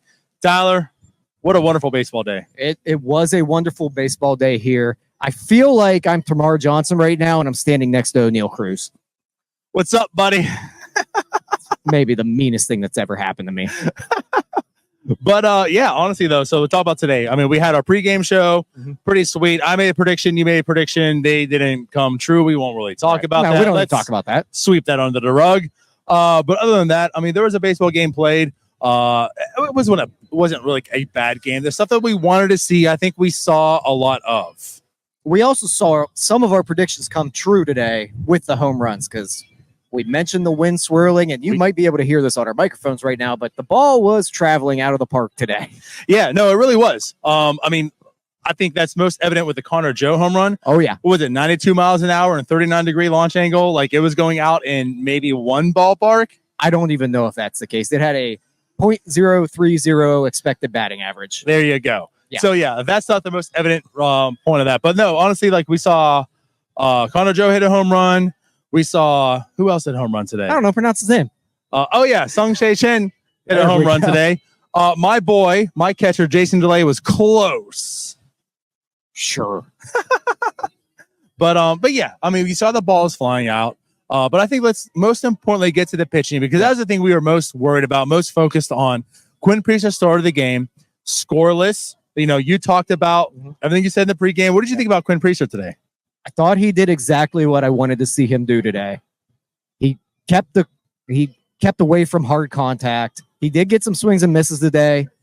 It was interesting. I think we saw some curveballs mixed in, a lot of sliders, and heavy sinker today. Not much four seam, I don't believe. Didn't really check it much after, but after the first inning, he had not thrown a four seamer to that point. And I mean, the sinker velocity was around 93.5.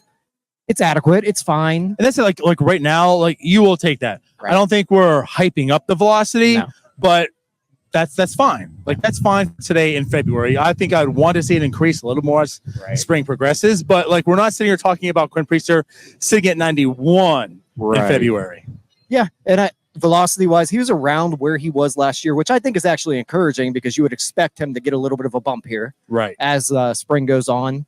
So I think I was pretty encouraged by Quinn Priester in general. Yeah, and like you said, the biggest thing, soft contact. I know it wasn't the greatest lineup in the world, right? But you only judge what you have. And that's the thing. Like he went out there, it was a fine outing. You didn't see anything that worried you. Start number one, Quinn Priester, success, you move forward.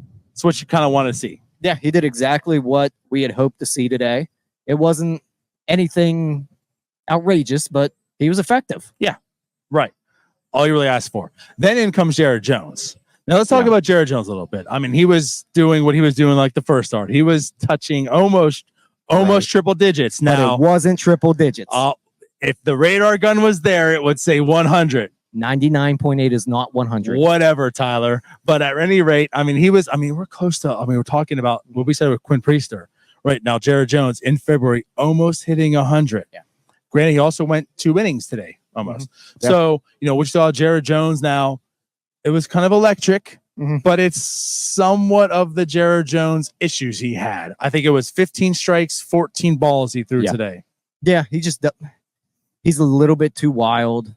He's not very efficient. But when you see the stuff, if it somehow comes together for him, at the very least at this point, he looks like he has the upside of a back-end reliever.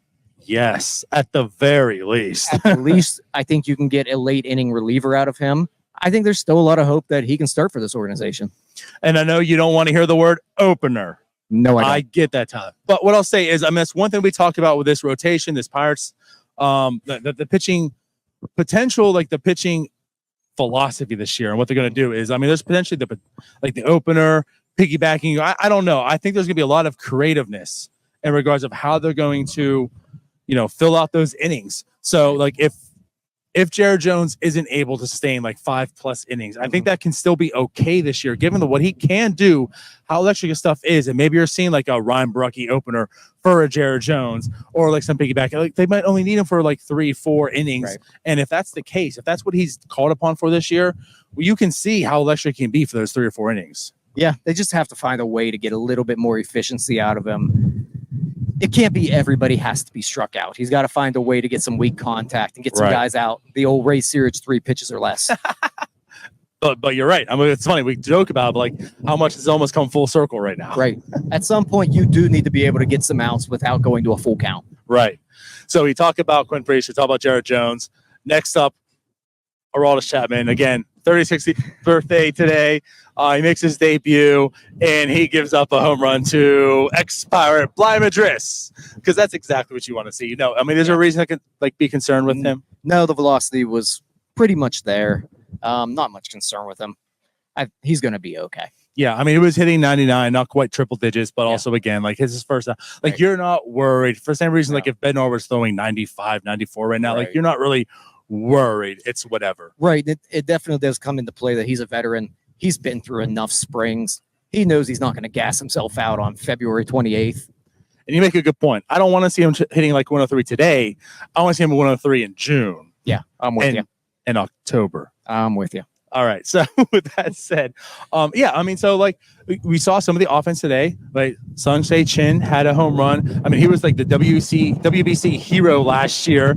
I think he had the first home run of the tournament, if I'm I don't remember. I believe so. But if not, I don't have that much in my brain.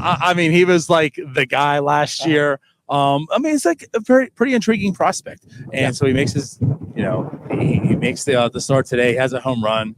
I mean, also we talk about like tomorrow, how small he is in stature and stuff. Same with him. Like, where are these middle infielders getting their power from? I don't understand. What are the Pirates doing? Well, I'd like to see it actually work in a game, a real game that counts. Bingo. But his home run, it wasn't really wind dated, I don't think. He was the farthest. I think it went 4. I could be mistaken. I think it was like 423, something like that. I mean, there were a lot of home runs hit today, That was so out. maybe they're all blending together a little bit, but he squared that one up pretty well. Yeah, he had the farthest hit ball. Celestine had the hardest hit ball today. And we could talk about him a little bit because, again, like this game was much about depth, right? These guys are fighting for a spot. Obviously, he was brought onto the team. He can play center field. We're not sure if he's going to make the club or not, but he's had a fine spring so far. Yeah. Nothing to really complain about. I don't really think there's much to complain about from anyone on this roster at this point. Maybe the bats are a little bit behind, but for the most that's part, normal. I don't think there's anything that's really jumped off the page at, oh, that's a little concerning. No, I think that's fair. I mean, there's the concerns have already come in this spring, right? Right now, what we're trying to do is like leverage those concerns into positives. And so far, we've seen more positives than concerns. So that's quite fair. And again, like the bats not being awake for the most part, pitching's typically ahead of hitting anyways. So like it is what it is. But yeah, like so far today, I mean, I know the Pirates didn't really win, but I think it was a positive game coming out of it. Yeah. I think you want to see Dowery Moretta look a little bit better there. That might be something that's maybe a little hesitancy on him. But when we talk about the depth of the bullpen, he's one of those guys that he's going to be in that 5th, 6th inning role to get you that 7, 8, 9, the 7th, 8th, and 9th inning where those are already locked down. Right. So one of those guys has to take the reins on that middle reliever role. Yeah, good point. You don't want to see him giving up 2 home runs that late in the game when the replacements were essentially replaced. Right. So, yeah. But again, it all comes down to like spring training results don't truly matter. It's more of feel. It's more of what you're doing, what you're working on. But yeah, if we can have less home runs by Dowery Moretta, that would be fantastic. Yeah, I think I would prefer that. Much preferable. Less home runs is usually better than more. There you go. That's prime analysis right there. That's why you come to us. But I guess with that said, there's not a whole lot much else I think to talk about. I don't know if there's any takeaways from you. No, Tamar Johnson continues to look good at the plate. A walk today, hit a ball 106.6 miles an hour. A couple good at bats from him. He's been really exciting to this point. He has. He really has. And I know we've talked like there's concerns, like how are you being drafted as this big hit tool? The power comes, but the contact it's not really where you want to see it. And again, I understand it's spring. But they're just talking about like this guy looks like a dude. I mean, he looks like a dude, Tyler. Right. So not to mention he threw someone out at the plate today as well on a relay. Actually, yeah, good call. Good call. So I'm excited for like Tamar Johnson 2024. Yeah. Oh yeah. Hopefully we get to see him soon in the big leagues. Right. So I guess with that said, we'll be back, of course, tomorrow. Now our pregame shows are done, unfortunately. So this was it. This is it for us at LeCom, but we'll be in Sarasota tomorrow, right, to watch the Orioles game. Paul Skenes, Corbin Burns. We also got word Jackson Holiday is going to start. Oh boy. So like big day tomorrow. Yeah. Tomorrow's gonna be fun. Yeah. But the thing is, Tyler, you guys can't watch it. And do you know why? It's not on TV. How can we help that? I don't know. I think if you want, we are going to, as we talked about already today. So like we are planning on all of us going live and recording like the first 2 games. As long as it's plausible, as long as we can do it, which I will tell you, we will find a way with our 4 heads, mainly Cody's. Yeah. We'll figure something out. But we're going to quad box this. You're going to get every angle of Paul Skenes, like it or hate it. That's one way or another, we will get you Paul Skenes content. Yes. So tune in tomorrow. We might be the only place you can find Paul Skenes, which is kind of crazy. And Jackson Holiday when Corbin Burns making his Orioles debut. And it's super windy. So I hope you can hear all of that. But yeah. So I guess that pretty much wraps up our day. We're about to go get some food, go get some drinks, and hang out and enjoy the rest of this beautiful day. Yep, let's enjoy the rest of this day in Florida. So with that said, we're out of here. Let's go, Bucks. Bye-bye. Peace out, Girl Scouts.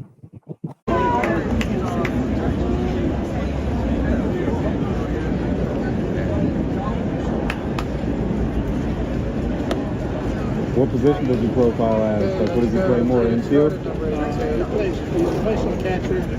Your future. He plays one of those catchers, shortstop, and second. Okay, so everything. All the important positions except center field.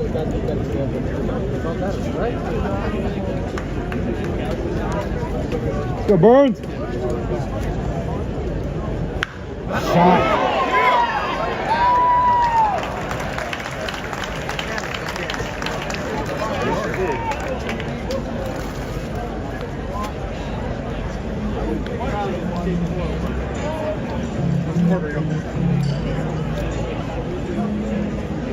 Center fielder number 83, Enrique Redfield Jr. For Vanderbilt, my number one thing. Right now, he'll be the fastest player in baseball. Might end up being one of the fastest ever. Where'd you hear that, Andy? Who told you that? I don't think he's going to. Maybe September. Which he was that good? Yeah, I'm still hanging.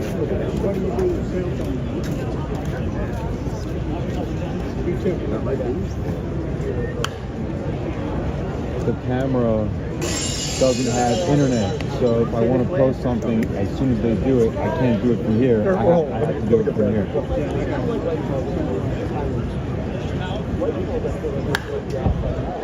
I gave you a... Oh yeah? Yeah, it looked very good. Was it Sony? It looked like a Sony. Okay.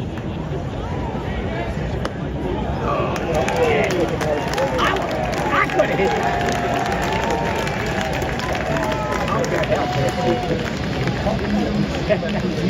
He's very. There's not a lot of open swing. Right fielder number 80, Keller. Yo!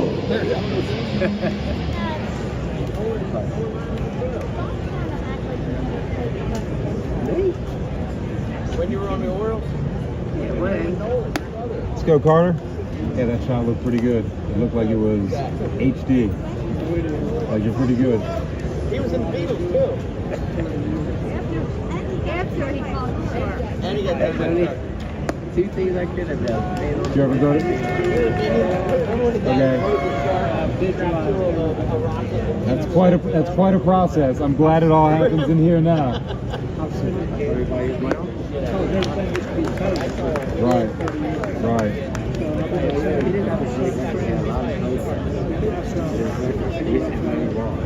His friends all over the country. Oh yeah, he could pitch. He could easily pitch. When you visualize, how to translate the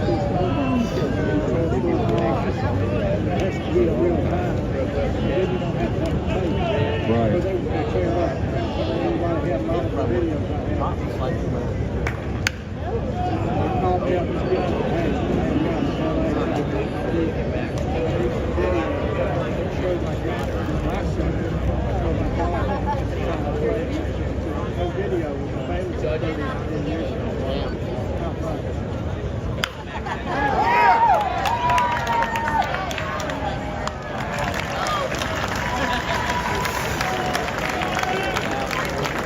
That's so meta.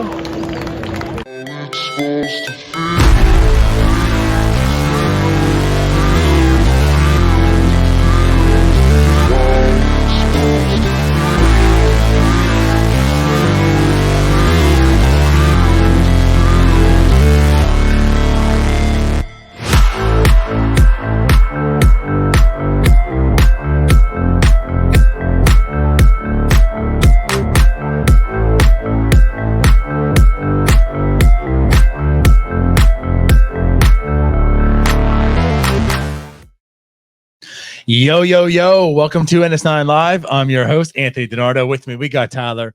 We got Jim. We are back. It's Thursday night. It's our last night here. But it's been a great week. How's everyone doing? I'm doing good. Yeah, it's a long week. I don't know if I can handle another day with you, DiNardo, but last night here, Whatever. last night here, it's been a busy week. We've done a lot. Saw a lot of baseball too. Yeah. I'm tired. For the record, I could do another week with all of you.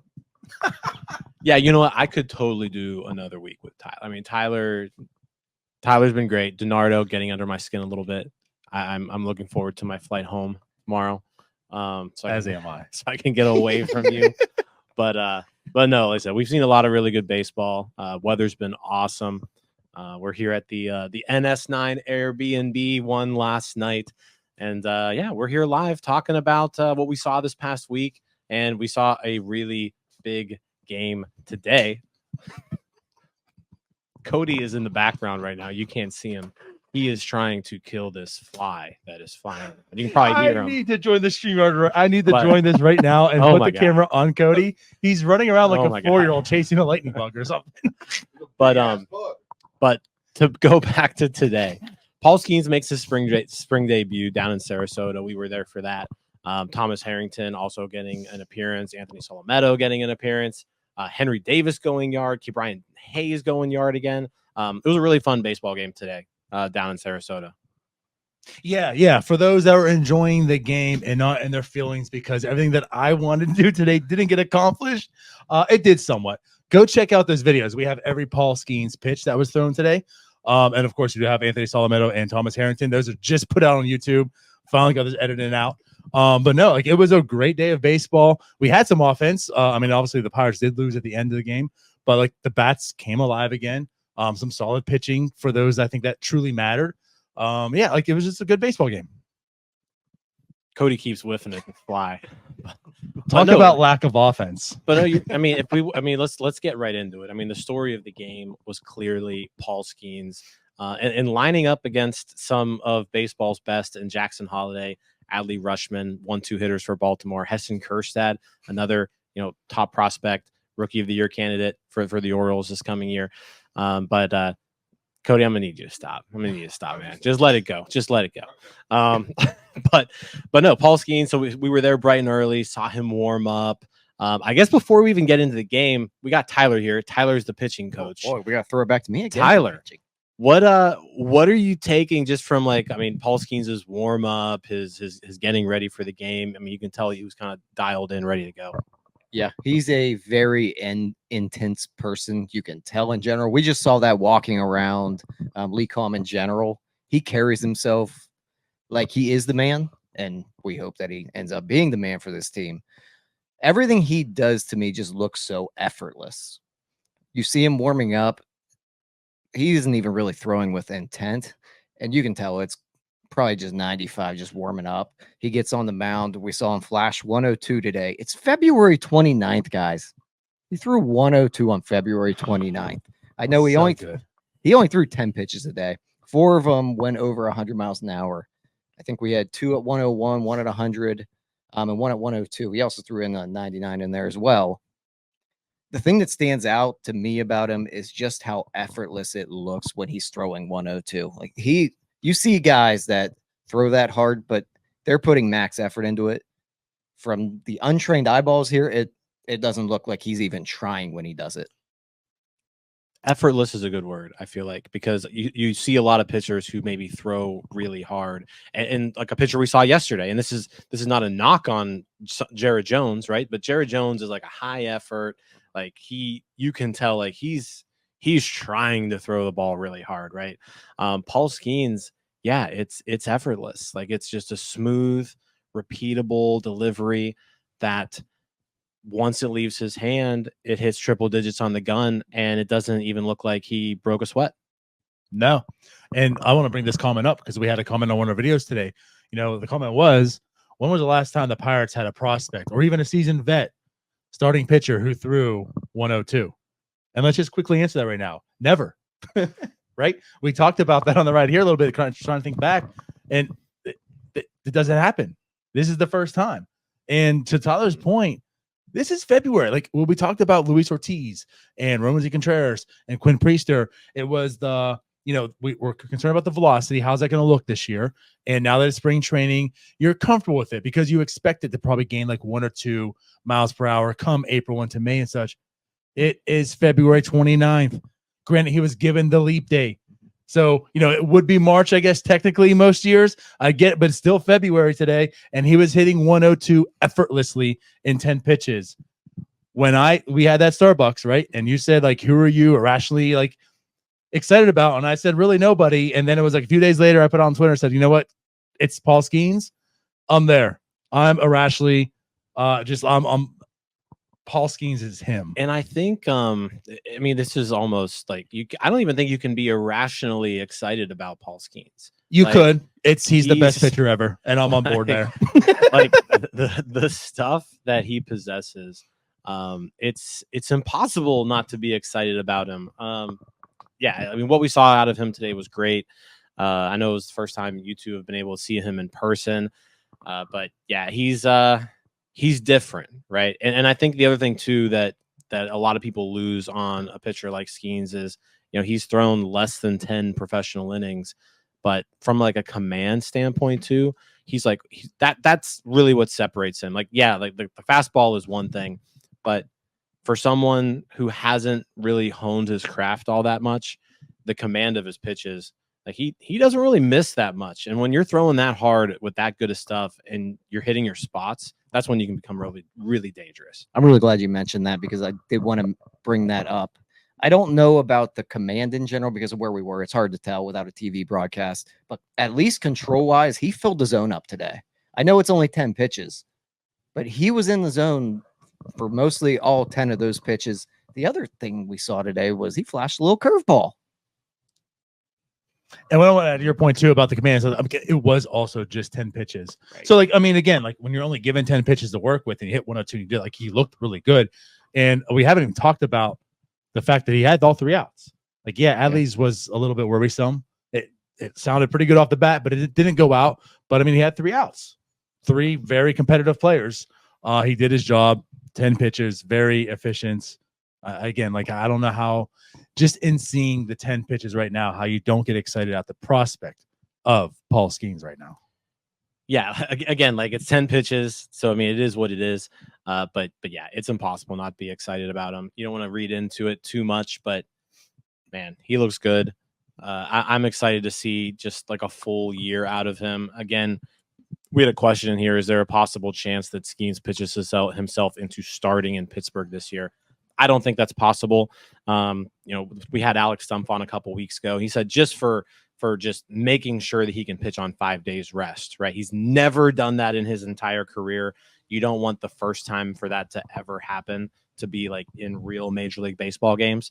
So I would put the chances of Skenes starting in Pittsburgh below 1%. Like, a lot would have to go wrong in terms of injuries and stuff for that to happen. But I'll say this. About a month ago, I was a little bit skeptical on if we'd even see Skenes this year. I don't think I'm skeptical on that anymore.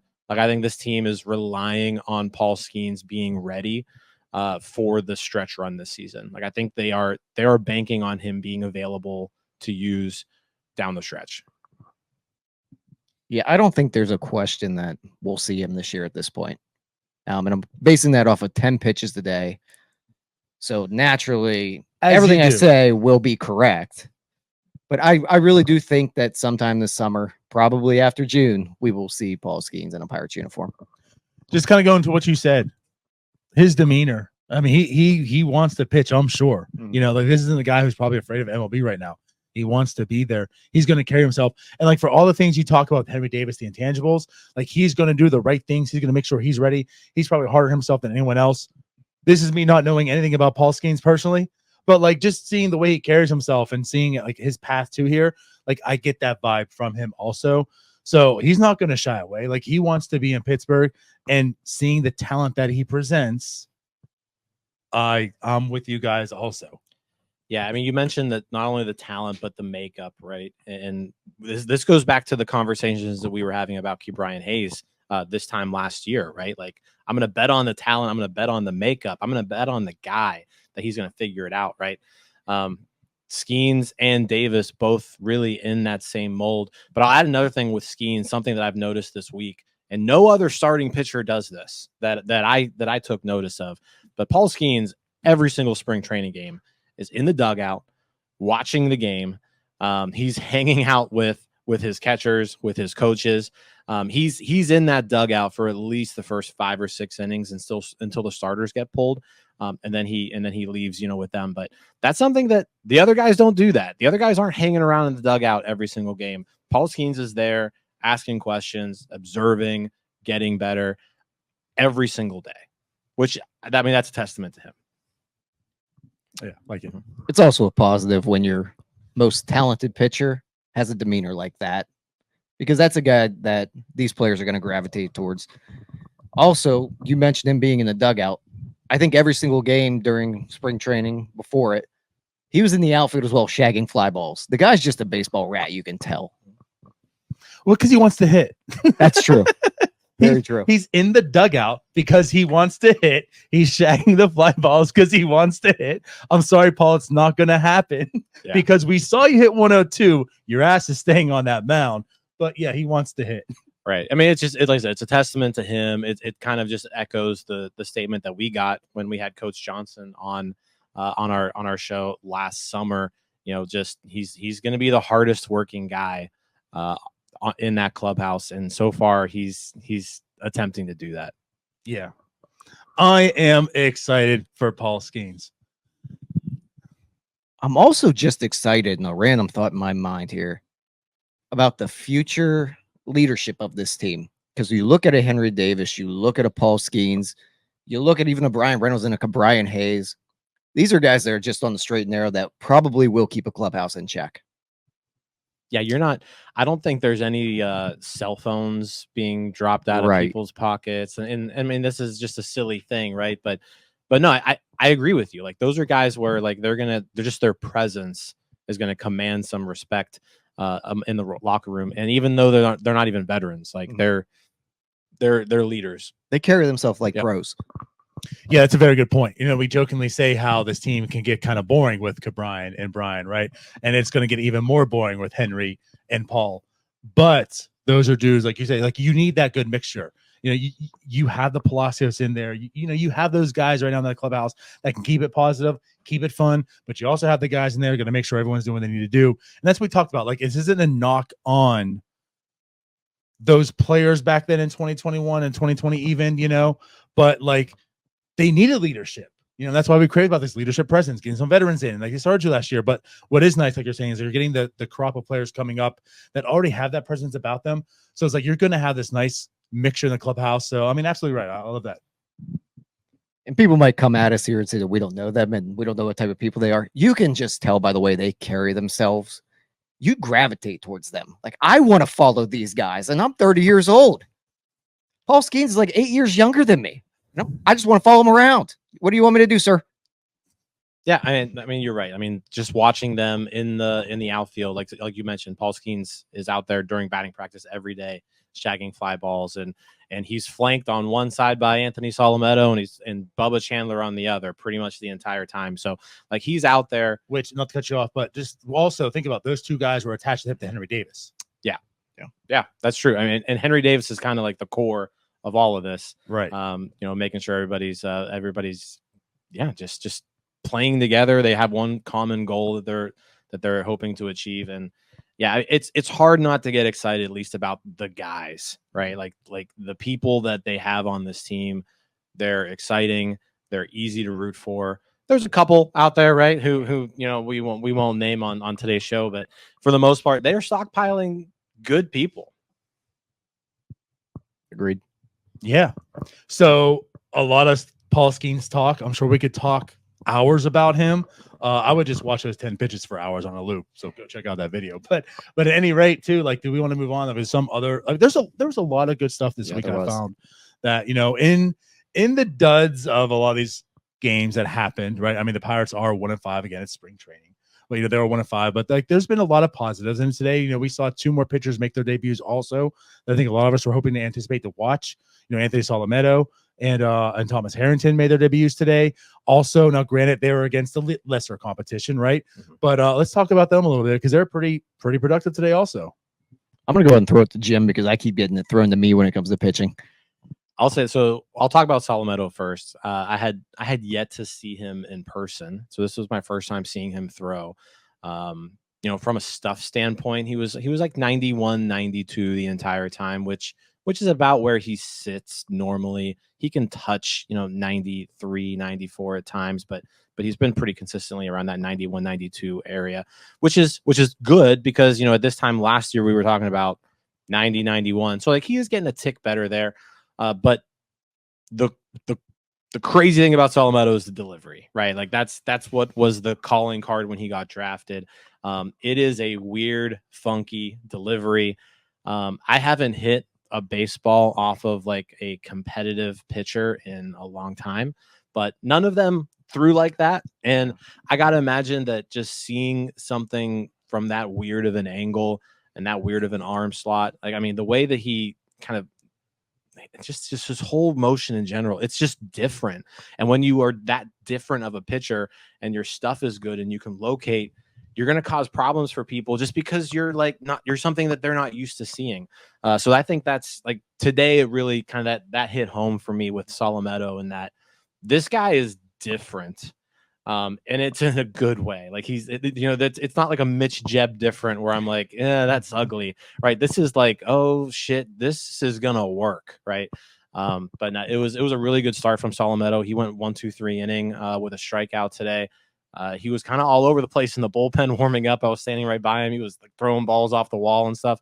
But once he got on the mound, a lot more control. And yeah, just an easy 1-2-3 inning against Baltimore minor leaguers. But again, they're Baltimore minor leaguers. It's a pretty good system. So he did a good job today. Yeah, it's really easy to get excited about him. And you mentioned the delivery, and that's really the reason why I think we're excited about Solometo in general. I think the concern does come in with the velocity a little bit at just what is his ceiling? Because if he is 91 to 92, it's probably more back end. I don't think we're going to get, a number 2 starter out of him. But if he can get that to 93 to 94, watch out. This guy can be dangerous. Yeah, because he's also like really tall and lanky. Right. Like we always talk about the Pirates talking about extension, right? I don't know what Baseball Savant would put Solometo's extension at. Anthony Murphy, I'm sure you've got the numbers, and you're here in the comments. But it's I would imagine it's a problem for hitters. Like that 91, 92 doesn't look like that to them. No. When you add in the extension along with the deceptive delivery, right? That 91, 92 doesn't look 91, 92. Yeah, I gotta say, like, so for me today, I'm definitely deferring to you guys on a lot of this game because I wasn't really watching it with the intent of that. I was doing a lot of videoing and such. But again, like I didn't see the velocity numbers so much, but like just I had like this newfound appreciation of Anthony Solometo, like by sitting back there, because you get to see it more or less head on. I mean, I was pretty much like right to the right of a left-handed hitter, and so seeing the arm come out basically at me, like I said, like there was an appreciation. Now, we talked about the velocity with him. So yes, like you want to see it uptick some. Again, the kid is 20 years old. Like that can come. I don't want to put too much on it. Like, oh, he's only sitting here. Like that can come. But of course, that is part of the ceiling on him, like you're mentioning. But I think the thing is, like we talked about the floor, like the floor probably is he's like a number 4, number 5 starter. Like I'm fully confident he's going to become a starting pitcher. But I guess the other thing too is, when you look at the crop of guys that the Pirates do have coming up, there's a lot of velocity with them. There actually is. So Anthony Solometo kind of presents like the other side, like the flip. So you look at this rotation, it's not 99, I'm sorry, maybe 104. 104, yeah. Who knows what Skenes is going to be throwing by 104, 199, because Bubba Chandler even, it's like you see this crop of guys, and like, Anthony Solometo kind of presents like the other side of the rotation here. So yeah, like again, like I liked what I saw from him so far, just from the funky delivery. Good first outing for him.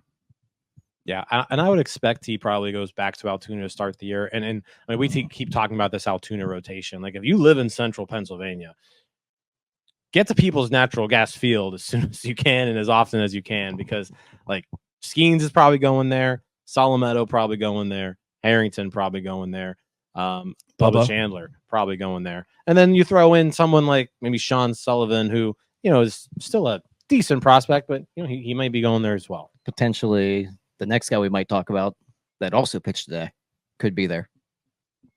Thomas Harrington. Oh, I mentioned him. Did you? Okay, I'm sorry. I zoned out there for a second. But, well, I'm like, wait a minute. Do we want to segue that into? Well, We want to Yeah, we can go that ahead and into Thomas segue. Harrington. I Yeah. just want to talk about Thomas Harrington. I'm sorry. Let's do it. Let's talk about Thomas Harrington. We all know that I like the guy. I've liked him. I liked him in the draft, and mainly this is because I'm a degenerate who gambled on Campbell baseball way too much. So naturally, I liked him and didn't really like Zach Neto, but that's a different story. The thing with Harrington to me is the pitchability with him. He's not a guy that's going to blow you away. I know you just mentioned the velocity that's coming up. He's not in that group of guys that's going to be throwing the 97, 98. But the stuff can play at a major league level. He's not a high ceiling guy either, but I do think he's a high floor guy that fits into a rotation and can eat a lot of innings for you. Every time out, he just finds a way to be effective.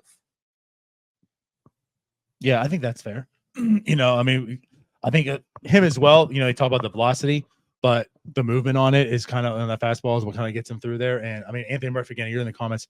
I know you talked him up quite a bit.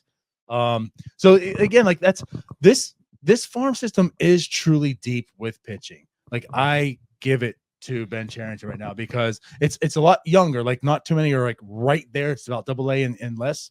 But there's a lot of depth. And, I'm not just saying that as far as just like there's people, like there's guys that you can certainly see like filling out this rotation. So like I get the aspect of people talking about like why not, why would you go ahead and sign guys to, deals this year to get this rotation? I mean, yes, I'm on board with that. But for those people, like I understand where you're coming from in the sense like there is actual real depth. And again, to be excited for something like that, you can be excited for this. There's a lot of good talent as far as the arms go. Yeah. Harrington. So, I mean, I saw him for the first time in person last year. He looked good. The stuff wasn't really impressive to me. Right. But if you dive into the numbers again, Murphy's gonna love this, but excellent fastball shape. It doesn't seem like it's 92, 93, right? It misses bats and he locates it well. Slider really good, changeup decent. He's a good pitcher. We talk about like the floor, right? And I think Solometo, yeah, pretty high floor. And I think the same with Harrington too. Like I think he's probably a back end starting pitcher in the major leagues. Now again, 1, 2, or 3, like 3 probably at his best, but I think he's a major league starting pitcher. There may even come more velocity down the road with him as he fills out a little bit more. He's still a kind of a lanky, slim dude, so he there may be something else there. But now he gets the job done today too. A little wild in the one at bat. He walked somebody, but he rebounded immediately with a strikeout. Got weak contact on top of that. Like I said, he pitched well. We've got his outing, every pitch of it, up on YouTube as well if you want to check it out. But yeah, I just go back to that Altoona rotation. It's gonna be fun to watch those first few months before people start moving up to Indianapolis. And the cool thing about just being at the game was normally after they pitch, they will come back to the bullpen. They'll give some high fives, then they'll go sit down and hang out for a little bit. Thomas Harrington immediately walked over to one of the coaches, sat down, and just went over his outing. I wish I knew who he was talking to, and I wish I could eavesdrop a little more, but it was kind of loud in the stadium. I really wanted to hear what they were talking about, but he went straight to the back, and I heard him ask about this pitch, this pitch, this pitch. That's a good sign to me. I know I don't want to feed the propaganda machine here, but like, I just love that. It seems like they have some guys that love baseball. Absolutely. I mean, just like on an outside perspective, I mean, if you're a coach, that's exactly what you want to see. If you're a teammate, that's what you want to see. Like you're in the organization, I mean, you want gamers. So I didn't see that, and I'm glad you brought it up. But yeah, good stuff. Yeah. From a pitching standpoint, Bailey Falter pitched today. He looked bad again. His second rough outing of the spring.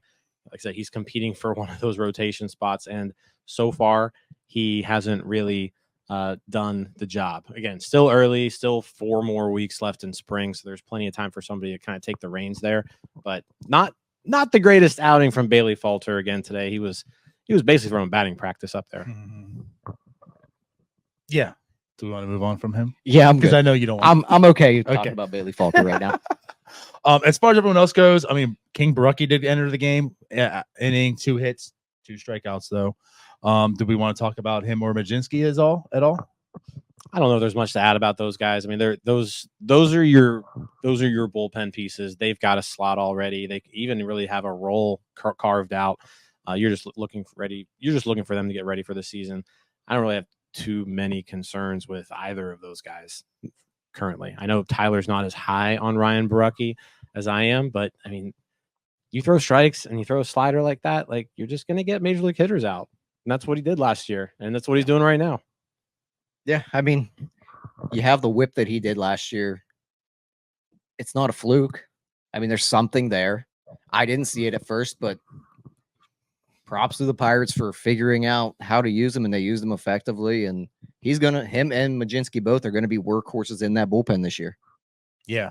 Yeah. I mean, again, we talked about the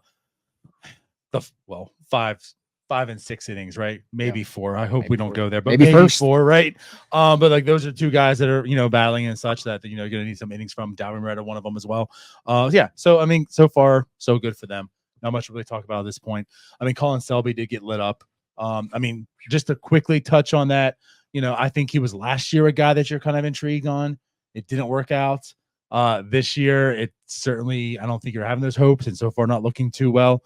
And I'd like to state for the record that I've never been intrigued by Colin Selby. No, you weren't. We weren't given the like De Los Santos Selby comparison. Like he could come up as a reliever. And I don't think I was. Okay. I don't think I was. I was intrigued. Okay, then, but not. It was Tyler. Yes, Team Tyler. I was. Yeah, he gets hit way too hard, and he can't throw strikes when his stuff is there. So to me, he is if not the next player DFA'd, he's like the one after. Oh yeah, like I would actually kind of be surprised if Colin Selby is on this 40-man roster at the end of spring.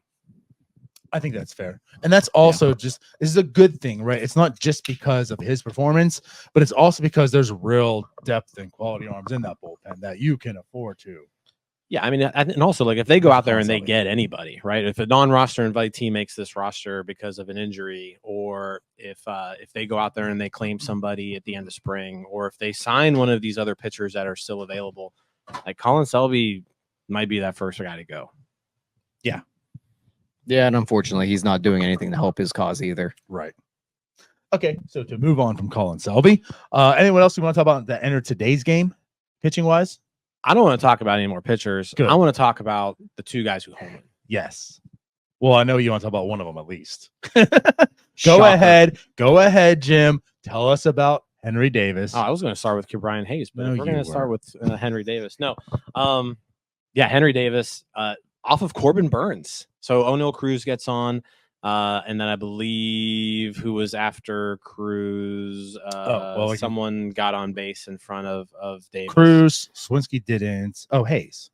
So Cruz and Hayes both get on. Oh no, Hayes couldn't have. Okay. Yeah, you don't tell know what us. you're talking about. Rowdy walked. So Rowdy Tellez walks, and the only way you're going to get Rowdy Tellez around the bases is to hit a home run, and that's what Henry Davis did. So I mean, he off of Corbin Burns, so you love to see it.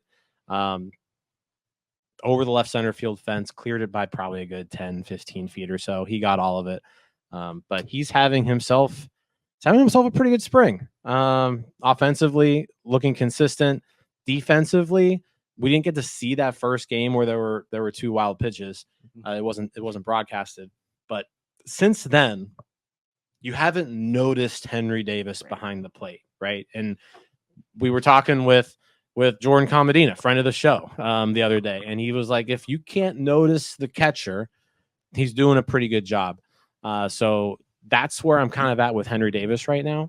We haven't noticed him behind the plate, so seems to be doing okay back there. Yeah. There were some comments made today that, Grandal's obviously on this team. There's a battle for that second catcher spot.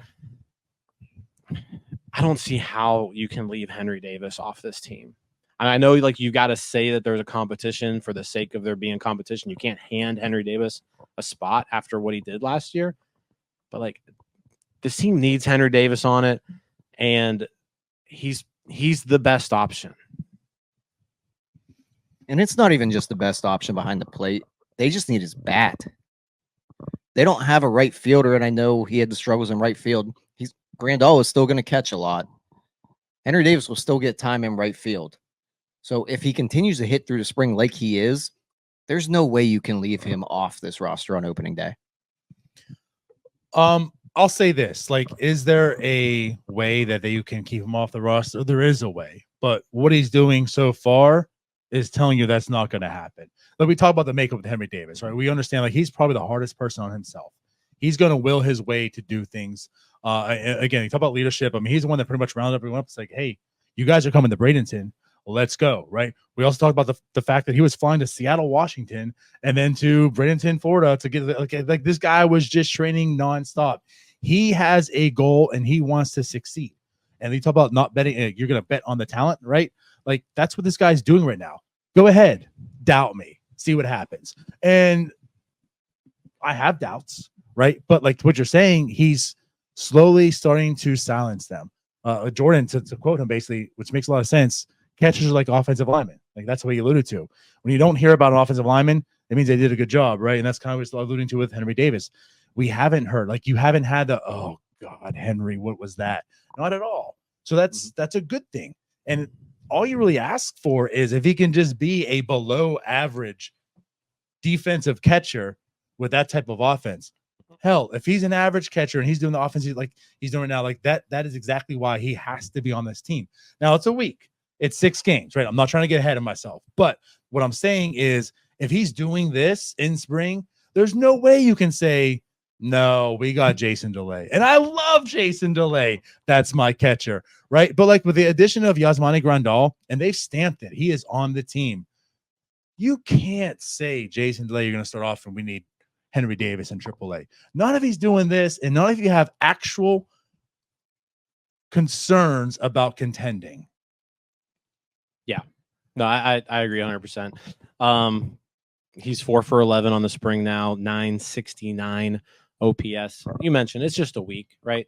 But when we talk about small sample sizes, like if you're gonna have a small sample size, at least have it be good. Right. You know, like you want it to be good, and so far so good for Henry Davis. And I just think the most likely scenario here is that this team does carry 3 catchers going into opening day: Jason DeLay, Henry Davis, and Grandal, all 3 on the team. And just to touch on the small sample size you just mentioned, it's not just the results we're seeing from Henry Davis. It's the way he's doing it. We're seeing him lift the ball in the air to the pull side.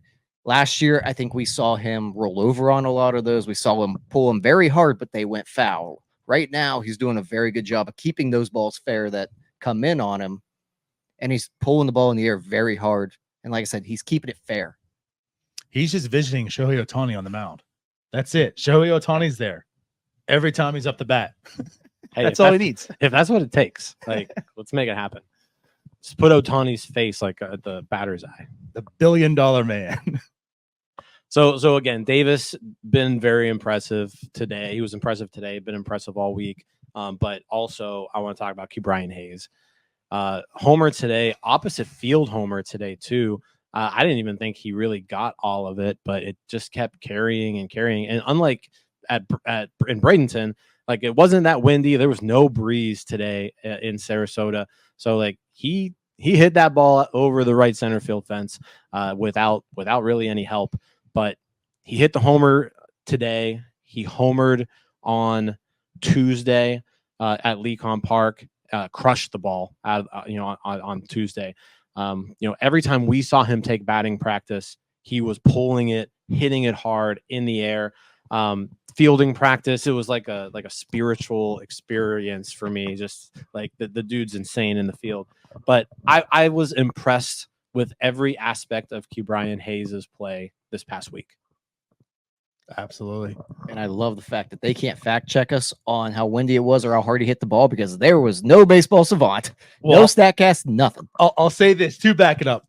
Stamp it. 3 miles an hour was the wind, left to right. So we do have the facts on the wind. So yes, there was no high winds. Right. Now StatCast I can't help you with. But no, I mean, just across the board, he was impressive this week. He's come ready to play. You hope that those last 2 months from 2023 just are who he is now. And if that's who he is, Brody put in here in the comments, Hayes will get MVP votes. if that's who he is, he's gonna get MVP votes. Like I said, if he can hit the ball and he can hit the ball over the fence and he can play that defense that we all know he's capable of doing, he could have a really, really special season. But he's locked in, like he's ready to go. Yeah, and I don't want to get ahead of ourselves here because we have seen Ke'Bryan Hayes have very good springs where he has looked like a different player. The difference, I think, this year is what happened in the final few months of last season, where it really turned on for him. Dare I say 20 home runs this year? Oh, he had 15 last year. I just want to put it this way. You know, maybe this is the more skeptical in me or just the more cautious in me, right? But I mean, you're absolutely right. If he didn't have the last 2 months that he had last year going to spring training and doing this, we would say, well, you know what? We literally saw that last year. Like we saw all of this last year. And he came out in April, came out in May, did his thing that he normally does, right? But the fact that he did that leaves you more optimistic. So can he carry this over? And like you say, when it comes to small sample, you want positive small samples. So far it is small sample, but he has looked really good. So I'm not here to say like he is going to have the MVP type season. He's going to get votes. He's going to have this great season. But what I am going to say is I'm still encouraged. With Ke'Bryan, I'm still not too worried about what I see in spring. Yes, it's encouraging. Yes, it'll get me excited. Talk to me after April, and then I'm ready to have like a real conversation because that's when I need it from him. And it just is what it is. Now I'm more confident that he can be that person. I'm more hopeful that he will. Like this isn't me poo-pooing him and saying it's the same old Ke'Bryan. Shut up, guys. Like I feel encouraged that he is closer to being that person than the person that we saw in April.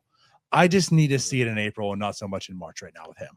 Yeah, and then the other thing too that he's been touting, every time that he's been in front of a microphone is he wants to make sure he's on the field playing for 150 plus games because he hasn't really been able to show that he's capable of doing that. Just so the durability standpoint, you want to see him kind of get to that point where you can count on him just being out there every single day. That alone will add a lot of value to him. But like I said, if he can hit the ceiling, the ceiling is higher than I could have ever imagined for Hayes if he can actually turn into a good major league hitter. And not just Hayes, man. The ceiling changes for the Pirates. Yeah. Oh yeah. It changes the trajectory of this team if Ke'Bryan Hayes is actually what he showed at the end of last year. The end of last year, they finished over 500 in their last 2 months, and they had 2 pitchers, right? They had 2 pitchers, and Ke'Bryan Hayes basically leading them to victory, and Reynolds and Swinsky, played large roles in that too. But yeah, it kind of just goes to show you that if you can get at the end of the day, if you can get high quality play from your everyday players, you're going to win baseball games, right? It's that's crazy. Hold on. Hire Jim for GM. Hold on. If you've got good players on your team, you're going to win. But that's really what it comes down to. Ke'Bryan Hayes has been a good baseball player throughout his major career, but if he can be a very good baseball player, yeah, it changes the makeup of the team. Yeah, that lineup becomes very intriguing, very deep. And a big part of that also is because of the guy who is returning this year with O'Neill Cruz. He also played today. O'Neill Cruz looked pretty good. And what I want to say is, again, he was hitting the ball hard. He had the plate. But the one thing I really want to point out is he got on base right away. And the first thing he did is steal second. Now, I just look at that as, he got the green light right away the first time he's on base. I'm not out here saying I'm a doctor or I'm the Pirates mindset here, but the fact that he was given the green light and he did it maybe puts me at ease about their concerns about that injury. And it's is this all lights all go O'Neill Cruz for 2024? Are we not being cautious with him? Because that would be amazing. Yeah, at the very least, it's encouraging that it's spring training, February 29th, and he was given the green light to steal a base. He smoked that baseball. Yeah. The first one? Yeah. Yeah. He murdered that ball. It went into the ground, but if he would have lifted that thing, it might still be going. Yeah, I think it's pretty clear by now. O'Neill Cruz owns Corbin Burns. Just owns him. But no, that first single, he pulled it. It was on the ground, but he hit the ball probably. I said no StatCast, so let's just make up a number. It went 128.3 miles per hour. Hardest hit ball I think ever. Yes. In the Statcast era. Well, 128.7. But was actually more impressive than both of those things. He comes back from the quote unquote oblique injury that never happened. Just want to say there was no injury. But he makes the play going back on defense, comes up a second time, and then there's a ball low and away. And instead of trying to do too much with it, he just flicks it in the left field for a base hit, RBI single for his second hit of the game. He's looked really comfortable on the field, at the plate. The 2 walks he had on Tuesday as well led to 2 runs. He got the offense going today as well. He's looked good. And again, small sample size, but he's doing everything you want to see him do after missing that much time. I'd like to see him throw the baseball to the first baseman's chest, but those are little things. We'll work that one Semantics, out.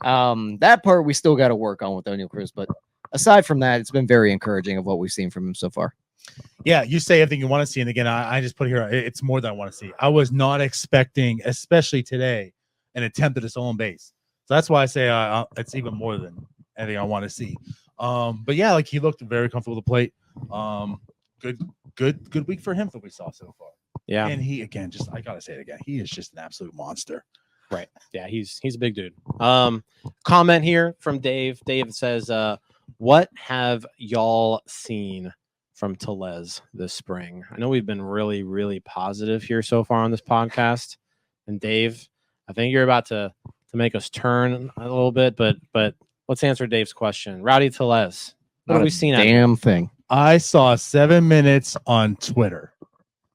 That nice little video we had of Rowdy Tellez walking around. That's true. The mic'd up video was nice. That was good. He's a guy I would like to be around. He seems funny. He seems entertaining. Much self-defecating. But yeah, I'm not quite sure as far as like on a baseball field, because that's not where I am. I don't think I want to see him much there. I don't know. Yeah, I think that's definitely a concern, is the first base situation in general. And I do go back to the O'Neal Cruz. He does have throwing issues. But at the same time, a Carlos Santana previously probably bails out O'Neal Cruz on a lot of the errors that might come this season. We saw it in, I don't remember which game it was. Tuesday. Was it Tuesday? O'Neal one-hopped the ball to first base. It should have been an easy out. First baseman's got to pick it. And we're going to get a lot of Rowdy Tellez at first base this year, which that part is a bit concerning to me. Yeah. That's a good point. And I can't remember if it was Tuesday or Sunday now, but I'll say this. Yeah, he hasn't done anything impressive in the field for me. He's kind of just been there. I do remember that ball in the dirt. It was a tough play for anybody. I'm not going to expect a first baseman to make that play, but at the same time, like, you want them to, and he didn't.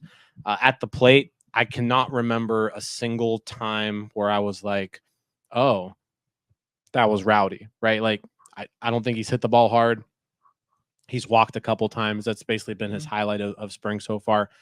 And even like, and I know it's batting practice, but like we got to watch a lot of batting practice this week. And some guys looked impressive. Some guys didn't. And like Rowdy didn't.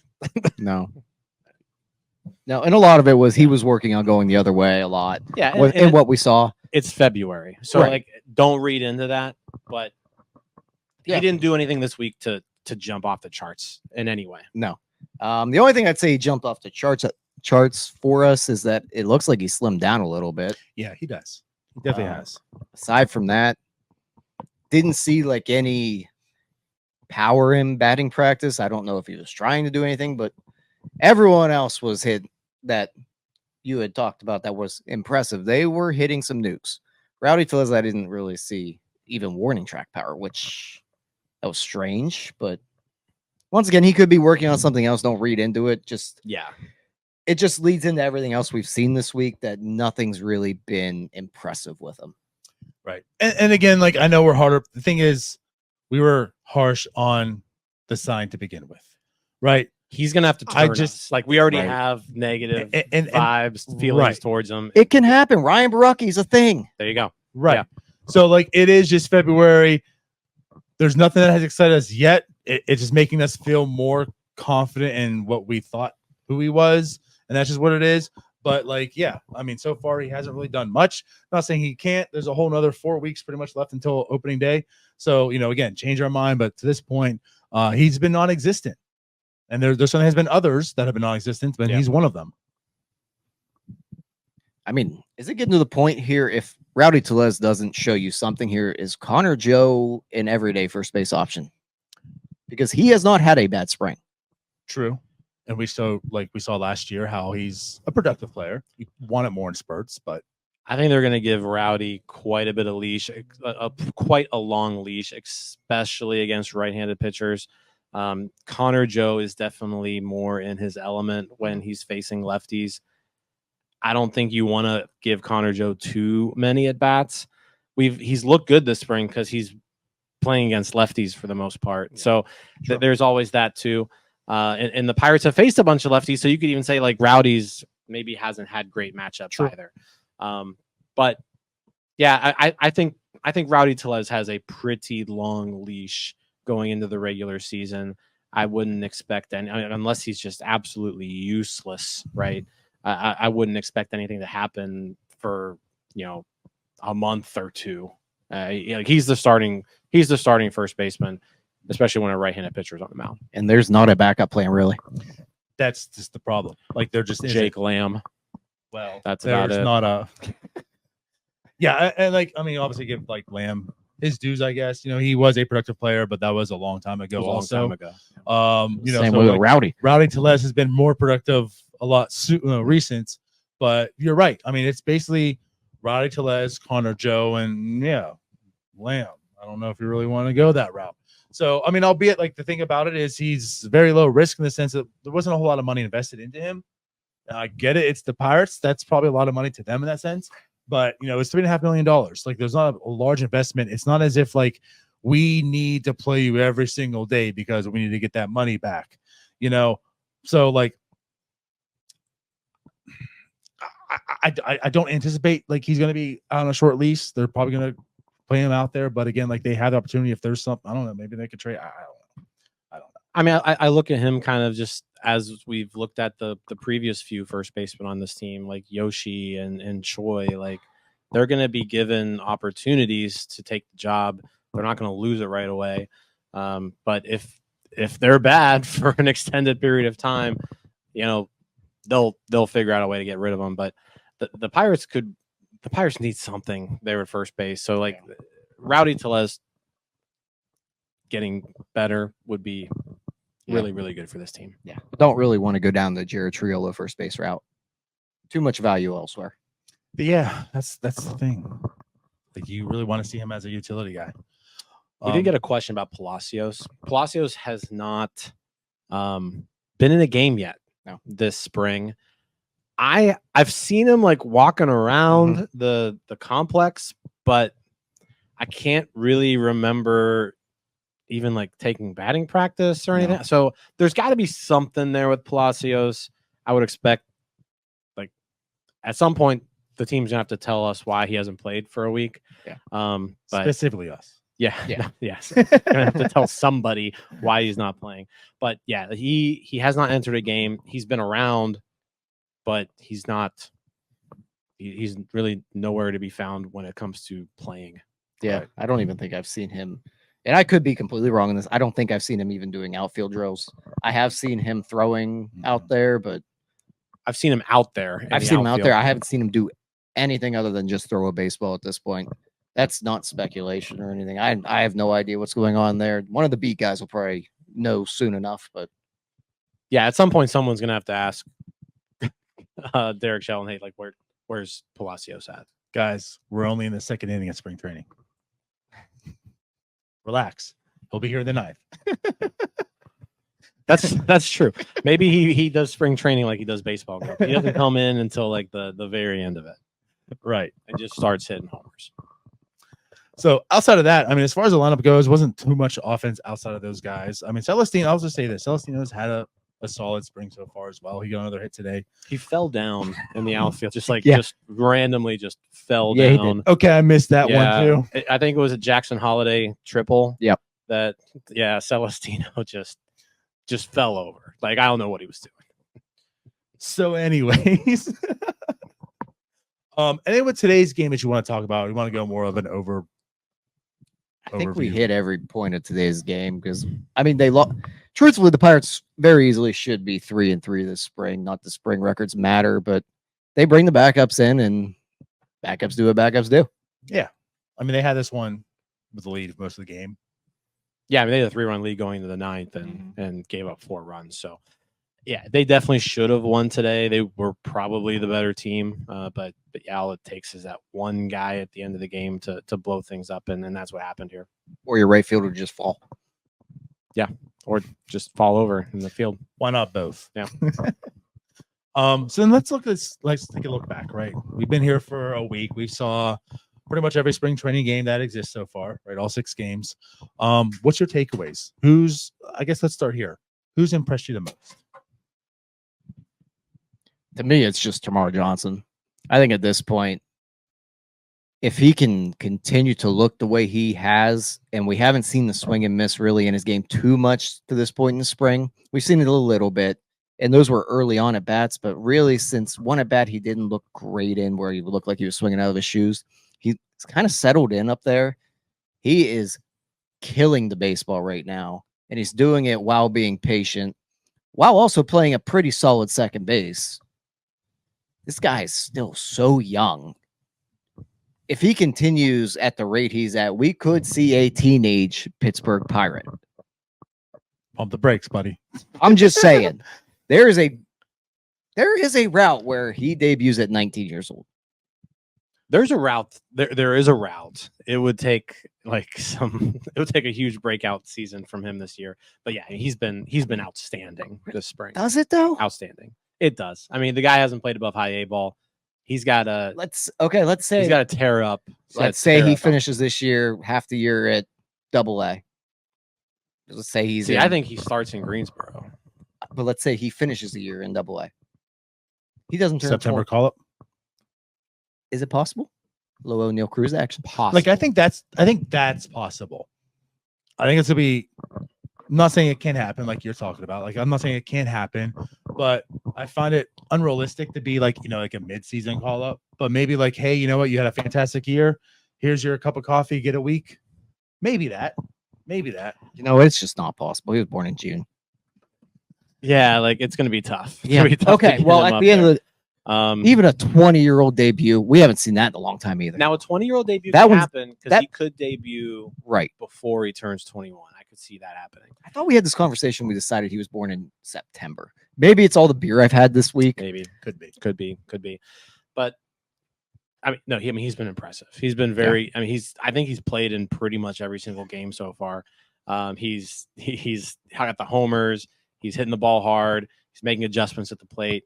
Yeah, he's looked really good. Yeah, yes. He is getting me excited. That's it. I guess one of the guys too. I'm not gonna say irrational like Paul Skenes, but we talked about some of the concerns we have and the contact rate, whatever. But understanding the power that he presents right now and like seeing him hit the ball and play, like he kind of looks like the real deal, guys. Mm-hmm. So who's impressed you the most, Jim? I want to say Henry Davis, say but it. I have to say Q Brian Hayes. Okay. I've got to say Q Brian Hayes. Just really, really good at bats. He's hitting the ball hard. He's pulling it. He's hitting it in the air. He's doing everything you want to see him do. You mentioned it earlier. He's kind of had that success down here throughout his entire career. So now it's just, can you sustain it through spring? Can it roll into April? And if so, like a 5-WAR player, like he's capable of doing if he can hit the ball, that changes the trajectory of this team by quite a bit. And I just want to co-sign what you said something earlier because we were watching it together and we were both just, in amazement of it. But watching Brian Hayes take fielding practice, I would pay the price of admission for that. I would absolutely pay a ticket to go into PNC Park just to watch him take rounders because, man, Like he makes they say like he makes everything look so easy. And you see it on TV. You see it on TV, but seeing it in person right there, that part, I mean, he is in the best position. He makes everything just look so effortlessly, everything. And again, that's why he doesn't have the strongest arm, maybe because he doesn't need it. He's gotten that ball and it's out of his hands 2 seconds before any other third baseman gets to it. So just, I mean, it's just so impressive. I love that pick. Man, his anticipation is unreal. His feet are so good. Just everything about him's impressive at third base. Yeah, it really is. Like you mentioned, like he doesn't even give baseballs the opportunity to have a bad hop. Like he's always in the right position. The feet are always exactly where they need to be so he can get off an accurate throw. He's the best third baseman in baseball. Like when it comes to defense, like plain and simple. I will back up Shelton. Like, I mean, he's the best defender in baseball. He's the best. Yeah, bar none. Well, since you aren't going to do it, Jim, I'm going to go with your boy Henry Davis. I just assumed you were, and your guy was going to be my pick. So I'll go with Henry Davis because I think the three that stand out are the three we're mentioning right now. I guess like I would want to add a pitcher, but we just haven't seen enough of them.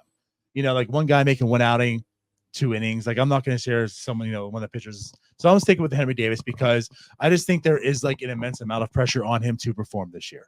And I'm not saying he's feeling it, but there is an immense amount of pressure, and he has to catch. Like he has to catch. And he has to hit. It's not as if he come in here just saying like, oh, you just need to learn how to catch, because he didn't hit that well in the majors last year either. It's like you got to prove your point that you can hit and you can catch. And so far, as we just kind of talked about, he's doing both. And we talk about the leadership. We talk about how much that's how much that means and such. So far, what he's doing, to me, it's standing out. Great job so far. When we talk about, he's one of those 5 or 6 most important pieces on this team, right? He's one of those 50%. He's one of those. He's one of those 50% guys. Yeah. All right. So we talked about the most impressive. So let's go the other route. Who's been the most disappointing? You know what? I was between 2 guys, but I think I just got to stick with the one. Bailey Falter's looked really bad to this point. He's looked really bad. I know we've heard a lot. The Pirates love the extension of him. I still don't really know what extension means. I do, but it seems stupid to me. Don't really care because he throws 88. It's just like he's throwing batting practice every time he's out there. You mentioned it earlier, Jim. Every time he's out there, he's just getting hit way too hard. He doesn't miss bats. It's just not working. If this continues, you can't roll him out there to start the year. There's been too many other guys that have looked effective. Yeah. And it's spring training. So you never really know, like, is he maybe working on a specific thing? But, for a guy who's competing for a spot, not only in the rotation, but on this team, he's out of options. So, like, he's got to make this team in some capacity or he's getting DFA'd. So with all that in mind, you want to see something out of him. And again, it's February 29th. I mentioned it earlier, but yeah, Bailey Falter he's been bad. Plain and simple, he's been bad. Did I take yours? You took mine. I'm sorry. I should have went. I should have went with number 2 on it. I got to think of somebody myself, which if I'm going to do it on the fly, I'm going to say, unfortunately, I got to go with my guy, Jack Sawinski. Okay. He had one pretty hard hit ball earlier in the week, but today 0 for 3, 3 strikeouts. Not exactly the greatest performance there. He is 1 for 6, I believe, is the total on the spring. He had the one good hit, but outside that, it hasn't been much. He did make a good play in the field today. Yeah. Nice diving play in the field today. So that was good to see. And it wasn't one of those things where like it was a bad route and he got a bad jump. Like it was a genuinely good play out there in center field to rob a hit. But he's someone who I'm expecting to take a pretty big step forward this year. And we just haven't seen signs of it. That's all. And I said there's plenty of time, but so far, not exactly what you want to see out of Sawinski. He's getting that slump out of the way right now. So he's ready to go on opening day. There you go. That's all I mean, he had that slump last year in spring. So if we want to talk about the things about Cabrine, right? We've seen this before. I mean, we see a lot of Jack Sawinski. We were talking about, is he going to start in AAA last year because of his spring? So maybe this is a good thing. maybe he needs to be the most disappointing person in spring training so we can start in April and start mashing. There you go. Yeah, he's doing this for the team. He's doing it for the team, guys. He's getting, like you said, getting that over 30 slump out now. For me, this is a little more difficult for me now because you guys took those two guys. Again, it's hard for me to really label a pitcher. Now, your guy, I can understand why he's been pretty bad these past two times. But again, like one outing, I don't know if that's really going to deter me if someone's been the most impressive or disappointing. And like you look at the guys that are on the bubbles, like they've been fine. Like I don't think Ronesy's been impressive or disappointing. Same with like Ortiz and such. So like I gotta go to the hitters as well. You guys label those two. I guess I just gotta go with maybe our boy here. Because you talk about guys like fighting for a roster spot. He's been DFA'd once. Kenny Smith-Njigba hasn't looked good at the plate at all.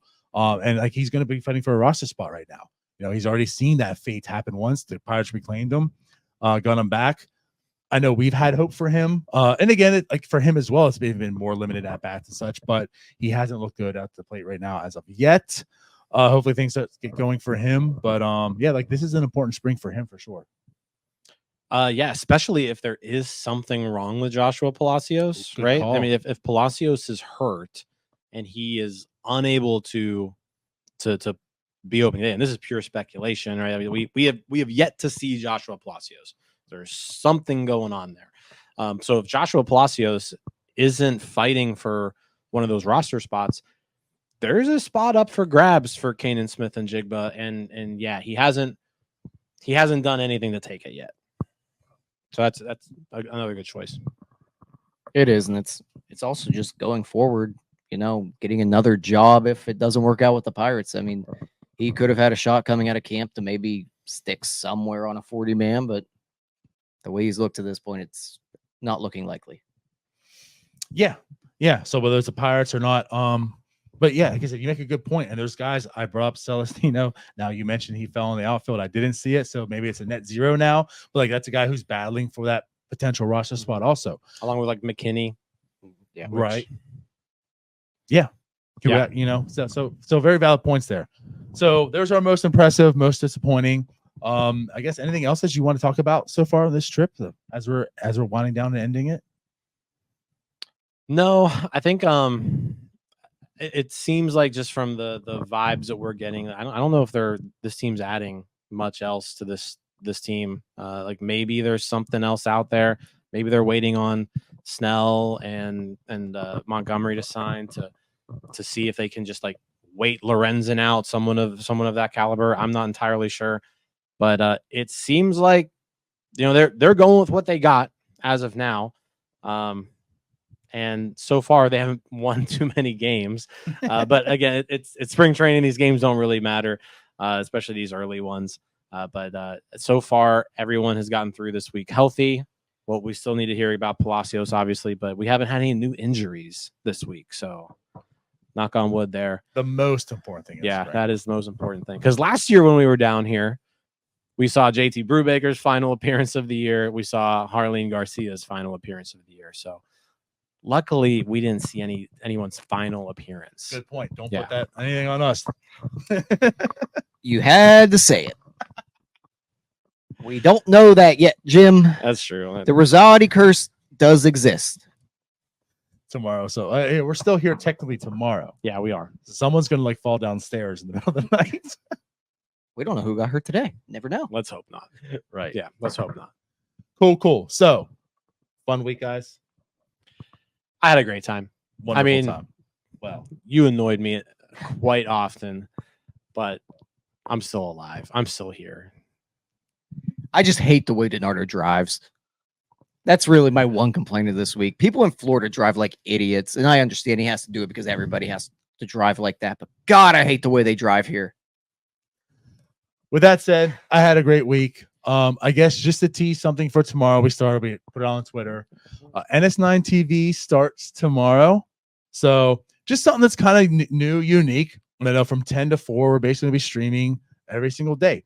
So we'll have, it's almost like a TV station. We'll have all of our content out there presented to you. Just you want to have it in the background or, you know, just catch up on things, see random things. It's going to be all of like previous shows, even some shows we've had maybe back in the day that, you know, prevalent, you know, some TikToks in there, some videos that may be like, mixed in with this to such. So, but yeah, like basically every day from 10 to 4, every day, 7 days a week. NS9 TV going live tomorrow. Yeah, it should be cool. I mean, if you work during the day and you just kind of want something, you want it to be Pirates related content, just pop on NS9 TV and you've got 6 hours of uninterrupted Pirates talk from idiots like us. Who doesn't want to hear these voices for like 6 hours a day? Hey, you even get Cody. Now he won't be smashing any moss, but you might even get Cody here and there. That's true. Yeah. Yeah. So there's that. And yeah, I guess there's not too much more to tease. I guess we can just tease that also. Like the Neil Walker bucket round will be out next Friday. So tune in for that. And I think that's everything. That's everything. So we out of here. We're out from Bradenton. Out from here, guys. Let's get out of here. All right. We'll see you all back later. Bye-bye. Peace out, Girl Scouts. See you guys. Hey, you all. Thank you for watching. I know we try to provide the most entertaining content that we can, and we'd love to spread it to as many people as possible. So I know it doesn't seem like a lot, but if you could take the 5 seconds to like this video and subscribe to the page, it helps out so much more than you know. Thank you, and let's go Bucks.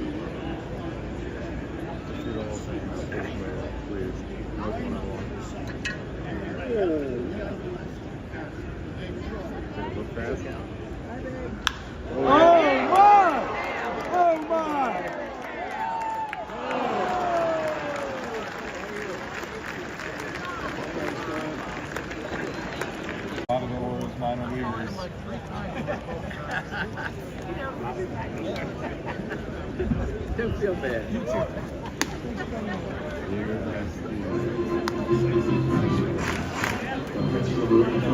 those guys are pitchers, and one of them has been hurt for a little while, so I don't want to ask about his health or his status, but that's what they'll do. They open up tomorrow out there. Where? With Spring Home Park? Okay. I ride my bike out there when they're not practicing.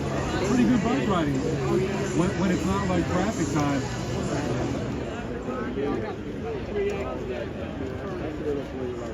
That's a little bit of room. You can make a practice area for yourself. We got a couple barns. I got a batting cage. Okay. Who's he play for? He plays for Prime. Okay. So some of those tournaments that he plays in, they're at Twin Lakes.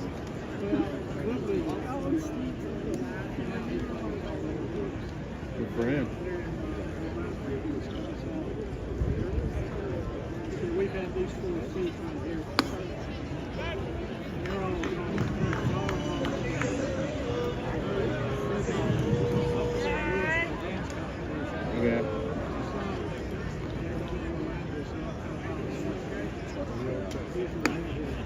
Is that your gentlemanly way of saying I'm in your seat?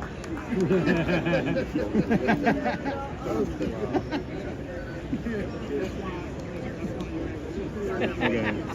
Well, tell them thank you very much. I'm happy to support them. Where's he go to school? The 13-year-old.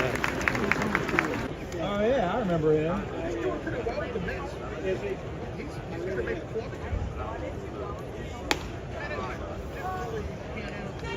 How does anybody not? I don't want to sound like Seinfeld's mom, but how does anyone not like him? Really? That's the whole sport right there. His swing's unreal.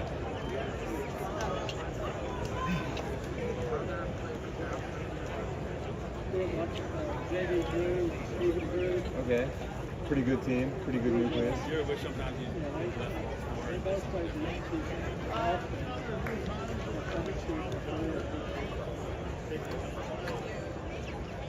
Oh.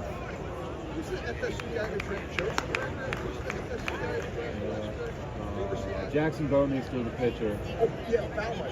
Yeah. The other guy, what did you say? The other guy? That's the guy. He was in Oh. Really? Yeah. He went with that. Good for him.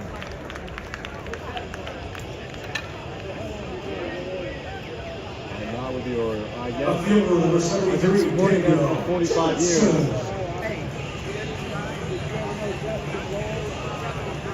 Stuff from you?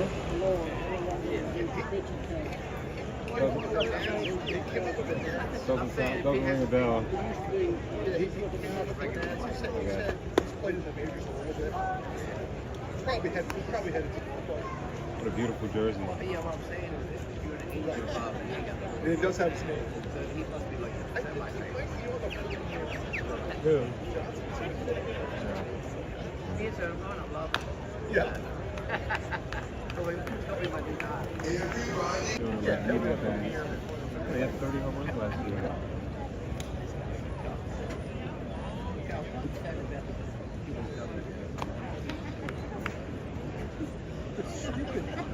Oh, here we go. All right. Yeah, who's the shortstop and second baseman when you get a chance? And outfielders.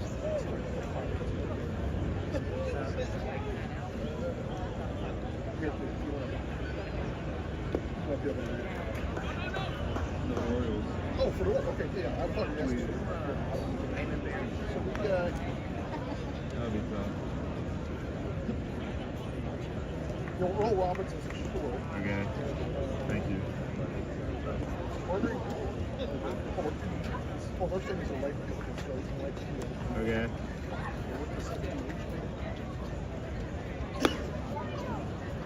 Second base is like next field, dude.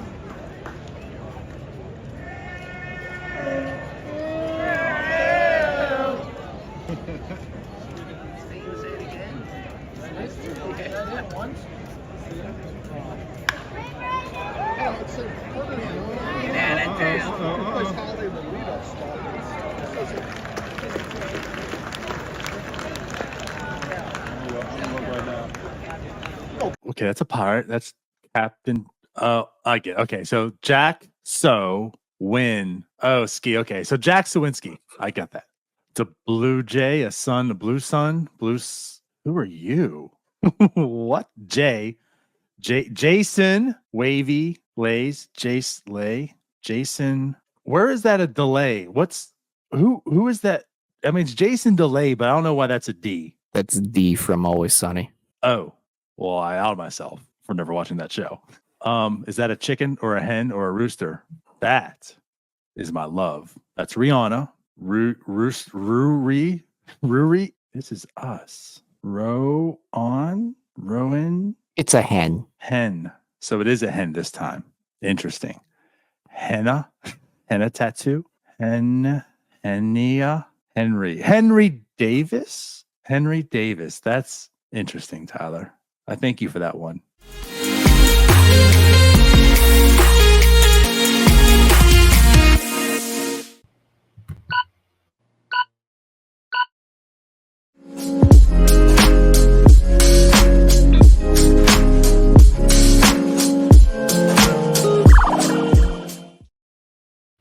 welcome everyone to the 5th episode of Neil and Doug Go to the Movies. Doug, can you believe that we've done 5 already? Yeah, I can't believe it, and especially based on the Bucko Mike rankings that they've not pulled the plug on this operation. Yeah, right. I was getting some threatening texts from DiNardo after those power rankings dropped because, man, apparently talking about the Barbie movie is a real crime. Yeah, we didn't make the movie, right? But Bucko Mike said to me, I said, we're doing a show about the Oscar-nominated movies. It is an Oscar, and he said it's like talking about a Pro Bowl. And Pro Bowl it's funny because alternate. we were. Yeah, it's funny because I don't remember us being like particularly all that positive about the movie. No, that's we didn't go out and say watch it or anything. But for those who don't know, Bucko Mike is our biggest fan, but also our harshest. I don't think he's my biggest fan. I don't think he's ever been my biggest fan. Well, he was my biggest fan. I was number 2 in the Bucko Mike rankings, but I am now. I dropped down after the Barbie catastrophe. I dropped down to number 10. I don't think we have 10. Yeah. I mean, you've held the same spot the entire time. I was solidly in 12 behind 2 NAs. Yeah. Oh, yeah. Well, that's my cozy spot. If I'm not last, I don't feel right. Like I can't sleep well. I need the Bucko Mike's rankings to have me in my proper place.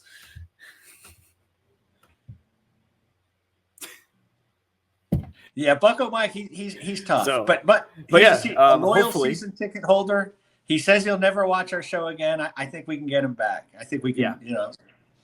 So I hope we can. It was really disappointing to hear they said he wouldn't watch us again. But I think we got a movie for him that gets the testosterone running. It's got the masculinity. It's got the cussing. It's got the violence. Right. I think we got the movie for him. And I hope he's actually seen it. There's certainly no. Barbie. I mean, there's barely any women in this movie. So this is a manly man movie. It is. It is mostly men, besides a couple of scenes with Robert De Niro's ex-wife. But yeah, no, it is it's what the people asked for. So good job, Doug. Well, I love this movie. It's a top 10 for me. I love De Niro's performance. At the time, now your generation has seen him. Meet the Fockers, Meet the Parents, Dirty Grandpa. Your generation is familiar with Robert De Niro as a comedic actor. When I went and saw this movie, I had not seen him do. He had done one sort of dark, satirical comedy as the King of New York. Had nothing like that. He knew he needed to show that he could play more than just a gangster, or a tough guy, that sort of thing. And so he pursued the role of Big. Can you imagine Robert De Niro playing Josh Baskin in Big? It kind of blows my brain up. Penny Marshall, the director, wanted him, but the studio was like they were not taking that chance, and so he then got this role, which had originally been set for Harrison Ford and Chevy Chase, and I love this. It would have been a different movie. It would have been a good movie. It would have been way but I would go see that movie. I would have been there. I would have saw that on opening night. That would have been great. I'm happy it turned out the way it did. At one point, they wanted Cher to play the Duke, the Charles Grodin character, and that doesn't make any sense to me. I don't see how that could have worked at all. But I guess the studio had wanted a little sexual chemistry. I'm glad let's just do a buddy movie. This is a great buddy movie. It is a great road movie. Yes. It's an action comedy. It's a simple concept. Charles Grodin plays Jonathan Mardukas, the Duke. He's an accountant for the mob, but he didn't know he was an accountant for the mob. Once he found out, he thought he worked for a legitimate accounting firm. Once he found out, he embezzled $15 million and gave it away, most of it to charity, but then antagonized the mobster, the head of the Chicago mob, Jimmy Serrano. He'd send him postcards telling him how much he was enjoying spending his money, that sort of thing. He eventually gets arrested, and someone posts his bail, not realizing who he is. And so, as soon as he goes to jail, he's going to get killed, right? The mob is going to have him killed. If they don't get to him before, he's going to be killed in jail. They hire Robert De Niro, plays a bounty hunter who used to be a cop in Chicago. That didn't work out. At this point in the movie, we don't know why. But so again, simple concept. He's got to find the Duke and get him back to Los Angeles, and he's got 5 days to do it. As Joe Pantaleone, as the bail bondsman says, it's a midnight run. It'll be easy. So it is a midnight run, and it does not turn out to be a midnight run. Right, hijinks and shenanigans ensue, and we get again, to me, one of my all-time favorite movies. It still holds up. It came out in 1988. The movie doesn't have any cell phones. There's a heavy usage of phone booths in this movie. A lot of smoking, but other than that, the movie you could play this movie today.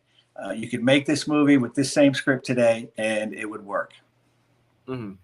Yeah, no, it would. And the script is what I think is the best part of the movie, because the actors carry the script, but the way that this movie was written exactly what it needed to make like a comedy heist, not heist, but like almost like a smuggling type movie. Two people growing together.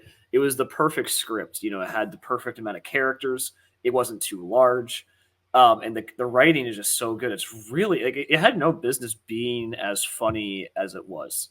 You're absolutely right about this. This movie has been copied 1,000 times. I mean, they've done, all sorts of these buddy road trip things, and they, trying to do the opposites, butting up against each other. I think of like Reese Witherspoon and Sofia Vergara did like a Hot Pursuit, and they don't work. Most of them don't work. The scripts are flawed, and even very talented, charismatic performances, actors cannot pull it off because the script just isn't there. And you're right. The script in this is so well done. And there's some improv, and we'll talk about that a little later. But are you talking about like when De Niro's pulling the glasses out in the FBI car, and he's just like putting it on, stuff like that? Was that improvised? Foster Grant, right? Yeah. No, the most improv scene that they discuss is in the train car, and to me, it was one of the best scenes of the movie.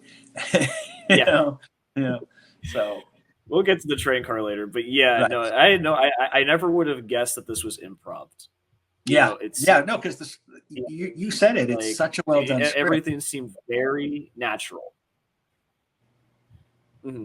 I don't know who writes this movie, but it is fantastic. And obviously, when you get talented people, Robert De Niro is one of the best people in Hollywood to ever exist. He's in the upper echelon. But no, like the writing is so good, and the how De Niro and what's his Charles name? Grodin. Charles Grodin just play off of each other. It's really funny. Where like you have De Niro and he still plays the mobster. He still plays like the shady figure. But his annoyance toward Grodin the entire movie is just great. And Grodin keeps poking him like, you shouldn't smoke. You're like, why do you eat that food that's bad for you? You're like, just seeing him get more and more annoyed. Like, it was great. Yeah. Jack, a restaurant's not a good investment. If I were your accountant, Jack, I would advise. But you're not my accountant. Yes, I know I'm not your accountant. But if I were, and one of my favorite scenes is the where he says, "You lied to me first." He goes, "You lied to me 3 days ago. You lied to me." He goes, "Yes, but you had no prior knowledge that I lied to you when you lied to me. So as far as you knew, you lied to me first." I mean, that's great writing. You just and then two actors. I was more like as they're leaving, it's like. Sorry, go ahead. No, I was just saying you got two guys and you're letting them cook, right? It's two just really talented actors. Mm-hmm. I should mention Charles Grodin was born in Pittsburgh. He is a Pittsburgh guy, and he was but he probably moved off to Hollywood. But he was around for the 60 World Series, 71, 79. So I'm hoping that he's a diehard Pirate fan. Yeah, I read his autobiography. He got the good stuff in the Yeah, I don't think he's showing up to any Steelers games with David Bednar. But yeah, no, and I think it's important to even talk about not just the writing, on top of the writing is that the plot, the progression is really natural. It starts off not small stakes, but it's there's imminent danger. You got the FBI tracking them down. You got the mob tracking them down, but it slowly escalates. First, they get stopped by the FBI agents, and then they're about to get caught by the police, and then there's a fight between the feds and the mob, right? And then it grows into them getting kidnapped by another bounty hunter while being chased, and then it keeps going until you meet Jimmy Solano in the airport, and the progression happens pretty naturally. It's a well built movie in terms of just building up the tension without making it. And while there are hijinks, it's not too crazy. It's not too stupid. It all feels real. The movie has a logical progression, right? This happens, and because of that, then this next thing happens, and right. I mean, the bounty hunter's office is bugged, so the FBI is getting information, and then the bounty hunter's assistant or whatever is feeding information to the mob. So there's none of these crazy coincidences out, they just bump into each other in the middle of downtown Chicago. No, everything makes sense. The mob knows where they're going, so they get there first. The FBI knows where they're going, so they get there or try to get there first. And De Niro's smart enough to get him off the train, 2 towns back, that sort of thing. There's none of these just huge jumps of either logic or coincidence that why did that happen? Because it's in the script. No, this made sense.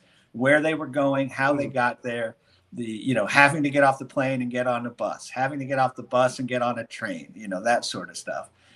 It rivals Planes, Trains, and Automobiles. It's a good road movie.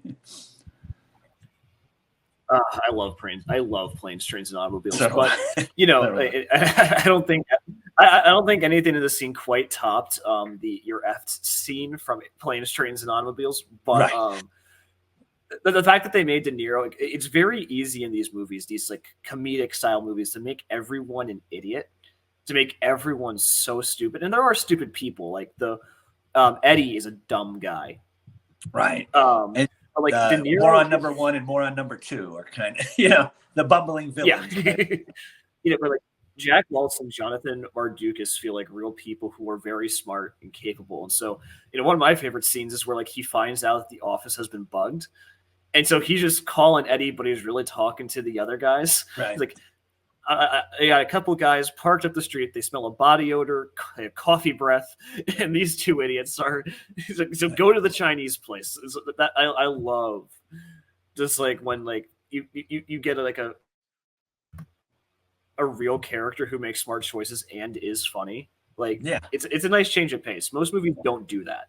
Right, and De Niro, like you said, De Niro is still sort of the guy that we know, the tough guy, the gangster, the villain, although he is playing the very self-righteous, former cop and now bounty hunter. He's never taken a bribe, that sort of, right. He's immediately bribed, offered money from the mob. The Mardukas offers him twice as much as Eddie's paying, but no, he's this man of character, the last good man standing type thing. And right. So this, again, it makes sense that this guy is doing it this way. He's outsmarting, he outsmarts Marvin, which I guess maybe not the hardest thing to do, but he outsmarts, a couple of different times outsmarts the FBI and obviously the mob. And it's just such, to me, it's just one of my all-time favorite De Niro performances, and which is saying something, as we discussed.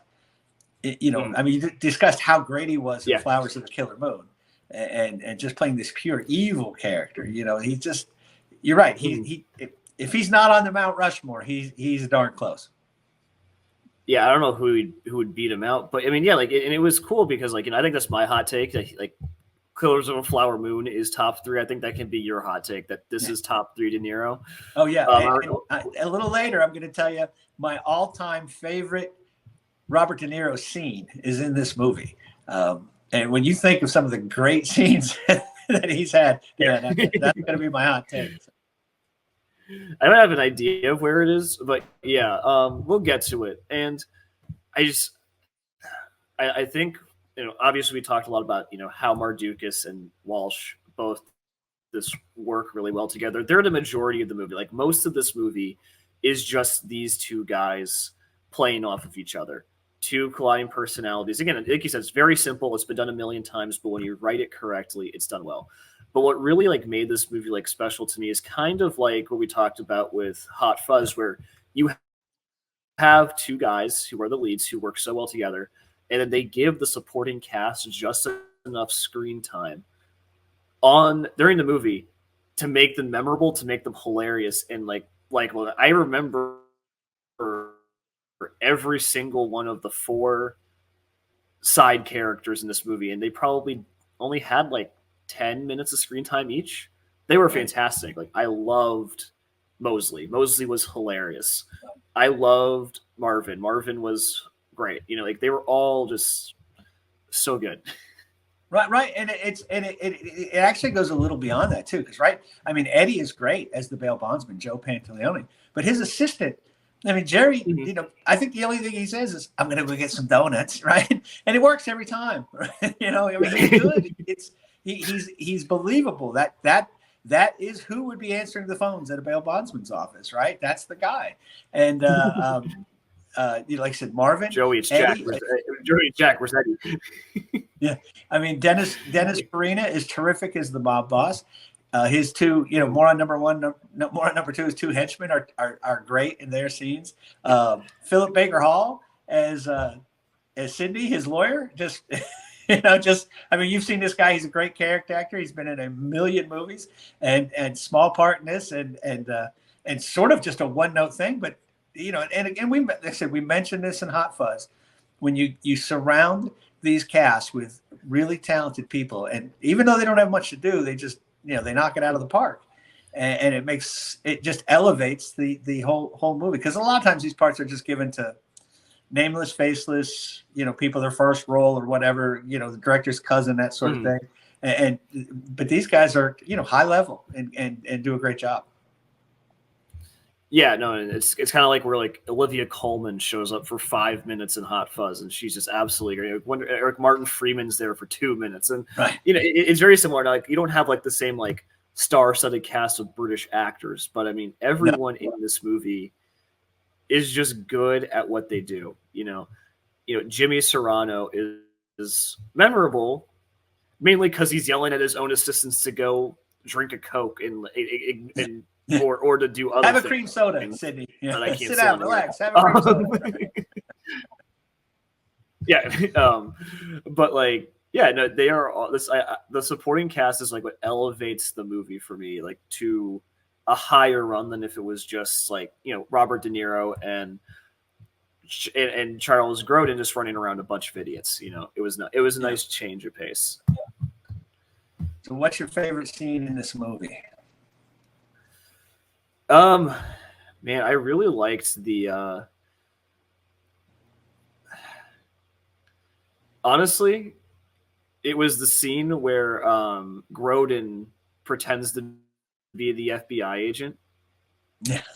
And he goes into the Reds bar. And the way that he plays it, because he's just the entire movie, he's been kind of this scared, straightforward, completely honest accountant. And then he just goes in and acts like Robert De Niro. And it's the funniest thing. Right. He's asking to me, it was sort of a callback to 48 Hours, where one of the great scenes to me in movie history, when Eddie Murphy takes the badge from Nick Nolte and goes into the country bar, and just gets just turns the place upside down. But for me, I have a couple scenes that I like. The chorizo and egg scene. They're at the diner. He's got 53-cent cup of coffee or 53-cent cup of tea, but he wants chorizo and eggs. you know, and just his delivery. Longing in his eyes when he hears the words chorizo and eggs. Right. And he's like, we don't have any money, and you're buying cigarettes. You know, the scene in the train car is just great. They're about at the end of the rope each other. Charles Grodin starts sort of mocking De Niro for, just like, how can I talk to him? And then you can't get him. He's like, I'm not going to talk to you for the rest of the trip. And then he says, he starts asking about like why he got ran out of Chicago. And then it's like, De Niro won't speak. And then Grodin's like, hey, you ever had sex with an animal, Jack? He's like, there were some pretty good looking chickens back there. And then finally De Niro says, yeah, there's a couple chickens I might have taken a shot at. And, and that's the scene in the movie where they sort of kind of have a bond. And, we find out that the same mobster that Grodin embezzled the money from was the mobster that ran De Niro out of Chicago. Because De Niro would not go on the payroll, and he had to get out. He said, "Look, I'm going to kill you and your family, or you can get out of town." And so he had to get out of town. And that's where you ask him, like, "You were reading this story in the newspaper, weren't you cheering for me? You don't like Jimmy Serrano?" And he's like, "Yeah, I was cheering for you." He's like, "Well, then why are you going to turn me over to him?" He said, "I'm not turning you over to him. I'm turning you over to." He's like, "But you know that I'm going to die." And he's, and De Niro, you can see De Niro starting to sort of crack there a little. But start to open up. It was really fun. He just started the scene De Niro's character was like crack and start to open up as the movie goes. Like, it's all the time he's like, "Shut up! I don't want to talk. I'm not listening to you. Shut up!" Like, And then finally, he's so just out of annoyance, he starts explaining what things are going on, and then finally he's like, "All right, maybe I actually like this dude." Yeah. But I will say maybe a contender for favorite scene too would just be the airplane scene. When they're on the airplane, I can't fly. Right. Well, I can't fly. These things go down. Right. And that was back in the good old days of flying, the double-decker plane. It's too big. Yeah. Right. That's a great scene. But my favorite, now, I won't even say it's my favorite scene, but it's my favorite scene De Niro has ever done. When they go back and he goes to see his ex-wife and borrow some money, and he gets her car. And he sees his daughter for the first time in 9 years, and the ex-wife goes off to get the money or whatever, and his daughter's there, and he gives her the awkward hug. I mean, he's acting in this movie. You know what I'm saying? This is not a typical De Niro type performance. He's so awkward. He's so unsure of himself. He can't make eye contact with her. And I guess part of what I love about that, if this movie was made today, she would have hid in the back seat. You know what I'm saying? And then popped up, and then she would have been involved, and then it would have been, it would have been silly and not grounded in reality. And then the end of the movie, they would have showed him at his coffee shop with her working the register or something. And it doesn't wrap any of that stuff up. The coffee shop would have been in the Virgin Islands, and his partner or his accountant would be the dude. You know what I'm saying? They don't. Yeah. Now these guys, as they say many times in the film, maybe in another life, see you in the next life. These guys were never going to be best buddies or whatever. So I just thought De Niro was terrific. Yeah. In that scene. It was heartbreaking, and it was just awkward and painful, and he just executed it just beautifully. And then they didn't, like I said, they didn't ruin it by wrapping it all up by putting a bow on it or something. So, but it never come back into the movie again, which is nice. Right? You're right. It could have so easily ended with them, we're embarrassing as a family again, but they know that's not going to happen. And it ends I guess I'm walking. You can't pick up a cab. That was the proper way to end it, and it's from a director who understands when too much is too much, and sometimes you need to show restraint, which a lot of movies just don't know how to do. They have the studio execs banging on the door, demanding the happy ending, but right, it never feels earned. Right, exactly. Like I said, it's just he shows up and sees his family for the first time in 9 years. And the reality is, it's not going to be all hearts and flowers. That's not how things go. People want explanations and hey, I know you had to get out of town, but there's phones in Los Angeles, isn't there? You could call me, you could send me a birthday card, that sort of thing. It wasn't just this paint by numbers. He shows up one time and instantly all is forgiven. And she leaves the new husband and they all run off together. No, that's not what happened, and that's not what would happen necessarily in real life. So. It was funny because it reminded me because my girlfriend watched Ocean's 11 because we were doing the podcast on it, and we were talking about it. I was like, yeah, I really enjoyed it, but there is no reason that Julia Roberts goes back to George Clooney. There's just no reason for it. She doesn't buy it. And I kind of agree. It doesn't really work, but it just kind of happens, and you're okay with it. Right. But with this movie, they don't even try to do something like that. Yeah, exactly. There's no, look how easy it is. You're right. Julia Roberts left him, because he was an unreliable criminal, and he was going to go to jail again. He's an unreliable criminal when the movie ends. Right. And at the end of the movie, he's, now he's an unreliable criminal with a bunch of powerful people angry at him. Oh yeah, honey, let's go off together. So right, yeah. So you're right. You're right, and that's. I mean, like I said, if this movie had been made by just about anybody else, that girl shows up in the movie 2 or 3 more times. Like I said, she hides in the backseat of the car, then pops her head up while those two are arguing. And instead of saying, oh, no, I'm going to get you out here or take you back or I'm going to put you on a bus. No, you come along and, she'll do something to, she'll pick Jimmy Serrano's pocket or something, just something dumb. That's no. She'll be the person who hits Jimmy Serrano trying to run away from the FBI, and she just appears and trips him or something like that. Yeah, it would have been awful. I will tell you this: every time I go to Vegas, when I'm leaving, because that airport still looks nearly exactly the same, McCarran, I want to run down the hall and say, "Serrano's got the discs. Serrano's got the discs." So I think I may have done that a couple times, having perhaps been overserved. But yeah, this is. I imagine in post 9/11 society that might get you a little might get jumped by the bodyguards at McCarran. But I may have some explaining to do, but no, this movie I like from beginning to end. I'm not going to tell you it's a great movie, right? It's not, but it is one of my favorite movies. I can watch it anytime. I can jump in, from any scene and know exactly where I am and what's happening, and can't wait to see what happens next. It just makes me laugh, and I just, like I said, I love the, as you said, De Niro's performance is very familiar, but it's just different enough that makes it stand out for me. Yeah, no, it was different. We're he is acting the same, it's just who he is. It's his personality, but it was just completely, instead of making me scared or thinking about the mafia, you're just making me laugh, and that was a cool thing, So no, it was a really good movie. I wasn't expecting it to be that good.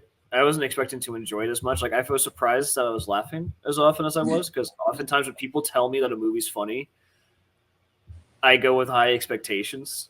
Right. And so a lot of times it won't be as funny as it should be.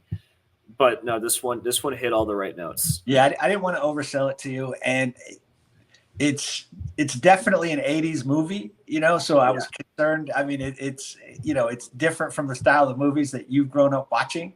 And so I'm glad you liked it. I do want to add one more thing. I thought the score was great. It was very 80s, Danny Elfman's score, but da da da da da da da da. I thought the music did a great job of sort of setting up what was going on and enhancing it. And it was just a fun, sort of soundtrack.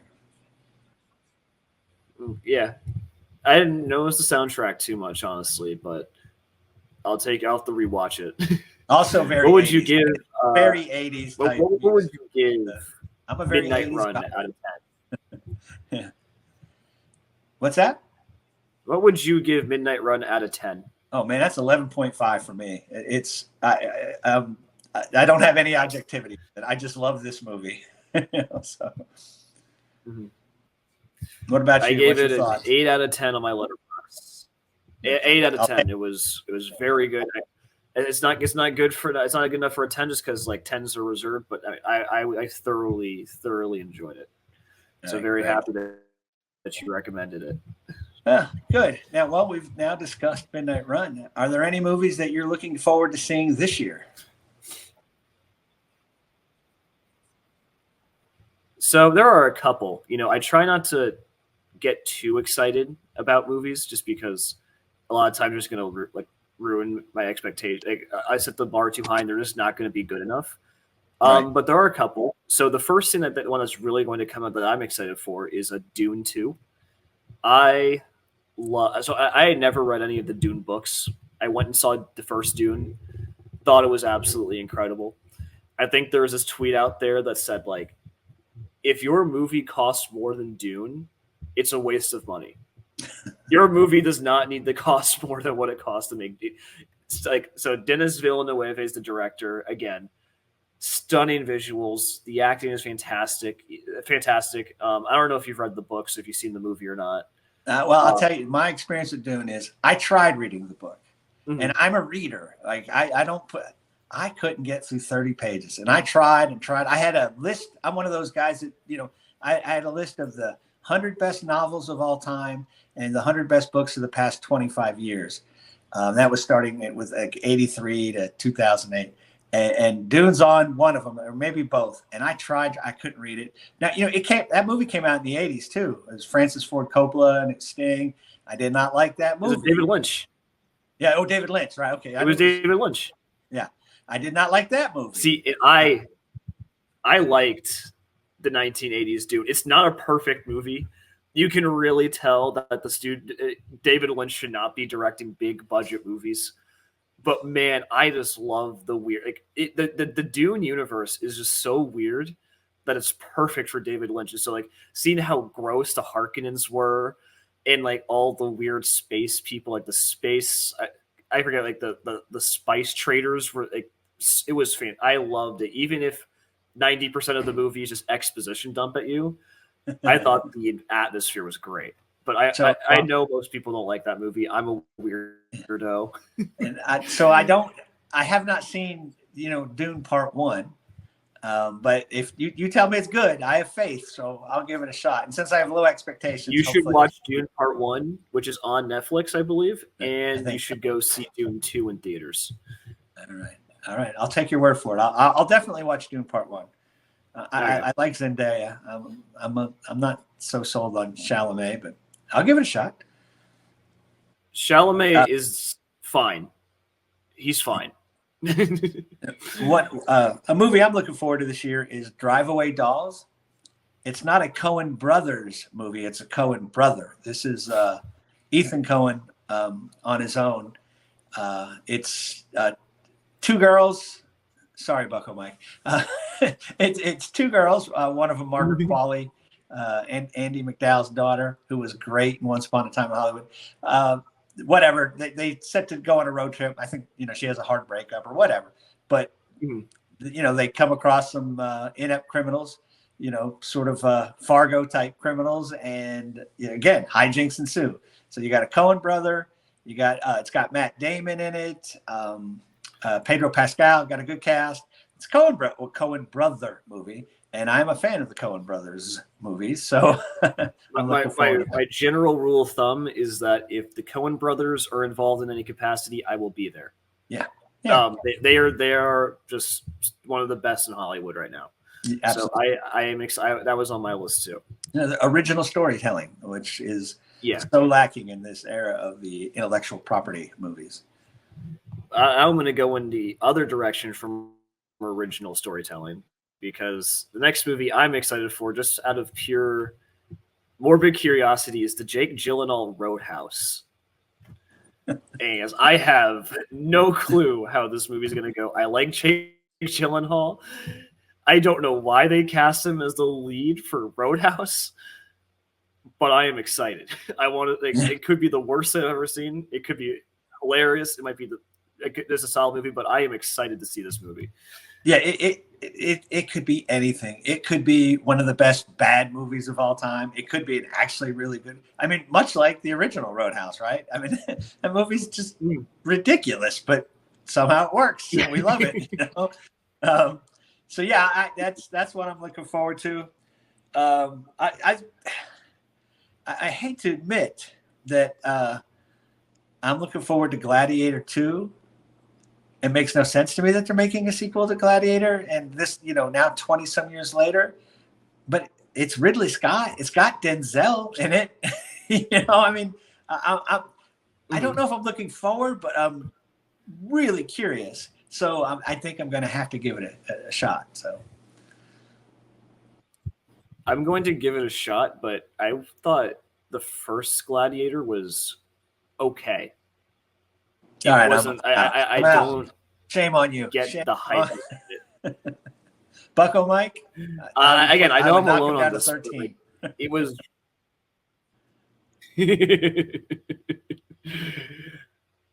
It's not, I just think Ridley Scott's just so many more better movies than Gladiator, but I will watch Gladiator 2.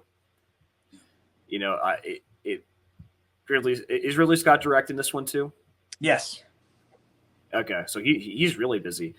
Like he is creative enough that he deserves my business. Like I will go see it because he's creative enough with the storytelling. I didn't really like Napoleon from what I saw. I didn't watch the entire thing. Yeah. But as a history guy, it kind of hurts my soul what he was doing. Probably okay, but I do want to watch Gladiator 2. Probably the movie I'm most excited for, because it is by one of my favorite top 3 directors who are working today, is the Nosferatu movie with Willem Dafoe. Did you see the first one? I cannot wait. Nosferatu? Well, Willem Dafoe played. God, I can't remember the name of it, but he played. They made a movie about the making of the original Nosferatu movie. You know, the silent film back in the early 1900s, and how the actor that was playing Nosferatu was there was some accidents on set and that sort of thing, and Willem Dafoe played that character. So I don't know if there's any connection to this, but no, this is just Robert Eggers, the director of movies like The Witch, The Lighthouse, and recently The Northman. Just 3 incredible movies, and now he's making Nosferatu. And Willem Dafoe is one of my favorite actors in Hollywood. So like I will be there on opening night. I am so excited to see Nosferatu because I know it's going to be weird, it's going to be messed up, it's going to be artsy, and it's going to be so unique. I am excited. I'm going to mention I want to see Deadpool 3. I like the Deadpool movies, and I don't know what I'll do about Beverly Hills Cop 4, but Beverly Hills Cop 1 and 2 are movies I really loved. Beverly Hills Cop 3 was just god awful, but it's kind of like watching a train wreck. I'm like, they're making a Beverly Hills Cop 4 now? I have to see why. I don't know. I'm not telling you I'm expecting it to be good, but I have to. I'll be there. I don't really have an interest in seeing superhero movies anymore, but I would go see. I would go see Deadpool over a lot of movies that are currently out there. Right. I've given up on him, and I'm a comic book geek, and I haven't watched the last, I don't know, half dozen or so. Don't even get to them now on, when they come on streaming. They're just, they're not good anymore. They've kind of shot their wad on all that. But Ryan Reynolds, Hugh Jackman, it'll be interesting to see, I think. In the last movie I have down here, I don't know if it's coming out in 2024, but it says it is, and that is the 3rd Knives Out movie. No, they haven't named it yet, but it says it's coming out in 2024. I might be wrong here, but I will watch Daniel Craig be Benoit Blanc for as long as he wants to make those movies. I think Rian Johnson's a really talented director. I think he's overhated for The Last Jedi. And I think the Dives Out movies are just so much fun. Yeah, they are. They're just, yeah.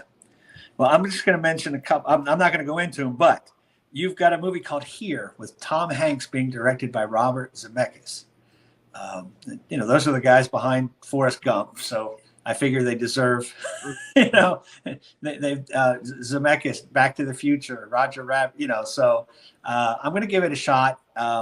There's a Megalopolis, Francis Ford Coppola, and Hitman with Richard Linklater as the director. So these have been filmmakers I've enjoyed over the years, and all of the movies sound a little more, just more interesting. And again, they're original concepts, and I find that refreshing in this day and age where it's a reboot, a remake of a reboot. Yeah, especially since like half the ones that I named were reboots. I had no idea Francis Ford Coppola was still making movies. I mean, me neither. I will throw one out there. Yeah, I don't know how this is going to go because I'm pretty critical, but they're making another Lord of the Rings movie. Yeah, but it's animated. Lord of the Rings: The War. Oh, it is animated? I thought it was live action. Of Rohirrim. Yeah, and it says it was supposed to be an animated fantasy film, and I'm intrigued. I want to see an animated Lord of the Rings because I want to see it capture like the whimsical magic of a Tolkien world. I hope it's better than the Rings of Power. I'll put it that much. I really hope it's better than the Rings of Power.